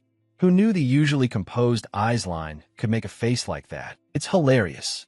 Even though I lost, seeing that was totally worth it. She smiled. Thanks a lot. Thanks to you. I felt like I had the upper hand when fighting Aisline. I'm in a great mood today. So what did you think of me? The ending was a bit of shame, but not bad, right? It seems I catch on pretty fast, don't I? Stop standing there, nitpicking over nothing. As soon as she finished speaking, unexpected tears suddenly began rolling down Elant's cheeks. She stared at the palm of her hand in utter confusion. Oh, what is this? Why am I crying? Elant slumped down and sobbed uncontrollably. What's going on? I'm not a kid anymore. Derek offered gentle words of comfort. You did flawlessly, milady. You worked hard. The atmosphere suddenly fell silent, and no one said a word. And then Elant broke the stifling silence with her answer. Honestly, I really wanted to win. But just as I was about to unleash the final blow, I realized a few things. Even if I win right now, I'll still just be running in circles. I'll just have to go right back to that pathetic place again. Yeah, that's just the kind of person I am. At that moment, Aisline still looked so incredibly noble. When it comes to insecurity, I definitely beat Aisline by a mile. Derek replied calmly, I'm no different from you, milady. So what if it's a little pathetic? If you don't have the courage to be pathetic, you'll never improve. Anyway, you gave it your all, so the result doesn't matter all that much. Only the two of them remained in the corridor as the sun went down. Elant seemed to have let go of her burden. But anyway, I don't feel stuck today anymore. In the distance, Lady Denise had witnessed everything. She watched silently, as if trying to understand something. After the surrounding guests left, Denise walked over slowly to offer her congratulations. We'll take our leave first, Lady Aisline. Today's match was truly wonderful. She replied, Thank you, everyone. Denise offered a gentle smile and said, Lady Aisline has achieved another brilliant success. Watching you compete gave me goosebumps all over. Hearing this, Aisline didn't look happy at all as she replied, Lady Denise, you know too, don't you? When it comes to this match, the real winner wasn't me. Denise bowed her head slightly and smiled. She neither agreed nor disagreed. Aisline watched her intently, waiting for a sincere remark. But Denise's answer was exactly the same as everyone else's. In terms of magic skills, I find Lady Aisline to be much better than me. Aisline narrowed her eyes, thinking to herself, No, that's not it. There's something that can bridge even a gap in skill. Lady Elant has surpassed me in every aspect. Her rapid progress in such a short time. Was it all thanks to him? Aisline looked up, her eyes filled with determination, as if she had found her answer. She softly called for her maid. Daisy? Yes, milady. I need to send a letter to the main mansion to be delivered directly to the family head. Go prepare quickly. Derek, I want you by my side. The scene cuts back to the Duke's mansion. Holding the letter in his hand, he exclaimed softly, Drayest Wolftail, why would a 6-tier old man trouble himself to come all the way to Ebelstein? His eldest son replied, I'm not sure of the reason yet, but it seems the tariff agreement was pushed forward early to counter Lord Drayus' movements. The Duke lost himself in thought. I wondered why Mark Belmiard insisted on coming to Ebelstein.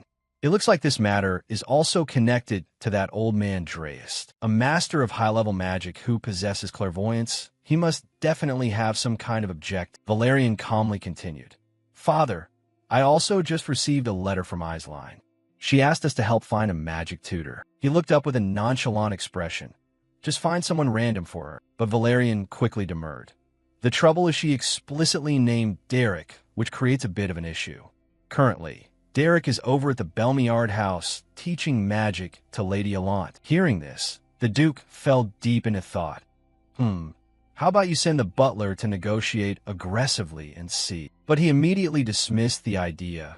Never mind. I have to head over to Ebelstein anyway because of the old man Drea's situation, so I'll handle this matter directly while I'm there. The scene cuts back to Lady Allant's mansion. She was sipping tea with Derek in the late afternoon. Derek, I plan to take a break for a while. I need to put a temporary pause on my studies and everything else so I can have time to sort through the thoughts in my head. You'll still be working for the Beldon Mercenary group, right? Derek gave a slight nod. Yeah, of course. Suddenly, she lightly kicked his leg. Derek, she leaned forward slightly and watched him intently. An amused smile spread across her face as Allant spoke up. If I call for you, will you come back to me? I mean, to keep teaching me magic. Derek pondered for a moment and quickly replied, Of course I will, but I'm not sure if I have any knowledge left to pass on to you, milady. Hearing this, Allant leaned back playfully. Oh, come on, why the sudden modesty? That's so unlike you. Well, winter is starting to fade away, isn't it?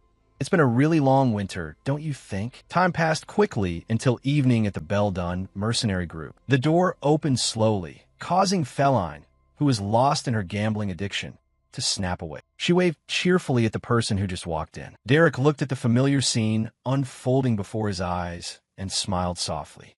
I'm back. The next morning, a carriage was rolling straight toward the bustling city. Inside was Count Margrave, looking incredibly excited. At her mansion, Allant was still fast asleep after saying goodbye to Derek. Suddenly, a knock on the door rang out, annoying her.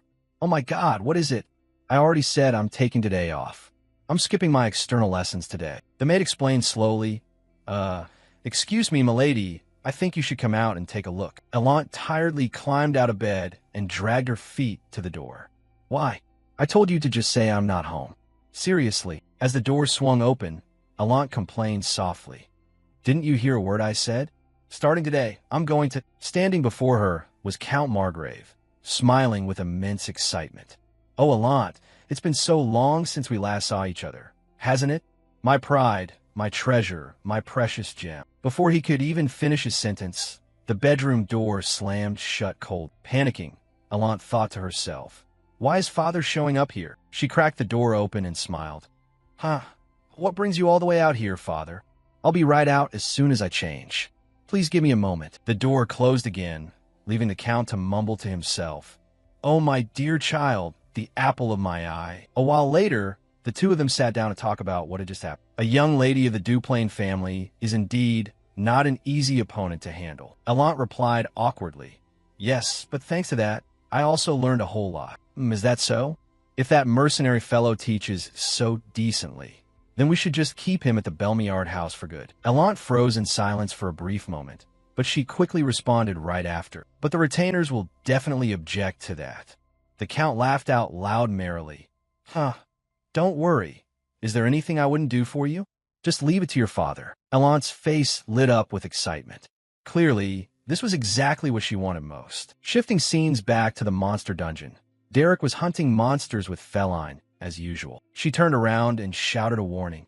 Derek, behind you! A goblin rushed to attack Derek from behind, but he noticed it. Just as he spun around intending to counterattack, his mana suddenly warped into an unusual red color. Derek's eyes filled with surprise, and he thought to himself, this sensation is... He aimed the magic sphere straight at the goblin.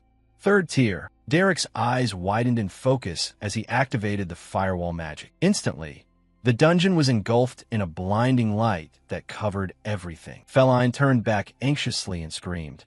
Derek! A shocking explosion shook the very ground, sending the birds in the forest scattering in panic. After finishing the hunt, the two returned to the Beldon Mercenary group. What? Derek almost lost his life. Feline sighed helplessly. Don't even bring it up. Good grief, are all mages like that? What kind of person uses third-tier magic just to hunt goblins? Derek looked at the palm of his hand and replied. At that moment, I felt the synchronization between the magic circuits fall out of rhythm. It was exactly like the first time I reached the second tier. Suddenly, someone's voice echoed from behind, forcing him to turn around. Don't get impatient when you hit a wall. There's no need to force yourself to overcome it. Doesn't the wild school always aim for naturalness? Then again, This kind of advice probably won't sink in with a mage like you, will it? Derek's eyes narrowed, and he thought to himself, I can't sense even a shred of mana radiating from him. Yet the man standing right before me is undoubtedly the first and greatest 6th-tier explorer mage. He slowly pulled down his hat and spoke. Bring out whatever good liquor you have, so I can have a few drinks. I'm feeling a bit exhausted from the long journey. The wandering soul, Dreist Wolftail. Shifting scenes back to the Duke's mansion. Yahello was practicing magic diligently in the dark of night. Her eyes were determined as a magic arrow was summoned from beneath the ground and gradually materialized. Yahello clenched her hand tight, trying to summon even more magic arrows. But as the quantity increased, she began to lose control over them. The arrows started shattering into pieces. Yahello slumped down to the ground and screamed, Hey, what is going on? This is so frustrating. From behind, Ray walked up with a smirk. I thought you'd grow more mature as you got older. Who knew your temperament would stay exactly the same?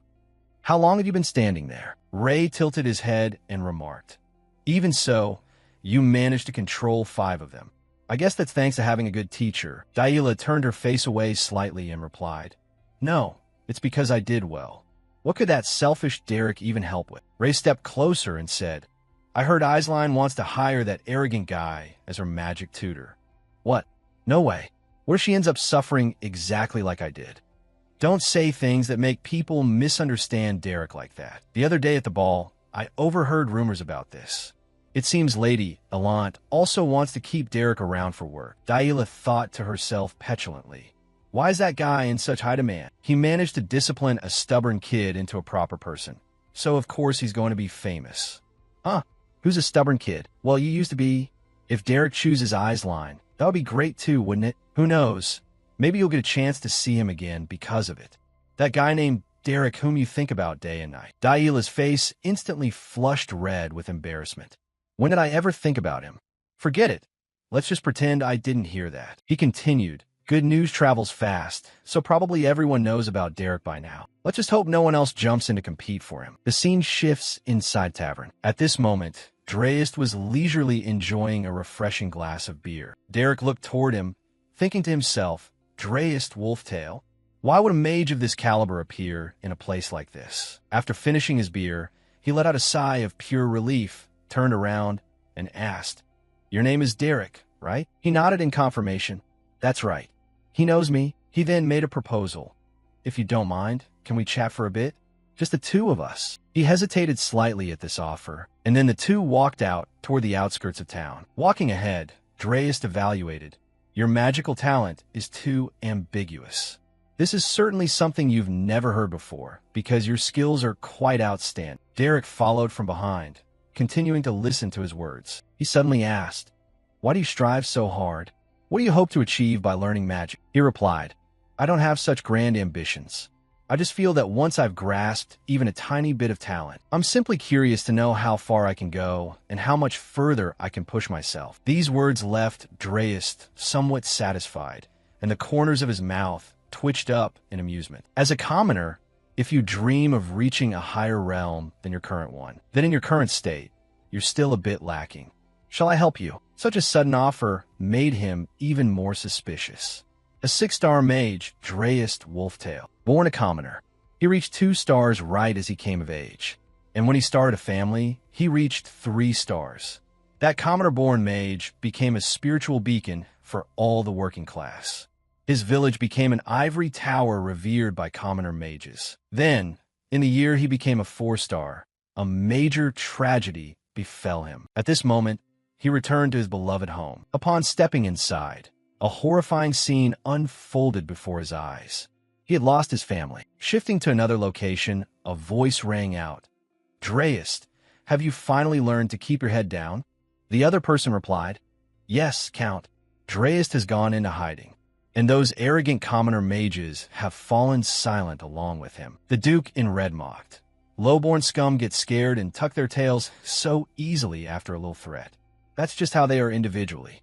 Why should commoners be greedy for magic in the first place? If Dreist goes missing again. If Dreist goes missing again, because the bald man's head had just been sliced off by something at that very moment. Looking at the dark shadow behind his back, the Duke's voice screamed, Dreist! Terrified, he tried to turn and run, but Dreist instantly swung his hand and severed one of his legs. Before he could process it, his other leg was sliced off too. Losing his balance, the Duke tumbled to the ground, crying out in pure terror. AAA, please spare me. I'm sorry. I am truly sorry. Please, I beg of you. Just as he said this, his tongue was also sliced off by Dreist's magic. Immediately following, there were countless agonizing screams echoing from inside the mansion. After that, for 13 long years, he lived under the pursuit of the royal family and the nobility. When Dreist broke through the 5-star threshold and became an anti-royal 6-star mage, everyone finally realized one thing. If they continued to oppose Dreist, the kingdom would be in jeopardy. The royal family recognized Dreist's revenge as justified and protected their authority by granting him a title. Thus, Dreist became the man who received a noble title solely based on his magical strength. And right now, I could be taught by someone like that. Then there's no reason to refuse this invitation. Shifting scenes to the next day at the Ebelstein Noble District, inside the central meeting room, Clean Hall. Inside the meeting room, the white-haired Duke spoke up. Grand Duke Duplain, you intend to expand toward the north of the Belkos Peninsula. Nowadays, one must be careful with the labyrinths in the White Zone. If necessary, I can dispatch our knights to support you. This man was Grand Duke Veltus, Andalof Kellogg Veltus. Duke Duplain shot back. Those knights you speak of, could they perhaps be that lowly mercenary scum? Seeing his troops mocked made Duke Veltus a bit angry. His voice shifted instantly. It is quite difficult to manage such a vast territory with only private soldiers. Abandoning the territory is always an option, you know. Faced with this threat, Duke Duplain immediately flared his mana in response. Seeing the tension rise in the room, Duke Belmiard spoke up to smooth things over. It seems the meeting is pretty much wrapped up. Since you've come all the way to Ebelstein, why don't you go see your children? Hearing that, Duke Duplain shot back. Speaking of which, I heard your daughter, Elant, fought on equal footing with Aisline. He replied with a smile. Yes. Although she lost in a disappointing finish, it seems Elant showed that her talent is blossoming. With just a little more training from a good teacher, she will definitely surpass Lady Aisline. At this point, Duke Duplain wavered slightly. Right, a teacher? Do you mean Derek? He then put his glasses back on, flaring his mana to threaten right back. If he becomes Aisline's trainer, Elant will never be able to surpass Aisline. Seeing his daughter mocked made Duke Belmiard furious. He flared his mana as well, then replied with a smile. I wonder if that will happen, considering his bond with Elant runs quite deep. Duke Duplain cut him off instantly. You think he's the type of person who acts on personal feelings?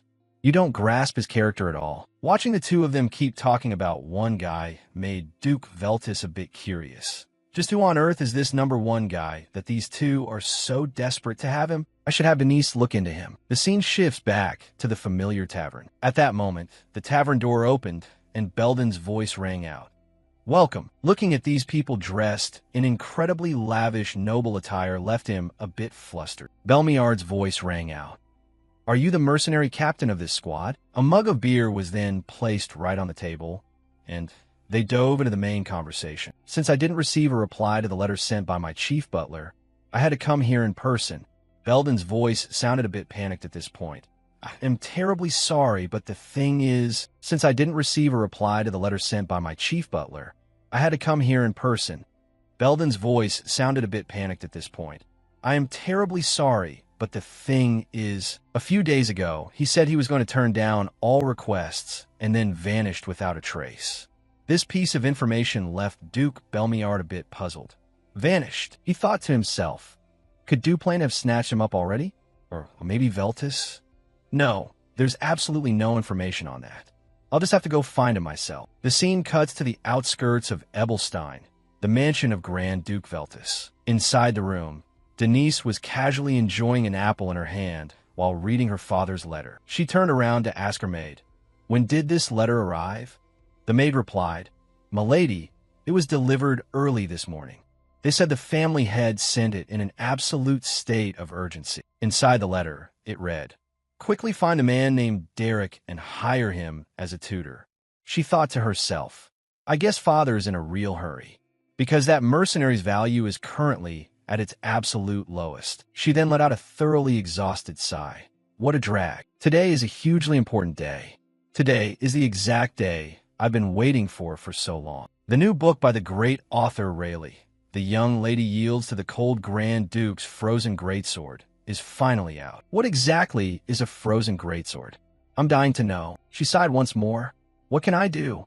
If I don't listen now, father will just nag me even more later on. She then turned around to call her maid. Bella. Yes, milady. Get my clothes ready. I'm going out. I have someone to find. Inside a cave in a desolate canyon, Derek and Dreist were sitting in silent cultivation. The sound of trickling water and the chirping of cicadas added to the peaceful atmosphere. Dreist slowly guided him. Close your eyes and gently radiate your mana like a thin mist. Then, feel that flow of mana touch everything and bounce right back. Beads of sweat rolled down his cheeks, showing his intense concentration. The initial thin stream of mana began to spread, brushing against the surroundings like a scanning radar. He began to explain, what you are doing right now is the core foundation of scouting magic. At 2 stars, you can lock onto targets and detect mana. By the 3rd tier, you'll see right through any illusion spells. And once you reach 4 stars, you can completely see through your opponent's heart. At the 5th tier, you gain the ability to read minds and speak with the dead. Finally, when you touch 6 stars, you will gain the power to prophesy the future. Derek asked softly in return. See the future? That's right. I foresaw the future, which is why I came here to find you, because I'm in desperate need of your help. What exactly is going to happen? He pondered for a moment, then replied. You know the man named Valerian, right? He is the eldest son of the Duplain family. Before you officially reach adulthood, he will plunge into the path of dark spirit summoning arts. Because of that, you will have no choice but to take him out. Derek was a bit baffled. Why would he get mixed up in dark arts like that? What exactly is he plotting? I'm sorry, but I can't reveal any more details to you. The future operates by its own laws. If you blindly know everything, the days ahead will only become more chaotic, unpredictable, and change in incredibly messy directions. If there's one more thing I can let you in on, it's that you are destined to die. Hearing this, he still remained completely unfazed, as if it were nothing.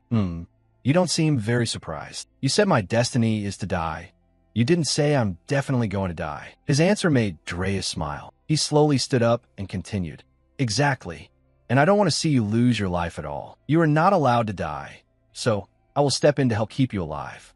If you want to survive, you have to become strong on your own. Finishing his sentence, he immediately cast some sort of magic straight into the sky.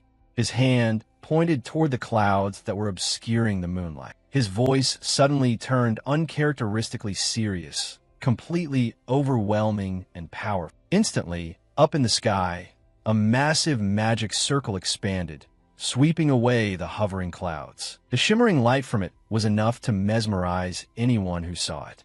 The cave was illuminated by a dazzling beam of moonlight in one corner, like a well leading straight to heaven. Derek's eyes followed intently, seemingly understanding what he meant. Shifting scenes to the next morning, the streets were bustling and crowded. A carriage rolled slowly along the road. When it stopped, Lady Denise and her maid stepped down gracefully from the vehicle. Every eye around them was glued to her in admiration. Denise said softly to the driver, I'll walk from this point on. You can stay here and rest. Yes, milady. As they walked down the street, Denise softly asked her servant, Bella, why is everyone keeping their eyes glued to me? The maid bowed slightly and replied, I was wondering the same thing. Denise smiled. Could it be because I'm just too beautiful? Hearing that, the maid next to her was completely speechless. She ranted endlessly, thinking about how Denise's room was a total mess, how she was too lazy to bathe, and how she just lay around all day reading books. She looked dull enough normally, but I think you look even worse right now. Denise didn't get upset, but turned around to tease back. Oh my, Bella, you've gotten quite witty lately. I'm not joking at all. Shouldn't we hurry up a bit, milady? What if another family sends someone to snatch that guy named Derek first? Don't worry, Bella. No matter how slow I am, I'm still faster than those people. And yet, whenever it's time for class, I always see you running late. I heard that mercenary guy turned down every single invitation and went into total seclusion, right? Are you even listening to a word I'm saying? Her eyes narrowed as she thought to herself. He's not the type of guy to turn down money, so why the sudden change? Or has something even more valuable than money come along? For someone who can use high-level magic at such a young age, if there's anything more important than wealth, it can only be magic. Either he accidentally got his hands on a supreme grimoire, or he managed to study under some brilliant grandmaster. If that's the case, he wouldn't have the peace of mind to work for hire anymore. So it's only natural that he rejected the requests. But that mercenary guy actively chose to leave the Duplain mansion, didn't he? When it comes to practicing magic, there's no place more ideal than the Duplain family estate, which means he found a sweet spot that's even better than the Duplain house. Suddenly, an idea flashed in her head. Could it be? The maid's voice suddenly snapped her back to reality. Lady Denise, we've arrived. Before the two of them was the familiar Beldun mercenary group. When the door opened, Beldun quickly smiled, welcoming the guests. But then his eyes abruptly froze. Oh my, this is quite a shock. Now, even a noble young lady is troubling herself to come all the way out here. We don't know Derek's whereabouts either. Just this morning alone, 3 groups of people came looking for him. I really don't have any other information to give you. Denise didn't care about that and just dropped a single question. The old mage Dreist Wolftail stopped by here before, didn't he? Beldun answered awkwardly. Getting exactly what she wanted, she smiled faintly with satisfaction. Thank you very much for your answer. With that, she turned to leave. Let's go, Bella.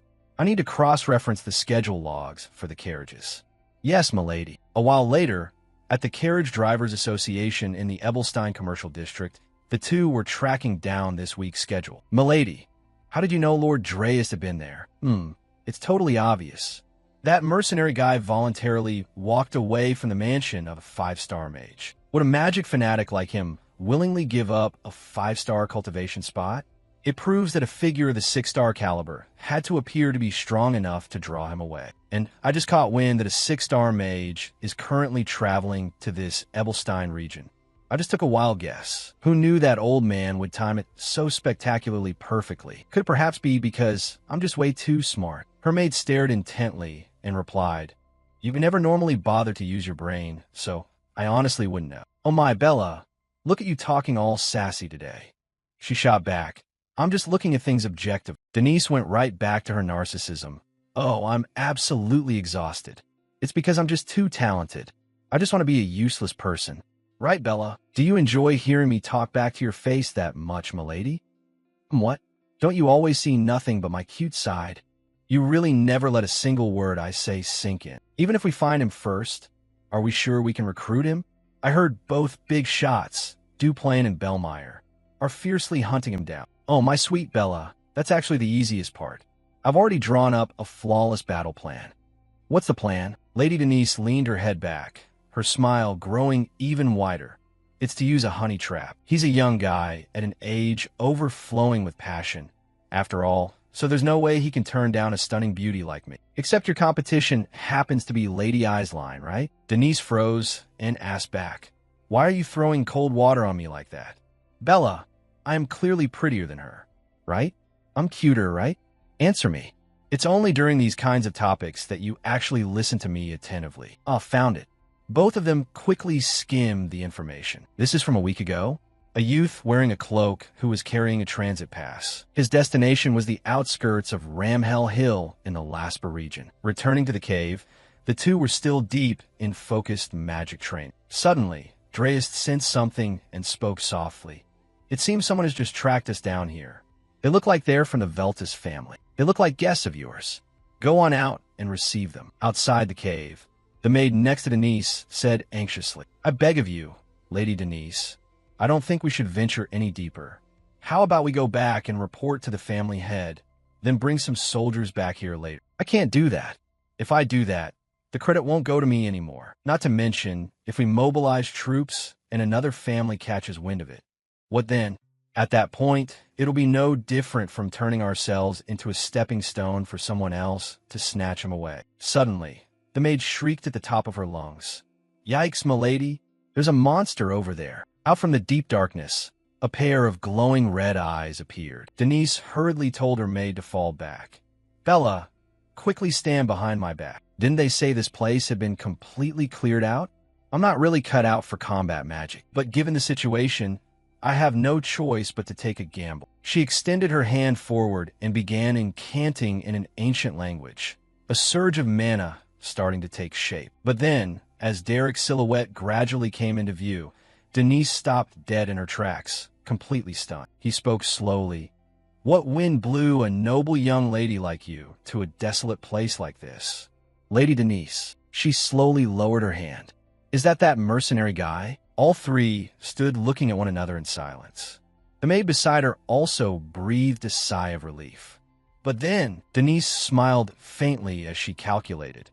Now is the time to make a mine. Emerging from the shadows of the cave, Derek slowly appeared before the two of them. Denise breathed a sigh of relief and asked, Derek, is that you? He replied calmly, Yes, it is. A gentle smile quickly appeared on her lips, her hands tenderly lifting her dress. Thank goodness.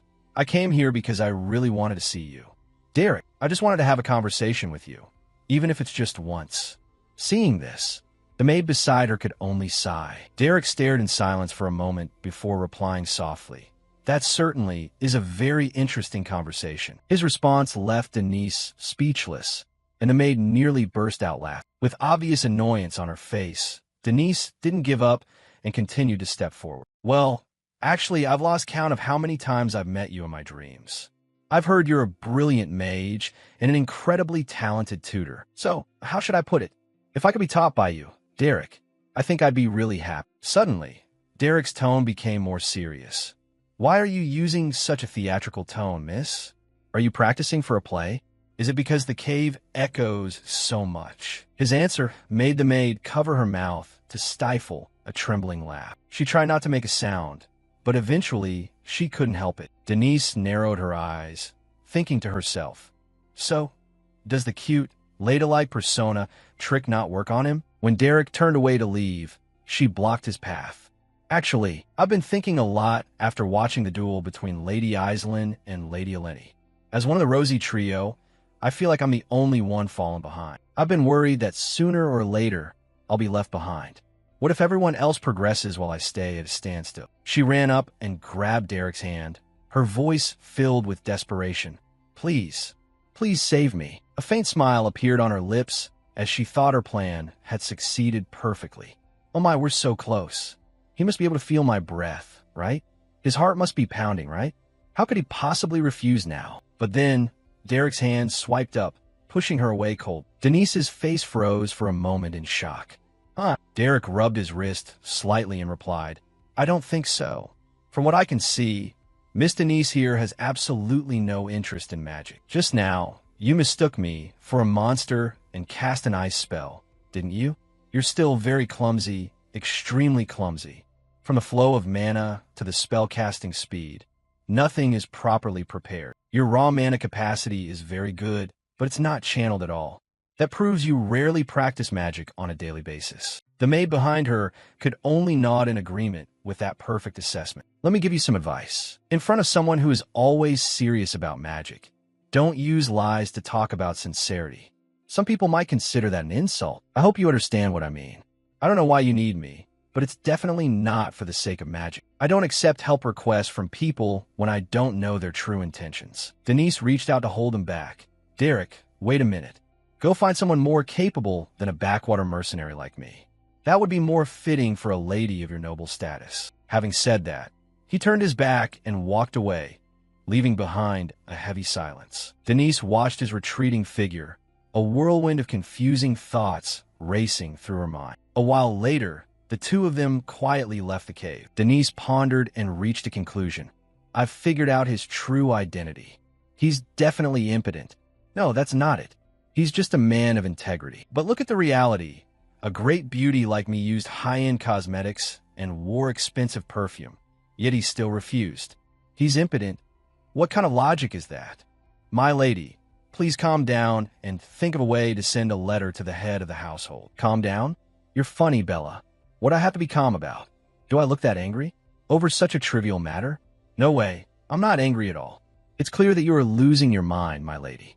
Ah, right, you're correct, I'm sorry. She sighed softly and calmed down. It's just that my fighting spirit has started to kick in. And so, Denise pitched a tent right outside the cave, determined to recruit Derek no matter what. Lady Denise, is this really okay, my lady? If I back down now, other families will snatch him up. I have to win him over as soon as possible. The maid bowed her head slightly and replied, Don't push yourself too hard. I'm going to get some work done now. Bella, wait. I know you've endured a lot because I'm always selfish, but this is a small and extremely important task. I really hope you'll help me this time. Tomorrow when you come back, remember to bring volume 4 of The Duke's Fire Pillar Melts the Commoner Lady's Heart. The maid's face scrunched up in annoyance. It was clear she hadn't changed at all. The next morning, when Derek was sitting inside the cave meditating, an unexpected sound caught his attention. Denise was carrying a box filled with many items. She placed a crate full of food and medicinal herbs in front of Derek, leaving him confused. What is all this? Oh, it's nothing major. I can't do much for you, but I will look after you so you can focus entirely on practicing magic. Even if you do this, nothing's going to change. Denise smiled and continued her act. It's fine. Just watching you is enough to make me feel like I'm improving. Don't mind me. Her eyes glinted with cunning, thinking to herself, even a decent person will eventually be moved by someone who sacrifices this much. Keep liking me, keep being grateful to me, and in the end, I'll be the winner. Although he sensed something suspicious, Derek still accepted the gift. Then I shall accept this kindness. He's hooked, he's fallen for the trap, but I still won't be your mentor. He just ate her food right in front of her and still managed to refuse. What kind of person is this? The very next day, Denise arrived again with another gift in hand. Derek, today I brought food and magic stones for you. Thank you, but I still won't be your mentor. The day after that, Denise even invited her head chef to cook. Good morning. My head chef said he would prepare a feast for you. Thank you, Derek, but I don't agree. The following day, Denise showed up with a giant mana stone on her back. Derek, come look at this. Look, this is refined, or I think it will be useful for you. Just leave it there, but I'm not accepting. She went back to her tent and kicked the pole in anger, breaking it in two. That selfish, exploitative jerk. I've been this kind. He should have at least shown some sign of being moved. Yet I see nothing. From afar, her maid came running with a pile of belongings on her back. Lady Denise, there's a big problem. Are you trying to say there's something even worse than this? The head butler of the Duplain family is heading this way. She hurriedly picked up her feet to run. Bella, let's hide first. What about the tent, my lady? Oh, I don't know. They'll think it's Derek's tent. Let's just hide. From the other side of the forest, the head butler, along with the head maid and soldiers, marched forward with great solemnity. Hiding behind a rock, Denise thought to herself, what is that? Are they going to war or something? He walked straight into the cave and delivered the letter sent personally by the Duke. Derek read it intently and then replied softly, to serve as a magic mentor for Lady Aislinn, that is a great honor. Hiding behind, Denise heard this and was stunned, screaming in absolute rage and frustration. After Derek finished reading the Duke's letter, the butler slowly spoke up. Then can you prepare to come with us right now? Expecting a clear yes, she was surprised when he gently refused, a decision that left Denise feeling a bit confused. Derek explained his reasoning, only when I have finished my training. Although I don't even know when I'll be done myself. The butler made a new offer. What if I increase the compensation? I'm sorry, with my current level of strength, I can't be of any help to Lady Aislinn. I don't want to teach magic half-heartedly. Hearing this, Denise's gaze softened. Perhaps she understood just how serious Derek was about magic. The scene shifted back to the Duplain Duke's mansion. Aislinn looked back at her maid, overjoyed. Oh, really? They found Derek's location. The maid stepped forward and replied softly. Yes, Lady Aislinn. Late last night, the head butler went to meet him personally. Oh, you should have told me immediately. I was planning to go ask him myself. Saying this, Aislinn quickly set off. We have to go right away. Gather the fastest soldiers. But Lady Aislinn, the road is treacherous. A radiant smile appeared on her lips as she replied. This is to fetch my teacher. After all, as a student, I must go myself. Back outside the cave, Denise and her maid were sitting by a campfire that flickered in the darkness. She clutched her cloak tightly. The prolonged cold caused Denise to have a runny nose and catch a cold. She whispered to her maid. Let's go back tomorrow morning, Bella. Yes, I understand. Bella looked into the distance and said, You gave up quite quickly, considering how smart you are. Denise froze as she looked at her eyes seeming to sigh. Hey, Bella, have you always thought I was an idiot? Oh, why would you think that? No, that's impossible. What is she talking about? Denise narrowed her eyes and continued. In the past, whenever I was stubborn, I could get anything done, but this time I don't even feel like being persistent. Why is that? Maybe I'm just too tired. Bella looked up at the stars and replied, That mercenary mage isn't the type of person to be swayed by status or money. He acts based on values that are far more important. Denise listened to it all, tried to grasp what those words meant. She remembered Derek's answer from earlier. With my current level of strength, I can't be of any help to Lady Aislinn. I don't want to teach magic half-heartedly. And then the image of Eleni and Aislinn at the magic gathering circled in her mind. It stuck, refusing to leave, as if trying to change something. Denise sat curled up, muttering, Why? Why is everyone so sincere? Inside the cave, some stones suddenly floated into the air. Derek was still sitting there, focused intently on practicing magic, without a hint of distraction on his face. And then a sound rang out that caught his attention, but the stone fell to the ground as the magic was interrupted. From a distance, Denise slowly approached and spoke. I'm sorry, I disturbed your training. She asked calmly.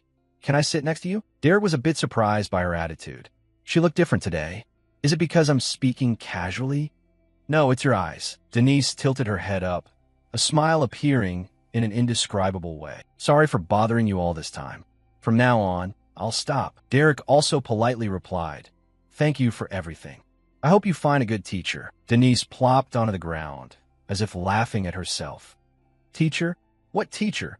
I hate magic. Derek's eyes flickered, waiting for something. She continued to open up sincerely. It's all just politics and acting. I try to pull you to my side just because you were famous, but you're too arrogant. Regardless, you're going to follow Aislinn, so it's time for me to retreat. Derek didn't seem to care and asked instead, Why do you hate magic? Actually, in the past, I liked it a little. No, that's not true either. I just like being praised. Magic was just a tool. What I wanted was the applause of those around me. I threw myself into studying when people called me a genius. I don't know how many magic books I've read. Then one day, I suddenly asked myself, what am I doing this for? Why study so much magic? To become an archmage? What the hell am I doing? So I just quit everything. That's all there is to it. Derek closed his eyes and gave an answer. Compliments get boring after a while. Denise turned to look at him, smiling. Are you really listening to my story? I thought I was just monologuing before I left. Safe travels. She puffed out her cheeks in mock anger, but she knew for sure he didn't care about that. And then Denise slowly stood up. I'm really jealous. Jealous of someone who never doubted their own efforts like you. You're going to be a great archmage, right? Well, if we meet again, remember to say hello. Saying those words, she quietly left the cave and headed back. The next morning, Aislinn and her soldiers reached the entrance of the cave. From up high, Denise saw the group approaching, her eyes holding a deep, lingering regret that was hard to explain. It was a regret hard to explain, but she eventually let it go and returned to the mansion. A while later, the scene shifted to the Veltis Grand Duke's mansion. Bella was brushing Denise's hair and reporting the news to her. Aislinn was refused. Yes, he's a very unpredictable guy. Her eyes narrowed as she thought to herself. Is it because his training isn't finished yet? But that's not really a refusal, is it? You should stop worrying about this now, right? He probably intends to live in that cave his whole life, to turn into a bear, like in those Eastern legends. Isn't it a bear turning into a human? Whatever. Denise sulked, thinking, he probably thinks he's the only one in the world who knows how to use magic. When they walked to the parlor door, Bella whispered, Oh, a guest just arrived to have a meal with you. A guest? Who is it? The parlor doors slowly opened. Denise bowed as usual. Father, good morning. But then, as her eyes opened, she saw a familiar guest sitting there. Derek was enjoying a meal with Duke Veltis. He looked back at her gently, with a calm expression. In that moment, Denise froze. She had no idea what was going on. This is when the room's door opened. Denise gently called out, Father. But as her eyes opened, a familiar figure was sitting in front of her, casually having a meal. Derek turned back to look at her calmly. While the head of the house, clearly looked delighted. Denise froze for a moment, trying to process what was happening. The scene cuts back to last night. Derek was still diligently practicing magic inside the cave. His intense focus was evident on his face. Streams of magic power were spreading and taking shape. Mana flow. Just a little more. Just a little more. The mana was gathering at a single point. Sweat dripped down Derek's tense forehead. He was standing before a crucial step toward breakthrough. And then, energy suddenly erupted. Derek's eyes widened, and his hands slammed into the ground. A massive source of energy surged outward, enveloping the entire cave. Its power caused the space to shake violently, and rocks and dirt fell everywhere as Derek's magic finally came to a halt. He looked at his hands and panted. It was clear that this freshly broken through magic was still too much for the current Derek. And then, from behind, Dreas' voice caught his attention. At this rate, you'll collapse from exhaustion. It would be a waste to die right after learning it. He looked straight at Derek and made a decision. Perhaps it is time for you to leave this place. He listened intently to every word, not opposing anything at all. He had received the 3-star subterranean teleportation magic. Afterward, the two went outside and started a fire to chat before parting ways. Dreas held a fish skewer in his hand and said, "Currently, I have nothing left to teach you. As I said before, with your mediocre talent, you won't survive." He handed it to Derek and continued, "Think for yourself about how high you want to climb. Food's cooked, eat up." Saying this, he slowly stood up. Derek, seeing this, asked, "Where are you going?" Dreas just waved his hand dismissively and replied, "I'm going to get some fresh air for a while." But then, as he walked a few steps, he suddenly stopped. One final warning came from the 6-star mage before parting. "Be careful with Yahello." With that, he vanished into the darkness, leaving only the silence of the forest behind. Derek watched Dreas' retreating figure and secretly understood. He was gone. He stared at the fire, lost in a whirlwind of thoughts. Must be careful with that Yahello girl. The scene shifts back to the present. Veltus Grand Duchy, Veltus Mansion. The Duke smiled happily and spoke up. "Denise, I am truly satisfied. Thanks to your initiative in taking the first step, a precious magic professor has come right to our door." Denise bowed slightly and smiled. "Thank you, Father. I only did what I should have done." He turned to look at Derek and continued. "By the way, there must be a reason why you refused Duplain's request, right? Tell me. I will support you as much as I can." Derek slowly sipped his tea and replied, "I need nothing else beyond the agreed-upon reward. I only accepted because of Lady Denise's attitude." The Duke, hearing this, felt even prouder. That's right. Our Denise's attitude is indeed wonderful. Throughout this entire continent, is there any lady who can compare to our Denise? Anyone in this world, upon seeing our Denise, wouldn't be able to resist wanting to mentor her. Denise, do you remember that time? When a maid broke that plate, she said she had committed a grave sin and begged for forgiveness, right? Back then, Denise, you flashed an angelic smile and said. But before he could finish his sentence, Denise hastily cut him off. "Father, I think we need to discuss the lesson now, don't we?" "Naturally, just me and the professor." And just like that, the Duke was kicked out. The room was left with nothing but the silence between Denise and Derek. She immediately switched her tone to be more serious. "What are you doing here?" "I'm drinking tea." "Are you joking with me?" "What do you mean?" "No. Didn't you say you wouldn't accept? Weren't we clear about that?" Derek calmly explained. "I am very grateful for what happened at the Great Laspa Cave. Thanks to you, I received a great deal of help." Denise crossed her arms, confused. "I told you that was just a political move. I said I had no intention of learning magic." Derek raised his teacup. "To be honest, I don't feel comfortable at all. You don't even understand what magic is yet, but you're already quick to judge whether it's good or bad with that attitude of yours." Denise listened silently and carefully. Then she sighed softly. "Oh, I see. For someone like you, that must be quite annoying. But what I hate, I will always hate." "What a pity." Derek's face darkened with anger, as she hadn't yet seen a single good point about such brilliant and exquisite magic. Yet she held such great disillusionment and aversion. His gaze locked onto the person opposite him, and his killing intent flared up to the point of suffocation. "I will not tolerate this." Denise, seeing this, was stunned, and a sense of unease ran down her spine. "Oh, this is bad. I shouldn't have provoked him. The scene shifts to the Ebelstein noble district. Aislinn was sitting quietly in her room alone. She was lost in her own thoughts, remembering that day. When Aislinn personally went to invite Derek to be her magic tutor, he bluntly refused. Lady Aislinn, there is nothing left for you to learn from me. Your foundation is already too solid. Perhaps it would be better if you learned from an instructor of the same school of rules. Derek bowed slightly. I apologize. In the moment she received that refusal, Aislinn didn't feel annoyed or angry. She only felt a deep, profound sadness flash through her heart. He had made a firm decision. That certainly wasn't a compliment. Then Aislinn gently placed her hand on the window and thought to herself, I once believed that was all I had. But the truth is, I was only being tied down by those fantasies. Suddenly, a knock on the door startled her. My lady. Ah, yes, come in. The maid entered and said, there is a letter sent from the main family. What kind of letter? The knighting ceremony for young Master Valerian will take place next week. Oh, is it already next week? Since this is his first knighting ceremony, I must prepare a very good gift. I will take a trip to the shopping district. The White region is a very dangerous place, so he needs to prepare thoroughly before going. As the two left the room, the leg of a chair unexpectedly broke.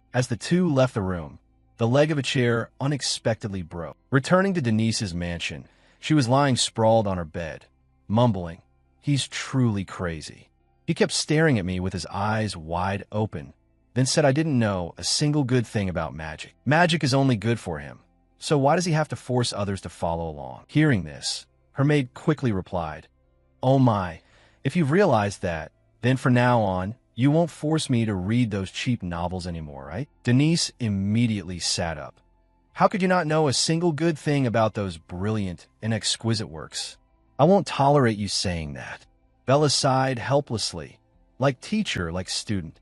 How could that be? Oh, Bella, you see those novels as not interesting at all. No, it's not about that.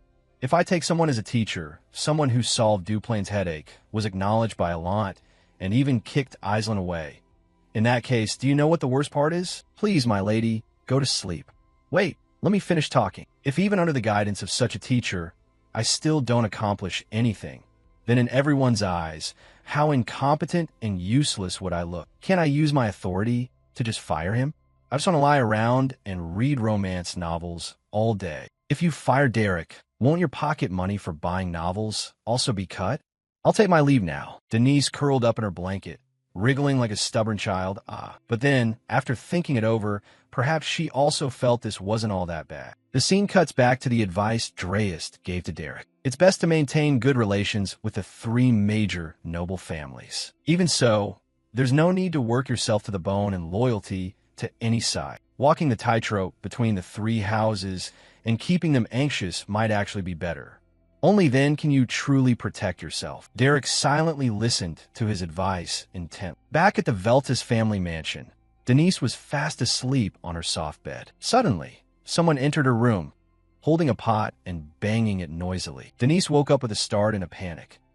She sat up and turned her gaze toward Derek. What the hell is this? Are you crazy? He stopped banging and slowly explained, I'm perfectly sane. The sun is at its peak, and since you wouldn't wake up, I just made a little noise for fun. She hugged her teddy bear and replied, That's not the point. Don't you see I'm clearly in my pajamas? I see them.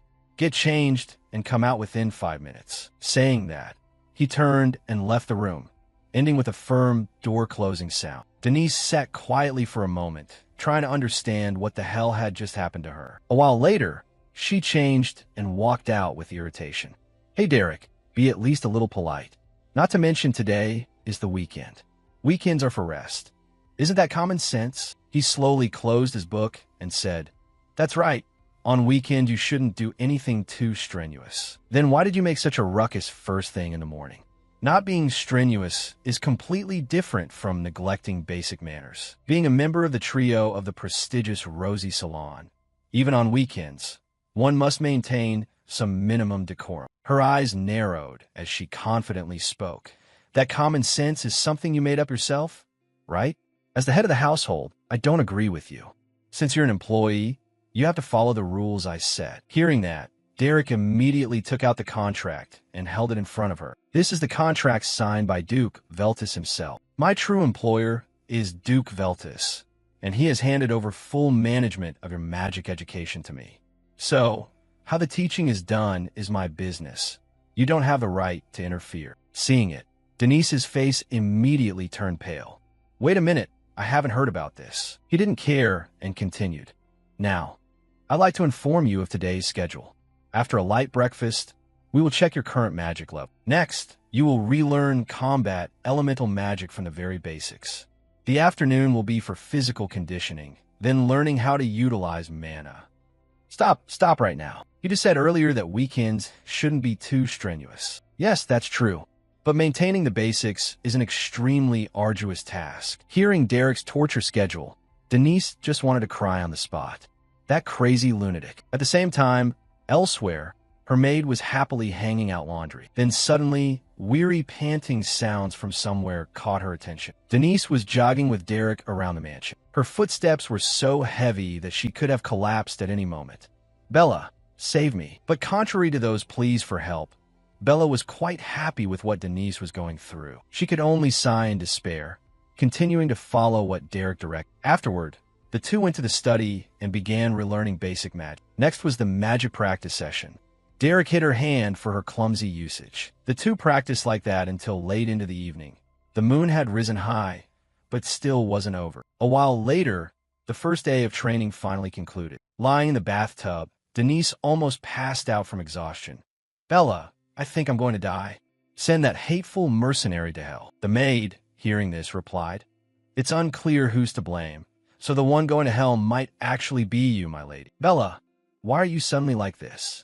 Ever since meeting that guy, you've changed completely. You're just like him, no heart or tears at all. Humans without hearts or tears would have been dead long ago. Lady Bella, who are you imitating? It's scary. I have goosebumps all over. That wily fox signed a contract with Father, so I can't even fire him. Then why don't you try telling the Duke? Ask him to fire him. Oh, that's right. Just say Derek has no talent and is super lazy too.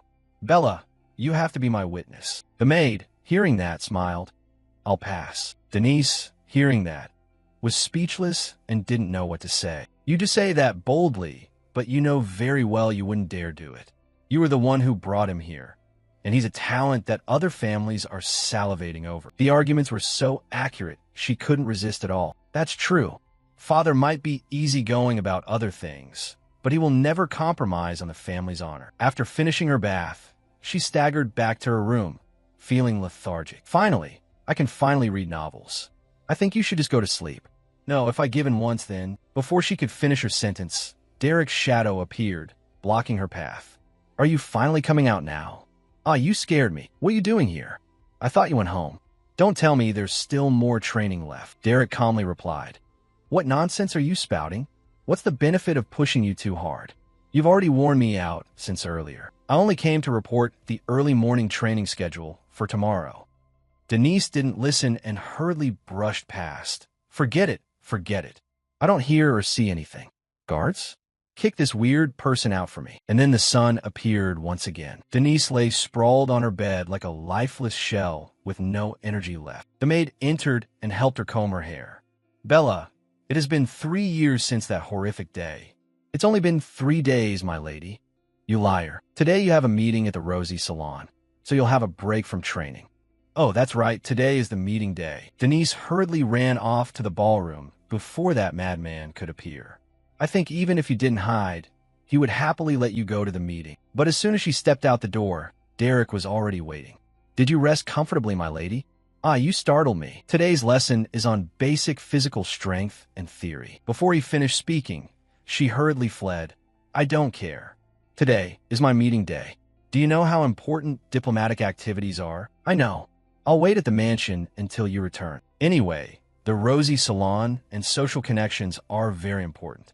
So take your time. Hearing those words, a look of suspicion flickered across Denise's face. What? That nasty guy is letting me go that easily? Or does he know I'm only going there to kill time? Oh well, those bothersome meetings seem to be useful at times. Derek silently watched her leave, seemingly harboring his own schemes. The sunlight slowly faded, and Denise's carriage returned near the mansion. Sitting inside, her face was dazed and desperate, as if she were stepping into the quagmire of life. Bella, seeing this, asked, "You were so excited during the meeting. Why do you look like you're about to be dragged to the gallows when you return?" "Well, obviously, Derek is waiting at home, isn't he? That perverted, beastly demon." And then a bold idea popped into her head. Ah, that's right. Her hands gathered mana to do something. "What are you doing, my lady?" Denise replied with a look of having nothing left to lose. "I will use magic to flip this carriage over, faking it as a carriage accident to skip class." "Haha, I really am a genius, aren't I?" Bella immediately cut her off. Let me go. I have to flip this carriage." When the two arrived home, Derek was chatting happily with the gardener. Denise, seeing this, was confused. "Huh? What's going on? Why is he talking happily with the gardener?" He turned his head and saw her carriage. "My lady has returned. Please enter the study immediately. Tonight you will self-study theoretical books." Denise's eyes widened, as if she couldn't believe her ears. Returning to her room, she thought to herself, "Why isn't he following me around nagging me today? Is he lazy? I'm happy to be spared, but something isn't right." Then her eyes looked out the window and saw something. Down below, Derek was practicing swordsmanship with a large knight, and the two seemed very in sync. A while later, Derek appeared in the kitchen to cook with the head chef. Wait. After everything was done, he went to meet the head maid and used magic to help her plant trees. Everyone was laughing and talking happily. What on earth is going on? After witnessing everything Derek did with the staff, Denise couldn't help but wonder. So suspicious, it's way too suspicious. Bella, who was cleaning nearby, curiously asked, What are you suspicious of?" "That Derek guy, of course. Lately, he's been trying to strike up conversations with my servants constantly. I don't know what kind of plot he's cooking up, but Bella, you must absolutely not fall into his trap. Bella, you're on my side, right? You won't be lured by him, will you?" The maid smiled and replied, "Don't worry, my lady. I only like being by your side the most." That statement had just finished when the scene of her happily walking beside Derek flashed right into Denise's eyes. She was reading in her room, but had to stop because she had never seen that happy and eager expression even once. "No way, Bella. Have you betrayed me?" So that afternoon, she angrily approached him to question him. "Derek, what on earth are you planning? This mansion is mine, and everyone here is my person." Derek confusedly asked back, "I don't understand why you have to assert such an obvious fact. I know you're deliberately trying to win over my staff. Drop those schemes and focus on teaching me magic." Hearing that, he could only sigh. "I am indeed trying to be closer to the staff, but I have no ulterior motives." "Huh? Then why be friendly with them? To make me anxious? Because I need to understand you better. Not the elegant lady of the rumors, but the real Denise. Teaching is not just about conveying knowledge. The more I understand my student, the better teaching method I can provide." Hearing that, Denise shyly asked, "So what did they say? Did they say I'm prettier than Aislinn or Elant?" Derek replied without a second of thought, "Your level of delusion is truly impressive. I don't remember anyone complimenting you like that. I heard them say you get bored easily and lack motivation. But when something important happens, you take the lead more than anyone else. Your mouth seems indifferent and cold, but in reality, you care extremely for the staff." The gardener recounted, "It might be presumptuous to say, but the young lady is no different from my own daughter. My stubborn second daughter is exactly like that." The chef happily said, "There was a day the young lady nagged that the food was seasoned poorly, but the very next day, she ordered expensive salt for us. The nights are no different.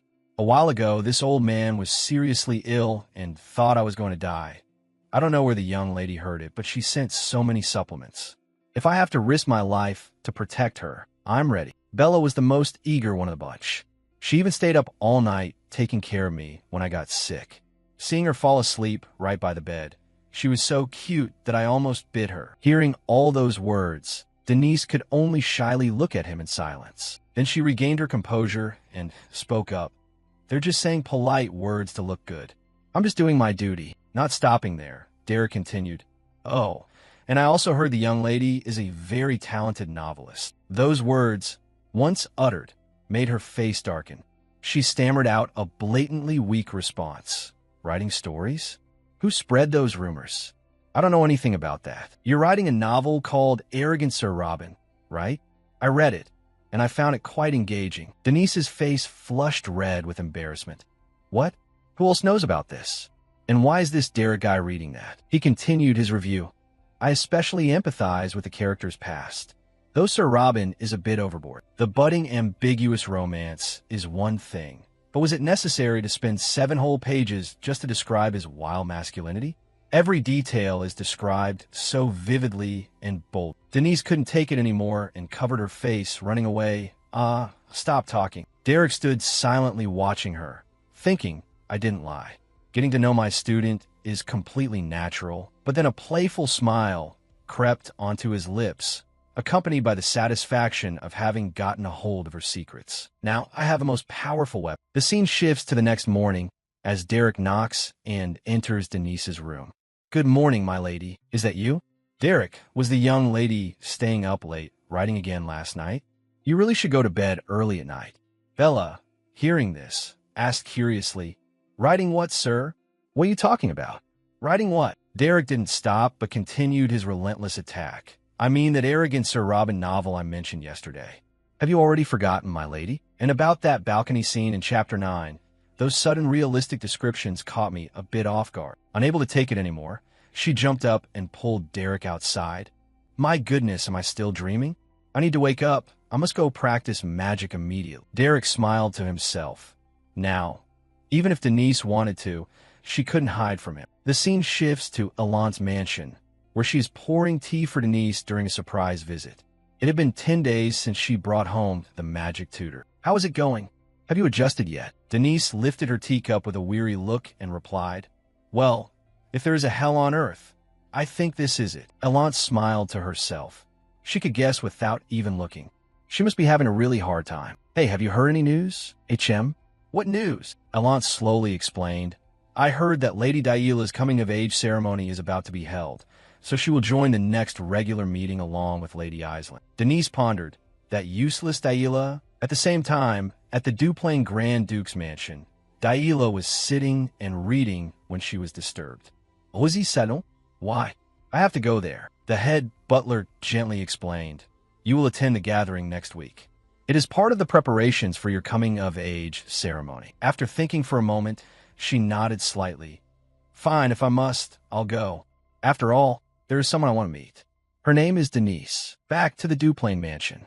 Yahello and Island were having a conversation. I still don't understand the purpose of attending the Rosy Salon. Honestly, besides Lady Alant and Lady Denise, is there anyone else there worth our interest? Hearing this, Island explained, That's not the case, Yahello. That place gathers many faces that are both knowledgeable and full of charm. Is that all? I've always been curious about the world outside the estate, but these social groups don't interest me at all. They seem to only spout empty words to please each other. Island looked at her younger sister and replied, Yahello, try changing your perspective a bit.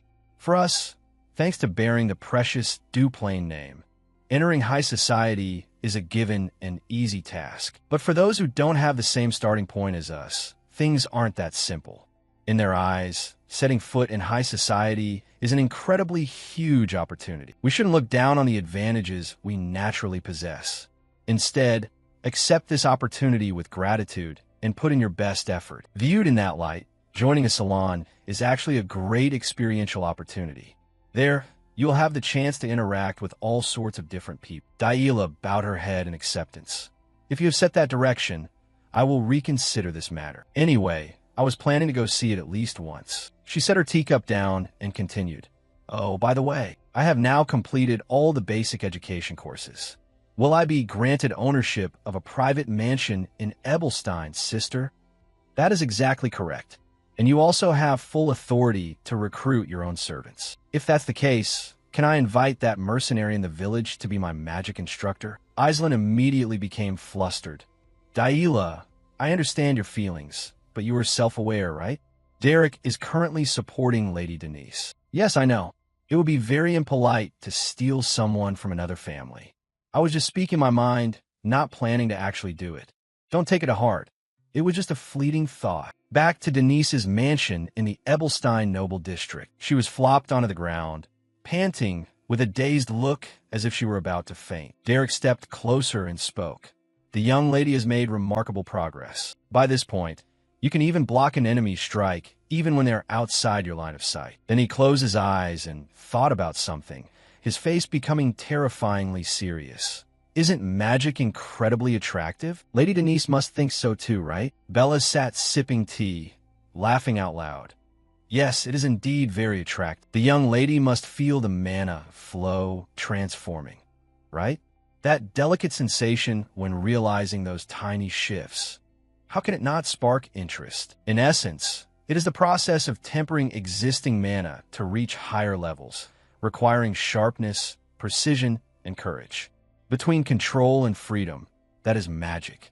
Truly a wonderful experience, isn't it? Denise's body shuddered, thinking to herself, he looks so scary. The only happy person here was the maid Bella. It was indeed wonderful. Bella, what's so happy about this? This is literally draining all my energy. Do you know that? Oh, well, because I'm just observing from the outside. I find it interesting. Hearing that, Denise was speechless. She gasped, unable to believe her ears. Derek slowly stood up and spoke. It seems the young lady hasn't truly found joy in utilizing magic yet. Huh? What the hell are you talking about? Look at my miserable state right now. How could I possibly feel happy? Yes, that is my oversight. Perhaps the current intensity of training is not stimulating enough for you. He clenched his fist and looked at Denise with a determined gaze. I will raise the training level higher, enough for you to feel the sensation of conquering an achievement. Hearing that, Denise froze on the spot. She reached out and grabbed his leg desperately. Wait, stop right there. It's fun. Right now I'm feeling extremely excited. Derek, I'm having fun. Really, I cherish magic more than anything else in the world. I love it so much. I truly love it very much. But he didn't care and simply pulled his leg back. I need to quickly make a new plan. I'll excuse myself to draft a heavier intensity training schedule for you. Wait, you don't need to trouble yourself with that. You bastard. The scene cuts to a few days later at the ladies' meeting. And then that young master.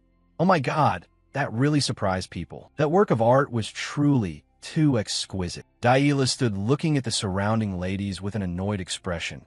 She didn't even bother hiding the boredom in her eyes. I can't stand watching these ladies keep trying to act elegant and noble anymore. Honestly, Yahello walked around searching for someone. Finally, her target appeared, making her stop. In front was Denise, chatting with other ladies, her weary face still hard to hide behind that smile. Yahello observed intently in silence, finally letting out a long, disappointed sigh. She stepped closer and spoke first. You are Lady Denise of the Veltus family, right? Yahello stood with her arms crossed arrogantly and said, Duplain family.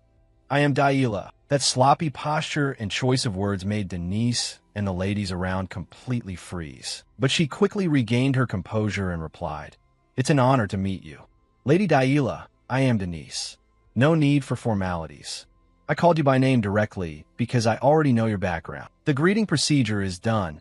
Now I have something I want to question you about. Denise smiled slightly, but was clearly very annoyed. Look at that arrogant attitude of hers. Yes, I wonder what you would like to inquire about. I will answer within the limits of what I know. Yahello didn't beat around the bush and asked straight out. Derek is currently serving by your side, isn't he? Why does this kid already know the answer, clearly, yet still keeps asking intentionally? Yes, that is exactly right. Derek is in charge of teaching me magic. Hearing that, Yahello turned away, looking very annoyed. Tisk. Denise's eyes widened in anger. She thought to herself, that kid just clicked her tongue in attitude. Or should I give her a kick right now? It seems you are having a very smooth learning process. What? Is she blind? I'm in such a sorry state. Yet she sees it as very smooth. Denise is weary. Dazed eyes suddenly brightened when a thought flashed through her mind. Ah, it turns out she's jealous of me right now, just because I possessed Derek. A devilish and excited smile immediately appeared as her instincts flared up inside. If the situation is like that, then she's no longer an annoying brat. This is clearly a cute little angel, isn't it? Denise smiled playfully at Yahello. Isn't that right? My little angel. You want to have Derek right now, don't you? You came to save me from this hell, didn't you? Yahello continued to provoke her more blatantly. It seems you haven't realized it yet, but you'd better start worrying. Derek is the type to do as he pleases. He can flip the script at any time. You know that. Oh, of course I know that. Anyway, Derek's decision is still the most important thing. Denise's answer made Yahello freeze. Huh? I provoked her so blatantly, yet she's still so calm? Is she that confident she won't lose Derek? Doesn't she know? What if the Duplain side offers a more lucrative deal? What do you think will happen? Denise became even more delighted. That would be even better. Who knows? Teaching Lady Yahello might be better for Derek. Yahello's eyes immediately narrowed in annoyance. What is this? She didn't even blink. If you want to meet Derek, I can arrange it for the two of you. Enough. She turned and left, thinking to herself, what kind of love potion did she cast on Derek to be this confident? Just you wait and see. But contrary to Yahello's thoughts, Denise was extremely excited at this moment. Please save me. Come here and set me free. My little angel. Time passed until that evening. Denise sat silently on her bed, reflecting. Anyway, I and the little angel share the same goal. Everyone wants Derek to switch to Duplain. She began writing a letter with a smile on her lips. Remember to read my letter, little angel. You won't be able to refuse. Dear Lady Yahello, I believe we are heading toward the same goal. I want to get rid of Derek, while Lady Yahello wants to have him. Therefore, I have this proposal. Let's have a magic duel. I will use Derek as the prize, so Lady Yahello can bet whatever you want. No matter what you bet, I will deliberately lose this match. At that time, my family will have no choice but to hand over Derek. Sincerely, Denise of the Veltus family. The scene shifts to a meeting at the Duplain family mansion. So, how is the situation in the White region? The Duke's son calmly spoke. It seems stabilization will take some time, but it's not like there was no gain. What are the results? Commendable. What did you bring back? Well, while clearing a dungeon in the White region, I discovered a magic weapon. If it's from the White region dungeon, it must be high-end. I have to check it myself. However, regarding that, it's a large staff. It seems to be an item used for necromancy. Hearing that, the Duke slightly took off his glasses. Necromancy? Returning to Denise's mansion, outside the sky is pouring rain. Denise is sleeping on the bed, her body constantly shivering from having nightmares. Please, Derek, stop. I'm on my limit. My mana is completely dry. I can't do it anymore. Her teeth clenched tightly. Ugh, I told you to stop. You lunatic. Denise sat up from the dream, her breath becoming short. What? Why does this training dream look so real? Truly a devil. Even in my dreams, he haunts me. She stepped out of her room into the hallway. Bella, why didn't you wake me up? Oh, are you awake, my lady? You look tired, so I let you sleep a bit longer. Bella, if the demon Derek punishes me more severely for sleeping in, you don't have to worry about that. Derek just requested urgent leave because the leader of the mercenary group was injured. Hopefully, it's nothing serious. Hearing that, Denise was slightly stunned in surprise. Then she turned back to her room. Oh, my lady, where are you going? You must eat breakfast first, right? Forget it. I'll skip breakfast today. She walked inside and closed the door, then raised her hand to celebrate delightedly. I'm free. Free. Even if it's just for one day, I am a free person. How long has it been since I experienced this feeling of freedom? She lay spread out on the bed and thought to herself, this pleasant feeling. The cool air, everything is perfect. What should I do first? Read novels. The unread stacks are piling up in the study. No, I can't concentrate right after waking up. Usually, I prefer reading at night. Or should I try writing a novel? Moving to the Ebelstein commercial district, the Beldun mercenary group. Derek slowly opened the door and walked inside. The stall where Beldun usually stood was now completely empty and quiet. He approached and opened the room door, slowly walking inside. Hello, sir. The guild leader was sitting on the bed with his left arm gone. Long time no see. Beside him was Phelan. She was sadly crying until her eyes were swollen. Derek looked at his arm, his eyes flickering with a bit of sadness. Even during the war, I had never been injured this badly. I must be getting old. He walked over and sat down beside him. What are you saying? No matter how dangerous the White Region dungeon is, it's not enough to take you down. Old man, you're right. Not even in my dreams did I expect to run into a sandworm there. Sandworm? During the war, I was sick of those, but it suddenly surged up, leaving me no time to react. But trading an R for that beast's head is still a good deal, isn't it? Oh my god, you can still joke at a time like this. Lately, the Duplain side has been lingering around the White region, so other nobles have also started sending exploration requests. I wonder if they're looking for something lucrative. Then he warned seriously, never go near the White region, unless you lead an entire regular army. Going there is just for nothing. I don't want to see you die. At the same time at the mansion, Denise couldn't read any novels. Or, I can't concentrate. What do I usually do? Recently, it's always been just magic. She held her arm out in front and began utilizing mana. The source of mana appearing from her palm was spreading throughout the room.